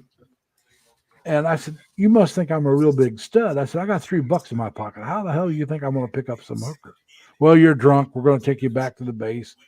So they took me back to the base, took me to the ship, and said, "I'll just keep them on ship for overnight. No trouble. Just had a little bit too much to drink." And I wasn't that drunk. So the guys looked at me and I said, so I told them what happened. They said, "Well, you know, the show patrol brought you back. You have to stay on board the rest of the night. We can't let you off." I said, "Okay." So I went down, went to bed. But it was like, what is this? You know? I mean, you're picking me up because I talked to a hooker. I'm not trying to pick her up. Like I said, I got $3 in my pocket. Yeah. If they saw the whole thing, they saw her come up to you. Well, we were walking down the street and we just stopped and started talking. She asked for a light. So I gave her a light. Then she asked me a question. I answered. And that's when they came. Yeah. So, I mean, even if just stopping and talking to her, they still could have, you know, well, you stop and talk to her because she's a hooker and you're trying to find out what the price is. No, she asked me for a light. I don't care what the girl does. A guy asked me for a light. I'm going to stop and give him a light. You know, if I got the light on me, and I smoked back in those days, so I had a lighter on me. Yeah. And now, see, it's been over 23 and a half years since I quit smoking. It'll be 24 in March. Well, good on you. Yeah. Well, that was the hardest thing I ever did was quit smoking. But I dreamt about cigarettes for about a year after I quit. Oh, my. Oh, yeah. It was, like I said, I smoked for over 27 years when I quit. Yeah. I still haven't quit as long as I smoked. Well, you know what? I hear that kind of stuff from a lot of guys. Now, my granddad was 85 when he quit smoking, and he quit cold turkey, That's how I quit cold turkey. and never wanted another one. Never smoked another one. I can't and he say lived that. till I he was want. I 96. I wanted more, Yeah. but it was like, no, I'm done. Actually, what happened was I quit, and after 2 days, I bummed a cigarette from somebody. And I light it up, and I'm standing there. I'm at work. I'm a guard. I'm outside. Gorgeous day. Well, it was March, but still, it was a really nice day. Yeah. And I'm having this cigarette, and I take a puff, and I look at it, and I look at it a little bit longer. And I said, either you quit right now, or you're going to go buy a pack of cigarettes. So I tore it up. I didn't even take another hit. I just tore the cigarette up, and I haven't had a cigarette since. That was March 3rd. Like I said, 1999. All right. So now the coincidental thing there is I went in the Navy March 3rd, 1972. It was never meant to be the same day. Like I said, I tried to quit on the 1st. I thought the 1st of the month would be a good day to quit smoking. So I couldn't count the 1st because I bummed a cigarette. So my actual first day that I actually quit, now I didn't finish the cigarette, but I did have a hit off of it. But I still consider that the day I quit was March 3rd, 1999. And like I said, it just so happened to be the same day I went in the Navy. Now, the day I went in the Navy was a Friday. So that was a big mistake to go. I'm going to tell anybody out there, everybody's too old for this, but anybody I ever talk to, when they talk about going to service, I tell them, don't go in on a Friday. Do not do it. The reason for that is, at least when I went in, that whole weekend doesn't count towards your boot camp. None of it. What counts towards your boot camp is when they form your boot camp company. Which if you go in on Friday, well, you don't get there till Friday afternoon, so you're not going to form a company until Monday. So if you want to go in on the weekend, go in on Sunday, and then you'll be there for Monday and get your boot camp started. But do not, and my older brother would tell him, don't go in near a holiday. He spent the 4th of July in boot camp. That was another wasted day, you know? Yep. But now, my older brother and I went in for different reasons. I've always wanted to go in the military when I was a kid, and I never changed my mind on that, even with Vietnam going on, because I went in during Nam. But the branch I wanted to go in would always change. If I saw a movie about the Army and I enjoyed the movie, I wanted to go in the Army. Air Force, same thing. I want to go in the Air Force. Marine Corps, same thing. Navy, same thing. Well, I was leaning towards the Marine Corps, and my brother went in the Navy, but I was planning on going to the Marines at this time. And I had some people I knew that were Marines. One of my sisters was dating a Marine, former Marine, because he was out. I knew another guy that was a Marine that I worked with, former Marine. He was out. And a third one, I can't remember if he was still in or not, but I asked all three of them, and they all three said the same thing. They were proud they did it, but they wouldn't do it again. Now, a family friend who was in the Navy, he was a CB, heavy equipment operator, been to Vietnam, been in many a firefight, many of them. If you ever watched the movie Green Beret, you know where Patrick Swayze's out, Patrick Wayne is out there on the bulldozer clearing the land to give them more clearance so that it'd be harder for the VC to sneak up on the base. And they started being shot at. That's what this guy did. He'd go out and clear the brush away from the bases so they couldn't sneak up on the base. So he got in a lot of firefights just like that one was shown in the Green Beret. And so I asked him, and he said he's proud that he did it and would do it again. And so I got to thinking, do I want to be proud that I did something and wouldn't do it again? Or do I want to be proud that I did something and would do it again? And then I got to thinking a little more. Like I said, Nam was going on. And I thought, I'm a pretty big guy. I mean, I wasn't overweight like I am now, but I was always stocky. And I said, those bamboo trees are not that big. I can swim real good. I bet you I could tread water a whole lot better than I could dodge bullets behind a bamboo tree. So I ended up going Navy. Now my brother went Navy because, well, their draft was still going on. And he got his draft number, which was 27. Well, 27, you're being drafted. That's all there is to it. You're going to be drafted. Well, they couldn't draft him because he was still in high school. So as soon as he got his draft number, he's down there, Navy, and joined the Navy. And so when he got his draft notice, he'd already joined, and I think he joined in the delay program, so he'd already gone through all that. So he gets his draft notice.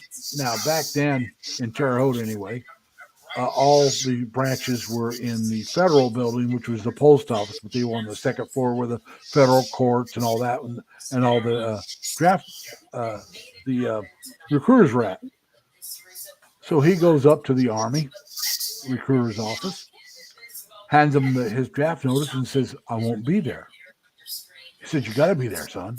He says, "No, I can't be there." He said, "I'm going to be in boot camp on that day. I joined the Navy already." And so he gets up out of his office, walks right down the hallway. I don't know if it was next door or one of the others. They're all right there together. Goes down to the Navy's office, walks in and talks to the recruiter. The recruiter said, "Oh yeah, he joined a couple of weeks ago." So it's long before he got that letter, he already joined. Like I said, he knew he was going to go, so he joined early. And so the Army guy comes back to where my brother's at. He says, "Okay." He says, "No problem. We'll make sure that they don't try to get you in trouble for it." And so my brother left. Now, a few months later, like I said, I went in less than a year after my brother. He went in July, and I went in March. He went in July of 71. I went in March of 72. I was a January graduate from high school. So I go in to sign up for the Navy, and this was in December. It was Christmas time. My older brother was home on leave. And so anyway, the whole family was home. We had our Christmas picture. It was the first time since my sister left Indiana that we were all in Terre Haute at the same time. And my brother was home for Christmas. So on the 27th, I went down to join up. And my brother went with me when I went down to talk to a recruiter. And he looks at me and he looks at my brother and he says, "No, look." He says, "Now, nobody likes boot camp." He says, "Nobody." He says, "Matter of fact, you can ask the guy sitting there next to you. He'll tell you. He just got out of boot camp not too long ago." And he says, "But don't judge the Navy by boot camp. It's totally different." And I said, "Yeah, I know." I said, "That's my brother." Now, he goes, "What?" He says, "I knew you guys had the same last name, but you look nothing alike." My brother was tall, thin, dark hair, dark complexion. My brother was about 6 foot tall, thin. I'm like 5'8" and stout. Like I said, I'm stocky. And I got reddish blonde hair. I only had a mustache, I think, at that time, but it was a dark red mustache. My brother got dark brown hair. So, like I said, we don't look anything alike. And so it just shocked him. And so, like I said, I went in. Actually, that was before the 27th. 27th is when I took my oath. Took my oath. It was on the 27th, but it was before Christmas then. And then I went and took the oath over the 27th. And then I went active on March 3rd. But yeah, my brother and I both had the same recruiter. And actually, I found out later on that recruiter retired and stayed in Terre Haute. I don't know if that's where he was from or not, but I don't think it was. When he retired, he stayed there. So Terre Haute's not a bad town. It's just, like I said, it's not,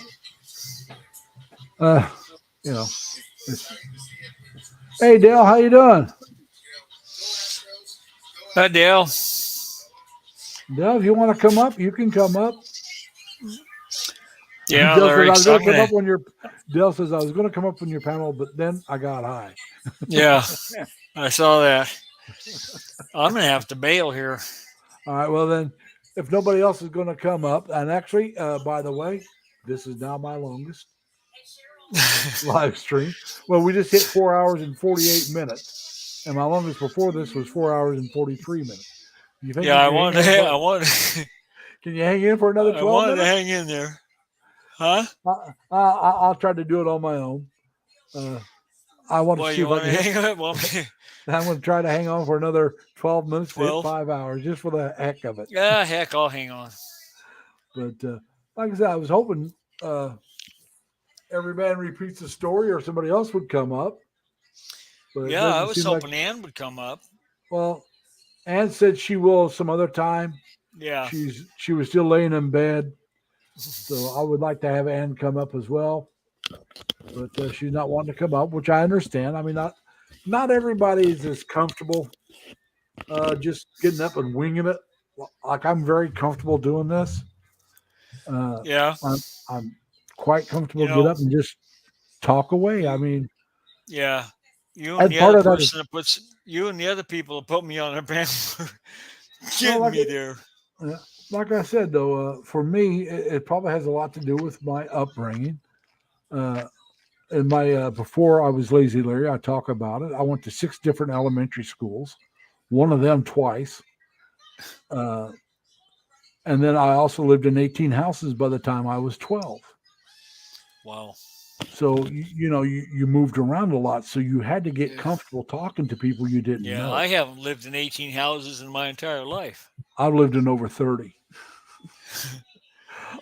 Well, I lived in more than 12 in the last 25 years. And one of them I lived in the longest I ever lived in any house. I lived in one place for 15 years at that time. yeah, I was from the time I was a year old until I was 18. I lived in the same house, and then I lived in about 3. Well, I went to Wyoming for about 3.5 years, We're and not. I lived in All 3. right. By the way, I'm not counting my time in the military. Oh, of course As- not.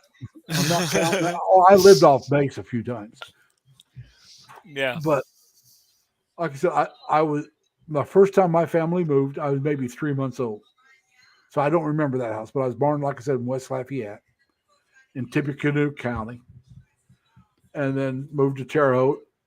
I don't know how many times they moved before I can remember a house. I was around 3 or 4 the first house I can remember. We lived next door to a family named Mitchells. And Brian Mitchell was my age. Now, I told you my family had 7 kids. Well, my family was small. Brian's family had 16 kids. Okay. And then I dated a girl who came from a family of 12. And there were 6 boys, 6 girls in her family. I still see her once. I saw her the last time I was home. We still get along. Her younger sister and I get along. A couple of her brothers I know pretty well, but I haven't seen them in years. But so, like I said, I mean, my dad worked for a guy that had 13 kids. I mean, back in the 50s and 40s and 50s, there was no pill. Right. And my dad drove semis cross country. Well, we actually knew a family that had 23 kids. Yeah. Well, I'm just saying, though, a lot of people tried the rhythm method, Yeah. And well, my father drove trucks cross country. You don't play rhythm. You're gone for 2 weeks. You get home. It's the hell with that time. The rhythm. Right. And, Well, the funny thing about it was, she broke down and cried when she found out she couldn't have any more. Some women love being pregnant. That's all they're, and they get depressed when they're not pregnant. Oh yeah. Well, hers were close enough together. I don't think she had time to get depressed, but I'm just saying. Yeah, I know what you're saying. But she just broke down and cried when she couldn't have any more kids. Well, see, now there would have been 9 in my family, okay? But my mom had 2 miscarriages between myself and my younger brother. Now, my mom was depressed after the first miscarriage until my younger brother was born. I know Oh she. yeah, I can understand that. Yeah. So my oldest sister pretty much raised me quite a bit until I was, out of diapers and because when my younger brother came along, well, I was 5 when he came along, And so my older sister was still taking care of me because my mom was taking care of my little brother. And then I had my little sister later on. So that made 7. There was 4 girls and 3 boys with, like I said, 2 miscarriages. My best friend, Dave Tyre, I told you, fit just perfect between my younger brother and me. He's about 2.5 years younger than me, about 2.5 years older than my younger brother. And he was like another brother. I could go to his house, call my dad and say, I'm staying at Dave's. And my dad, no problem. None. Dave could come over to my house. We'd call his parents, say, hey, Dave's staying over here. No problem. None. Yeah. My dad could call and say, hey, look, and we did this. We're going out of town. We're going down to Spring Mill State Park. That's one of the places we went. You mind if Dave goes with us? No, go ahead. Because she knew my parents and she trusted them. Just like my parents knew her and his parents, and they trusted them. We could do that back then. Oh, yeah. Well, back then, your parents, your best friends, your parents knew each other. Not necessarily anymore. And like when we were kids, especially when I was like 4 or 5 years old or up to around 10, well, before 10, but somewhere around 5 up to around 7 or 8 years old, everybody in your neighborhood knew each other. You may not be friends, but everybody knew each other. Your parents knew who you were. I mean, your neighbors knew who you were and where you lived. So if you got in trouble, your parents knew about it before you got home. Okay. Now, when I lived in Casey, Illinois, I was over there like 10, 11, something like the 5th and 6th grade. I was over in Casey, Illinois. I can get in trouble on the other side of town. And by the time I got home, my mom and dad knew about it. Because the town was only about, I want to say maybe 5,000 people. That was it. And everybody knew somebody that would know your parents. So if you did something stupid, your parents heard about it before you got home. Because I found that out the hard way. I was a hellion as a kid, And so, yeah, there were some things I did that was stupid. I mean, it wasn't, I won't say it wasn't destructive. It was not destructive intentionally. We found this empty house. I had a hole in the roof. There were some bottles, some kids probably in there drinking. And we were tossing the bottles to see if we can get up and roll down the roof. Well, sometimes you tossed it too hard and it broke on the side of the road.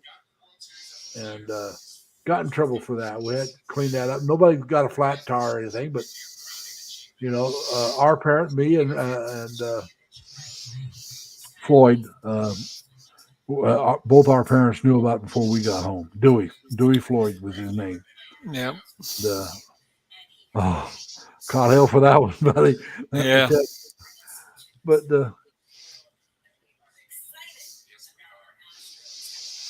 yeah. Del Grady said some of us are wanted by the FBI and cannot take the chance of blowing our cover. So now, we can't come on the show. Let me talk to Robert here a minute. Now, Robert, I know you came on here while you were doing the live. Is it longer and is it up on your stream? Because I'll check it out. Because Robert was in Dumagetti with some of the YouTubers in that area. They were having a get together. Oh, that meet and greet or whatever it was. Yeah, they were doing a meet and greet, and he came up for a little bit. Remember? Yeah. I hope it's a lot longer, and he has it up on his channel because I'll check that out. Yeah.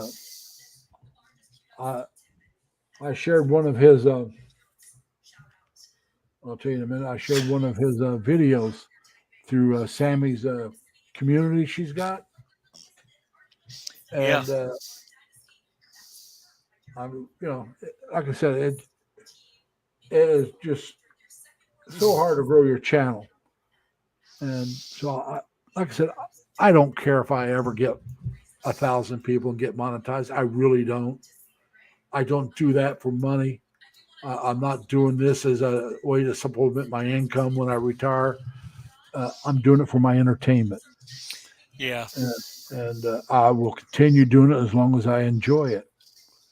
I'll tell you the truth, I would enjoy it more if I was retired. Because there's some stuff I do that I just don't seem to have the time to do what I want to do. And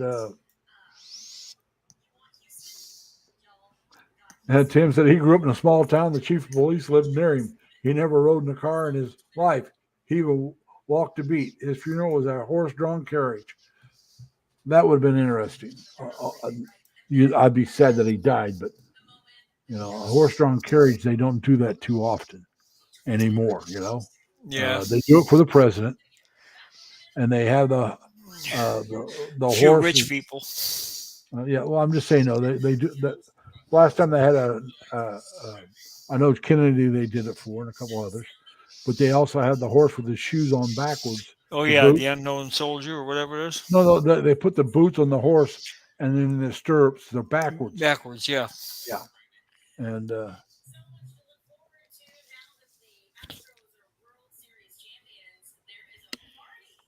and if you want to sleep, you go right ahead and sleep. I just now going to hit 5 hours.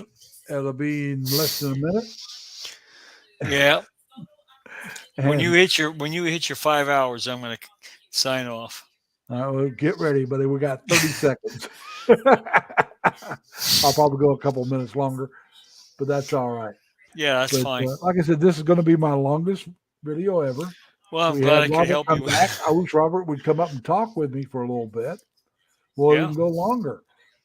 But because this is a good day, right now it says it's midnight, but it's like being 11 o'clock, because we Right. moved clocks back. Right. So, Dell says he's ridden a horse backwards. I almost pulled a horse over on top of me, Dell. Does that count? I almost I'm did having a that hard time too. getting up. Because being overweight, I hadn't ridden a horse in years, and being a little overweight, and I had to make sure I could get up high enough to kick my leg over. And when I did, I went completely over the horse. Oh no. Here I am holding on to the saddle horn, and I almost pulled the horse over.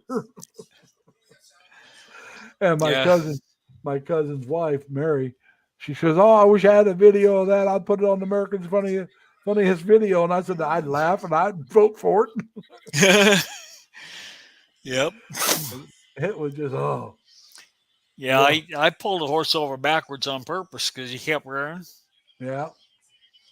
I've never done that. Like I said, I last time I went horseback riding before that, it was in the Philippines. The naval base there in Subic Bay had trails that you could ride horses on, and so it was my 21st birthday. And so to do something different for my 21st birthday, because going to the bars was nothing. In the Philippines, you're in the Navy, you walk in, set your money down, you were getting served. It was that simple. Yeah. So turning 21 meant nothing. Now, if I was in San Diego, the drinking age in California was still 21. My first legal drink was in Illinois when it was 19. Oh yeah. And I remember those days. yeah, but I was in Chicago O'Hare Airport and had my first legal drink off base, because we were allowed to drink on base. Right. But so anyway, I decided I got to do something different for my 21st birthday because, like I said, going to the bar was nothing. I did that every night anyway, but I didn't have duty. And yeah, the horse jumper, that's me, Del. So anyway, me and three of my really good friends, we all went horseback riding. And there was Chris, there was my friend Marv, and there was Rat. Well, his name was not Forner, Brewer was his last name. I'm trying to remember his first name. We called him Rat because he looked something like a rat. But the four of us went horseback riding for something to do. They knew why I was going, so they went with me. And then I went and had a T-bone steak dinner at the club on base. And then I went out drinking like I did every night. But that was my 21st birthday. I mean, Yep. outside of that, it was no big deal. I mean, that's the way it was. And we're now at 5 hours and 3 minutes. All right, Sir Dan or Larry. You shouldn't insult Dan that way. I have gotten quite a habit of doing that too. You're tired. Let's be honest about it. Yeah. So Make an excuse for me. I need it. no problem. That's what I'm here for. I'm here to make everybody else look better. You know. And Well, so I'm thank you glad so much, Larry, for having me. like I said, you're welcome up to come up every time. And I like having somebody to talk to. yep, And Dan comes up, but he can't stay long because he's got to go have his donut. I don't blame him. right. So, you know, All right. Well, Tim and Del, I will catch y'all in the and next Robert. And Robert. And Robert. Yeah, Robert Almost Minden. forgot you. Robert, drop in LLL, buddy. I know there's not a lot of people. I did subscribe to him, so Okay, good. I looked him up. Like I said, he's a very small channel. So I enjoyed all of his videos, even his shorts. And so I was behind on his shorts till today. I went in there and caught up on those. So, all right. Now, Leonard, you get a good night's sleep. Keep getting healthy. All right. And we'll catch you next time, man. All right. Thanks a lot, Larry. All right. Take Bye. care. Bye. All right. Now, guys, Leonard's gone. Anybody else want to come up? I wish y'all would. I wish Robert would come up. And let's talk about his channel a little bit. But if not, then I'm going to be ending here pretty soon. But like I said, all of you guys that have channels, please type in LLL. And that way, if somebody doesn't know who you are, they can at least check you out. Whether or not they subscribe is up to them. But like I said, I'd like to, try to help as many people as I can. For me, this is what I want to do. I actually love doing live streams, but I got to do videos in order to do the live streams. So I try to do videos on things that I like. So, and some of the things I do just because, it's something I think somebody might find interesting. And so I just do those. So I will continue doing those things. Like I said, when I'm back home, I'm going to get some videos on the cover bridges. I'm also going to do the video on that mill grinder. I won't show you the grinder. Probably won't be able to see the grinder, but I'll go in and show you what the mill looks like as much as I can. I know this winter, probably around March, somewhere in there, if the weather will cooperate with me, I want to go and show you a maple syrup place where they make this maple syrup right on site. They have buttermilk pancakes, and you pay a certain price. Take care, Tim. And you can eat all the buttermilk pancakes. Not buttermilk, buckwheat pancakes. Buckwheat. And you can eat all the buckwheat pancakes you want with real maple syrup for this one price. You pay a little extra, and you can get like a ham, it's just a small piece of ham, small piece of sausage. And then you get your coffee, and then you can buy eggs as well. But I just get the buckwheat pancakes and the sausage or the ham and my coffee, and that's what I have. And I try to go every year. Last year, because of what's going on, I didn't go. But I wouldn't have videoed then anyway, because I didn't start video until April of this year is the first time I put up a video.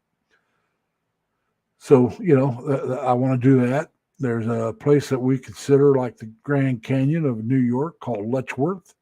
It's a big old state park that used to belong to a lawyer way back when. And he didn't have any family to leave it to, so he left it to the state with the express wish that it would be a park for everybody.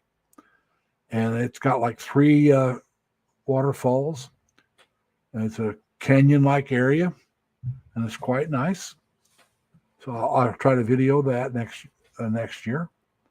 In the spring or summer, probably both. I plan on going up to Niagara Falls, both the American and the Canadian side. Now, the American side, I want to wait until it's hot, at least to do one of the videos I want to do on the American side. It's called the Cave of the Winds. And they build up this a platform that it's right underneath one of the I want to say the bridal shower, but right underneath part of the falls, and not underneath it, but right up to it. And they got what they call the hurricane deck, which you're going to get wet. That's all there is to it. You're going to get the spray off the falls real good. And it's costs you so much money that you can go down there and you can get some really good videos of that, I think. And it's something I enjoy. I really enjoy the Cave of the Winds. You also get a pair of slippers to wear that are, you know, slip proof that you wear to make sure you got your footing. I have taken those and turned them into shower shoes, and they last a long time if you take care of them. But mine finally gave up the ghost. I don't know how many years later. So now I got to get a new pair. But I want to go when it's in the upper 80s or 90s, and you can really enjoy the cooling of the falls. I want to go the Canadian side because you get the best views of the falls from the Canadian side. And I'll probably want to do that one at night, which I can do that and still come back to the States. I don't have to stay on the Canadian side for the night because they shine lights on the falls and different color lights. They'll change the lights. It's quite nice. But like I said, there's a few videos I plan on doing, but some of them I can't do till next year.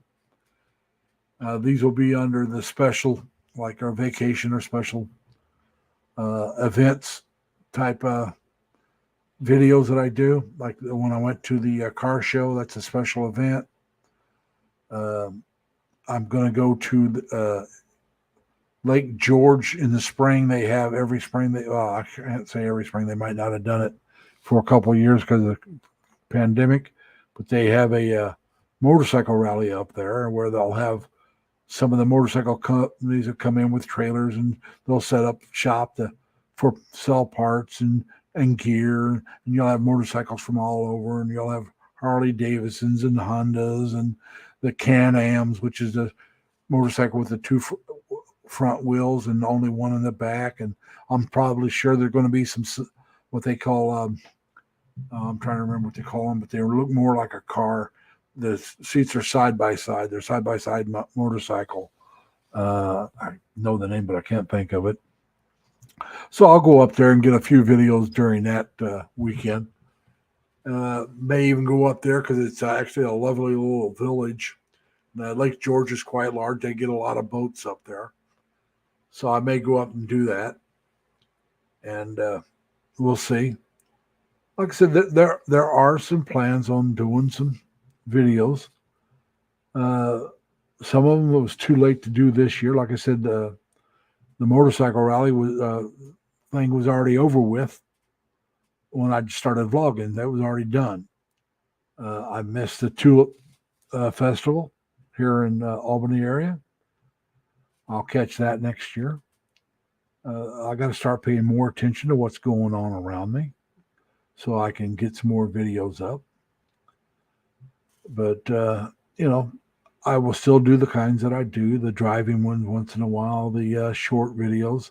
Later on, when the Christmas decorations start going up, of course, those are going to have to be nighttime videos, but I'll get some of those up. And because I know a lot of people like Christmas decorations. And so we'll get some of those up and let people see those. And being that nobody else wants to come up, and I've been rambling on for over 5 hours, we're going to call this a stream here in a minute.